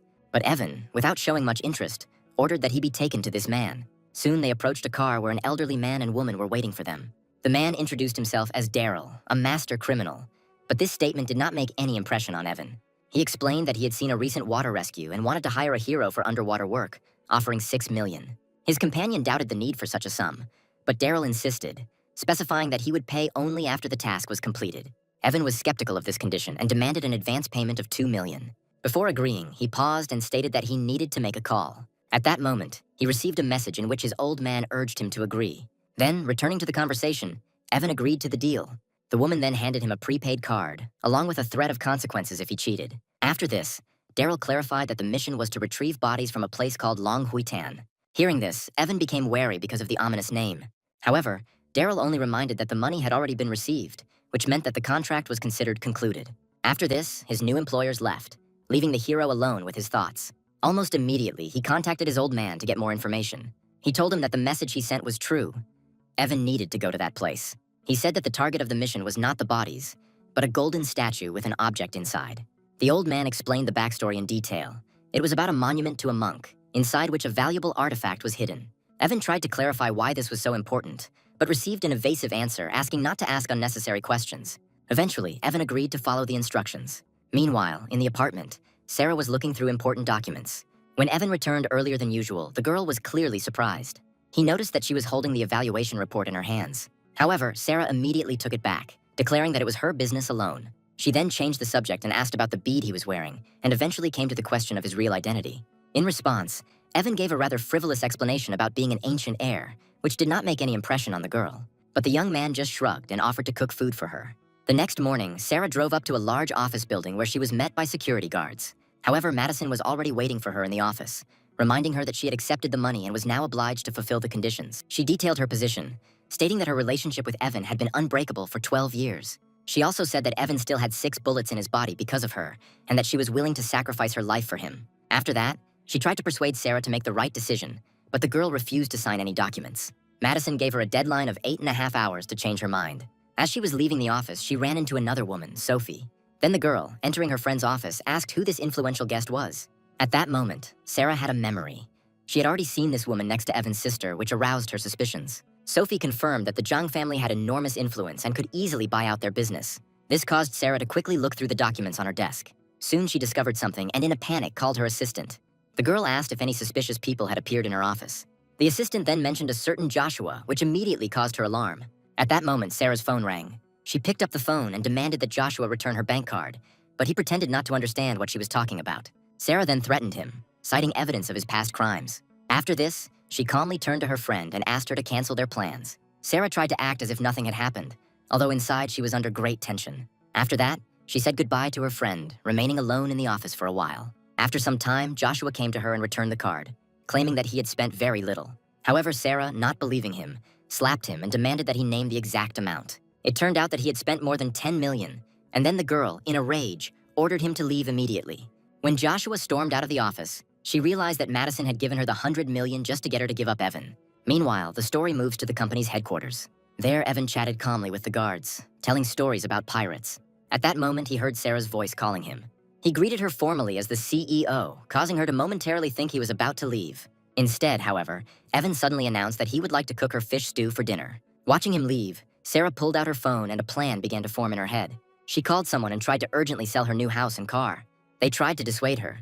Sarah said that she urgently needed money and that she was ready to even take a loss. At that moment, a call from Madison interrupted all of Sarah's thoughts. The woman again offered to buy Evan for any amount.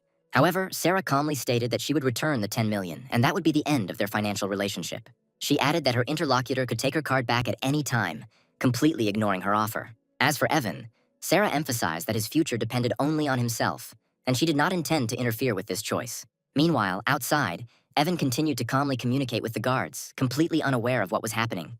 At that moment, a luxury car pulled up to them, and those around them decided that it was intended for him. Madison got out of the car and called Evan to talk. She said she was planning to leave that night, and Evan, a little surprised, asked why she was in such a hurry. Suddenly, the girl spread her arms and with obvious excitement demanded that the hero hug her. Evan didn't resist and responded to her with unexpected gentleness. He suddenly noticed that the girl was crying, but Madison said that it was nonsense, that she just had a speck of dust in her eye. Then the young man tried to calm her down, hinting that they would have time to talk later. However, in response, he received a sharp blow from the knee between the legs.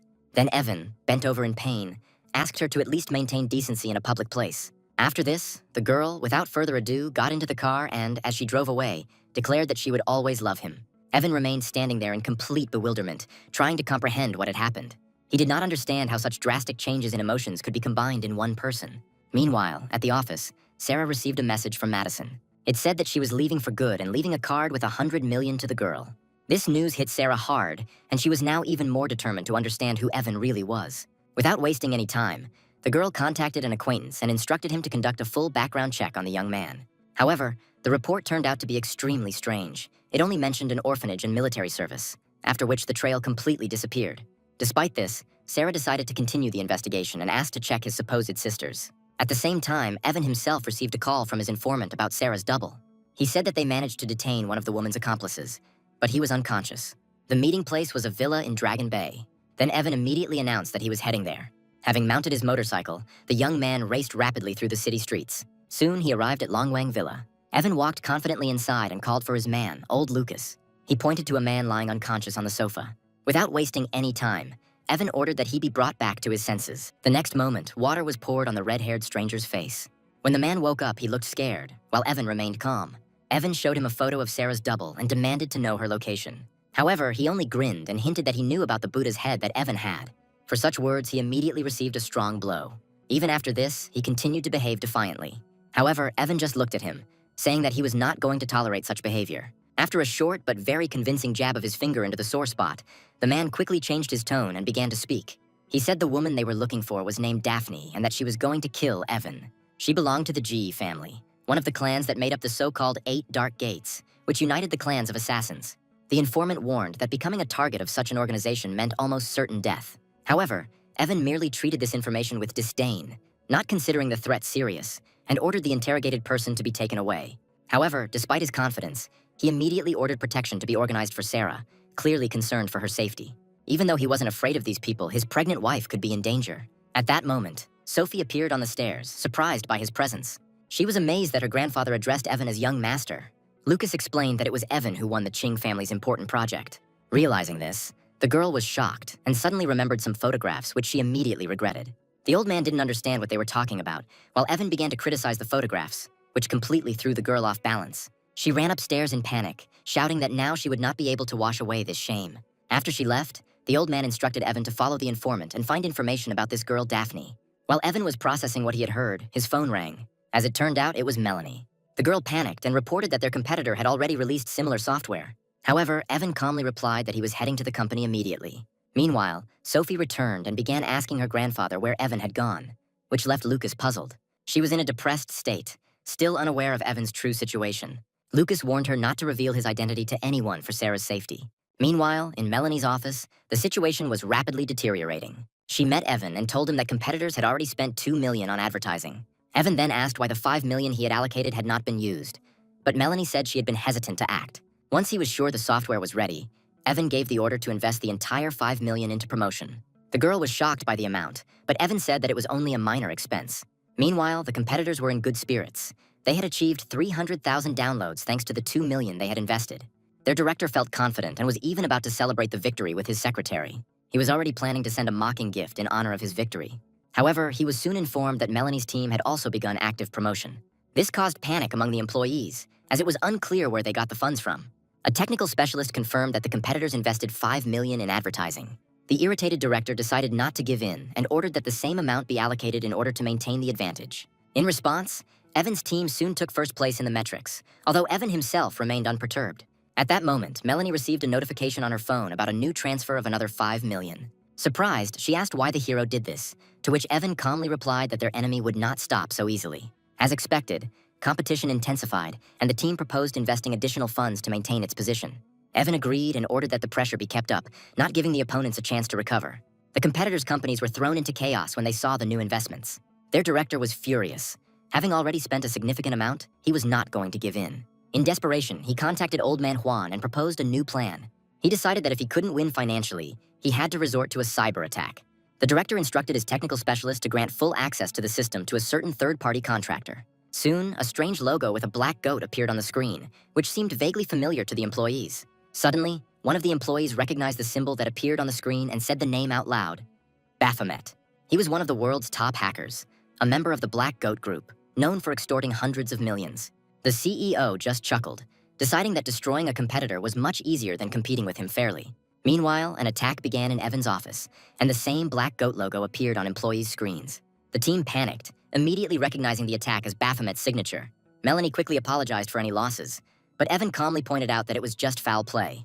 Moreover, he added that, in fact, everyone knew hackers, which sounded extremely unexpected to those around him. Evan then began making calls, switching between languages, including German, Korean, and Russian. The staff just watched in silence, amazed at how fluently he spoke several languages. At this time, the director of the competing company was already celebrating victory, confident that he had finally destroyed his rivals. However, suddenly his technician's computer started acting strangely. The goat logo suddenly changed to an image of a dancing model in a bikini, which looked like a blatant mockery.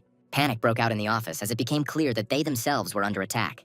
The specialist reported that the 2nd, 4th, 6th, and even first-ranked hackers in the world were all acting against them. Meanwhile, back at the office, Evan's team was already celebrating their success, and the hero himself explained that he had simply contacted old acquaintances. However, he was not going to stop there and stated that the next step would be to attract celebrities for promotion. After this, the young man got on his motorcycle and went to the bar. Once inside, Evan approached the bartender, a woman named Molly. She asked him in surprise what brought him here, while Evan himself noted that the establishment looked too empty.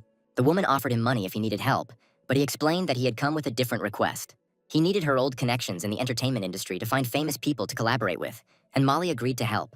Then Evan asked if she really was going to sell the bar, and the woman explained that her friend didn't have enough money to buy it. When he clarified the amount and heard that $9 million was required, he immediately declared that he would pay it himself. Such an easy solution to the financial issue stunned the girl. However, suddenly several bandits burst into the bar demanding money from Molly. Their leader noticed Evan and, upon closer inspection, recognized him as the courier, which only increased his disdainful attitude. Molly tried to intervene, telling them not to touch her friends, but the man responded by slapping her and rudely pushing the woman away, after which he demanded $5 million from her. She responded by claiming the bar had already been sold, which enraged the attacker. He grabbed her by the throat and demanded to name the buyer.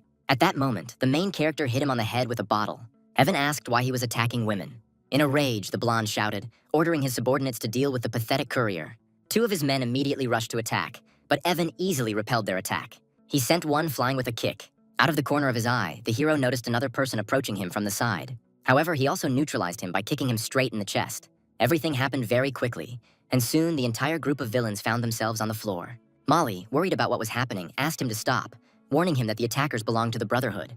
But Evan was indifferent to this, as if the name had no meaning to him. The woman was afraid of the consequences and asked him to leave. However, Evan instead took out his phone and decided to make a call. The bandit leader looked at the situation with mockery, but at that moment his phone suddenly rang. But a second later, his expression changed dramatically. He realized that the call was meant specifically for him. Having answered, the man began to listen to the instructions and noticeably turned pale, looking more and more frightened with every second of the conversation. This short conversation had an immediate effect on him, and when he finished, he knelt down in front of Evan without hesitation, apologizing. However, the main character remained indifferent to what was happening and said that he should have apologized not to him, but to his sister Molly. Then the bandit immediately turned to the woman and repeated the same words, but now sounding much less confident. Molly was clearly confused, and Evan, not wanting to continue this scene, simply gestured for the entire group to leave and not appear again. After they left, Molly sincerely thanked the hero for his help, feeling both relief and surprise. As evening fell, the hero drove to a quiet residential complex. Evan brought his daughter Megan here so that she could spend time with a friend. At the same time, he discussed the previously offered job with the girl's mother, Lily, and she happily agreed. The children asked permission to do their homework together, and the hero did not object. The moment was unexpectedly calm for Evan, a stark contrast to recent events. Leaving his daughter, he headed home, and finding himself in an empty apartment, Evan felt an unusual silence and a slight feeling of loneliness. Then he decided to write to Sarah. In response, the girl said that she was at the bar and was spending time drinking. This disappointed the hero a little, and he resigned himself to the fact that he would have to spend the evening alone. However, a message from Daryl soon arrived inviting him to a meeting the next day, which immediately turned his attention to business. Meanwhile, Sarah was at the bar with Molly and Sophie. The girl tried to hide who she was texting, which did not go unnoticed. Sarah advised her not to abuse alcohol, but Molly quickly changed the subject, saying that the bar had already been sold. Then she said that she wanted to meet Sarah's courier husband to form her own opinion of him. In response, the girl sided with Evan, claiming that he was a good person and did not look like a courier at all. At the same time, a woman appeared in the apartment, completely wet and practically indistinguishable in appearance from Sarah. Evan was surprised by her appearance, but she explained that she had returned out of concern for him. The hero noticed her condition, pointing out that she was soaking wet, but her short answer sounded tense. When he offered to help her, the girl responded with a cold and wary look. The next moment, she suddenly went on the attack, taking out a knife, and then the hero realized that it was not Sarah in front of him, but Daphne. However, Evan, without the slightest hesitation, knocked the knife out of her hands with his elbow. The girl was amazed that he knew who she was. At this moment, she was already trying to twist his arm. However, Evan was not going to give up so easily. With a powerful movement, the hero knocked her down and pinned her to the floor, demanding to know the purpose of her mission. Then Daphne screamed, demanding the return of the beads and the Buddha's head. Evan just watched her calmly, not paying attention to the threats. Despite desperate attempts to break free, the girl could not free herself. Then she suddenly spat a sharp needle at him. She flew past Evan's head, narrowly missing him. Daphne continued to shout threats, but the hero still held her wrist, completely in control of the situation. Moreover, he easily parried her next kick, at which point Evan finally realized that in front of him was an exact copy of Sarah. The situation took an unexpected turn when the girl asked if he wanted to become her relative. Daphne said that since he was her son-in-law, he had to obey her and give her the Buddha's head. Evan grabbed her leg effortlessly and stated that he had no idea what she was talking about. Then, unexpectedly for the hero, she sharply increased the pressure and managed to break free from his grip. At that moment, she suddenly heard her phone ringing. Her interlocutor said something to her, and then Daphne was forced to obey and agree. As a result, the mercenary gave Evan a harsh ultimatum, giving her a limited time to hand over the required items. After that, she quickly left the apartment. Almost immediately after her disappearance, Sarah stepped out of the elevator and headed towards the apartment, unsuspecting. Approaching the door with the key in her hand, the girl was about to go inside, not imagining what had happened just a few minutes ago. At this time, Evan heard the sound of the lock opening and decided that his opponent had returned. As soon as the door opened, Sarah looked down at the floor and was surprised to see water spilled everywhere. Evan reacted instantly and grabbed the girl who entered, addressing her as his wife's sister and demanding an explanation. However, a moment later he checked her pulse and was surprised to realize that he had made a serious mistake. It was the real Sarah in front of him. Realizing this, the hero immediately changed his tone and asked why she had returned. The girl replied that she had forgotten an important document. She then noticed the condition of the apartment and asked why the floor was covered in water. Coming closer, Sarah looked at Evan carefully and suspiciously tried to catch any foreign smells on his clothes. When she asked if there was another woman there, the hero hastily declared that a man who looked exactly like her had just left. These words sounded so strange that the girl perceived them as an extremely unconvincing excuse. Sarah turned away and headed for the exit, not wanting to continue the conversation, but the hero continued to insist that she was wrong. In the end, the girl left, slamming the door, leaving him alone to deal with the consequences and look for a way to explain this incredible truth. The next morning, Evan received a message that transport for the meeting was already waiting for him. At the entrance, he was met by a woman named Lucy, who informed him that he had been expected for a long time. Having got into the car, the hero immediately asked a question about Daryl. However, the girl avoided a direct answer, explaining that he should address him as the sixth master. She then took out a blindfold, explaining that it was necessary for safety. About an hour later, the car arrived at a building that looked like a factory. Lucy had to wake Evan up to remove the bandage. Once outside, the hero stretched after the ride, after which he was met by Daryl's men. He introduced him to Mr. Hamasaki, emphasizing his outstanding swimming skills. The Japanese, unaware that he was being understood, quietly expressed the idea of the need to eliminate Evan after completing the mission. However, Daryl translated his words as a sign of trust and high expectations. However, Evan immediately exposed their deception, claiming that he understood perfectly what was said, but the conversation quickly returned to business. The group headed to the beach to carry out an underwater operation. Their guide was an elderly fisherman named Stanley, who was also involved in recovering bodies from the water. And then suddenly Lucy said that they had received a message that another young master was also heading to this place. Daryl immediately ordered one of his men to stay and detain the competitor.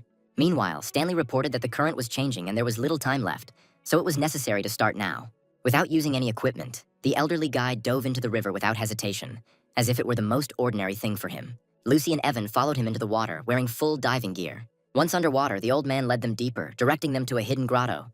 Along the way, Lucy pointed to a certain metal landmark and made it clear that it was the iron bull that was supposed to show the way. The hero gestured to her that he understood everything. However, instead of the expected landmark, they saw huge creatures chained together and resembling sea serpents. The hero swam closer to examine them, and soon noticed that this creature looked more like a giant centipede than a snake. Stanley immediately stopped him, gesturing not to touch anything. He then pointed towards a powerful whirlpool, which he said served as a safe entrance to the cave. Soon, the entire group was pulled inside by a rapid flow of water. Once in the grotto, the participants in the operation barely had time to get their bearings. Stanley immediately tried to renegotiate the payment terms, which seemed highly inappropriate in the situation. Meanwhile, Evan ignored his words and began to examine the cave with a flashlight. He soon discovered his target, a golden statue stuck high in the wall. An elderly man tried to get it by breaking off a stalactite and using it as a tool. However, his attempt was unsuccessful. Then the hero decided to intervene and help him. Having confidently approached the right place, he delivered one precise blow, breaking the stone. This result clearly impressed Stanley. Inside, they found a mummified monk, after which Evan asked about the final payment amount.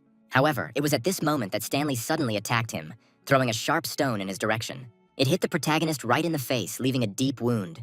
Without wasting any time, the old man grabbed the mummy and hurried away, promising only to perform a ritual in his honor. Evan, left in the cave, bleeding, was overcome with rage and at the same time with the realization that he had been betrayed. However, he didn't have time to think. Two brightly glowing eyes suddenly appeared from the darkness nearby. Almost immediately, a huge snake-like creature appeared in front of him, and at that moment, Evan finally realized that he was trapped. The creature rushed forward, clearly intending to attack him. However, he managed to react by pushing himself to the side. The hero was even able to strike right between the enemy's eyes. In response, the creature released a cloud of poisonous gas, forcing the man to cling to its head to avoid its effects. Then, seizing the moment, Evan pushed off sharply and flew to the side, narrowly avoiding contact with the toxic fumes. Evan then wasted no time in taking out his blades from his suit, preparing to continue the fight. A series of rapid blows swept across the snake-like creature's body, leaving visible wounds on its thick skin. However, despite the damage received, the enemy was clearly not defeated. Nevertheless, there was no point in prolonging the battle. So Evan made the decision to retreat and focus on completing the mission. Then he dove into the water again, leaving the enraged creature behind. Meanwhile, bubbles began to rise on the surface. Stanley soon emerged from the water, which brought noticeable relief to Daryl. However, the old man immediately demanded additional payment, claiming that the diver had allegedly been trapped and that the treasure had been safely hidden. These words made the men angry, and the Japanese man, unable to restrain himself, hit him with the handle of his pistol, demanding an explanation. Despite the threat, the old man continued to insist on his own and even offered to sell the information to the highest bidder. This finally got Daryl's men angry, and one of them hit Stanley. Then the others joined in the beating, but even under pressure, he refused to tell the truth. At that moment, Evan emerged from the water with a powerful splash. Seeing what was happening, he immediately understood what was happening and decided that the traitor was receiving the punishment he deserved. The hero emerged from the water with the find and declared that the statue was a fake. Moreover, he knew that the real object was already in his possession. Without further ado, Evan decided they had to deal with the consequences themselves and swam off in the other direction. Later on the beach, Evan was changing clothes when his phone rang again. His old man asked if he had managed to obtain the necessary items, and the hero confirmed the successful completion of the task. However, the old man gave him a new order: to gain the trust of those around him and find out who was really behind the whole operation. The hero agreed without further ado, accepting the new task. Meanwhile, on the shore, Hamasaki continued to extract information from the guide using force. The old man, despite what was happening, again stated that he was ready to sell the information to the highest bidder. Then Daryl, finally losing his patience, ordered Lucy to go look for Evan. At this point, Stanley, with obvious glee, declared that the young man had probably already been swallowed by the sea monster. However, almost immediately Lucy noticed a figure in the water signaling. It turned out to be Evan, and the whole group rushed to pull him to shore. Once on dry land, the hero immediately began looking for a guide, clearly intending to see the matter through to the end. The old man was shocked to see him alive, and Evan responded by saying that he had no intention of leaving the betrayal unanswered. He rushed towards him, but Daryl's men stopped him as they still needed the information. Stanley then tried to use the situation to his advantage by declaring that he would only speak with Daryl himself. Not wanting to continue this conversation, Evan was about to strike, but a sudden shot stopped him. The bullet narrowly missed his shoulder, and the shooter turned out to be Hamasaki. However, this did not bring the expected result. The hero managed to avoid the bullet without receiving any harm. Moreover, he immediately launched a counterattack. In a second, Evan disarmed his opponent, removing the magazine from the weapon.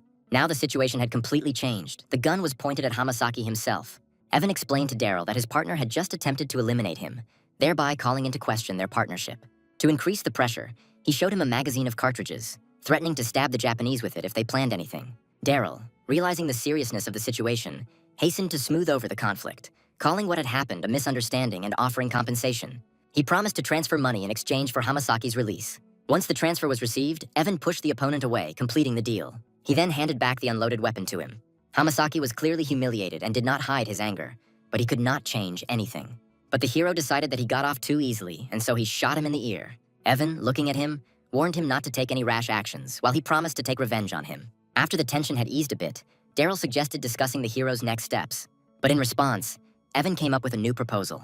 He said that he could help eliminate everyone who was hindering Daryl's advancement. And then the old man realized that this guy had just opened up new opportunities for cooperation for them.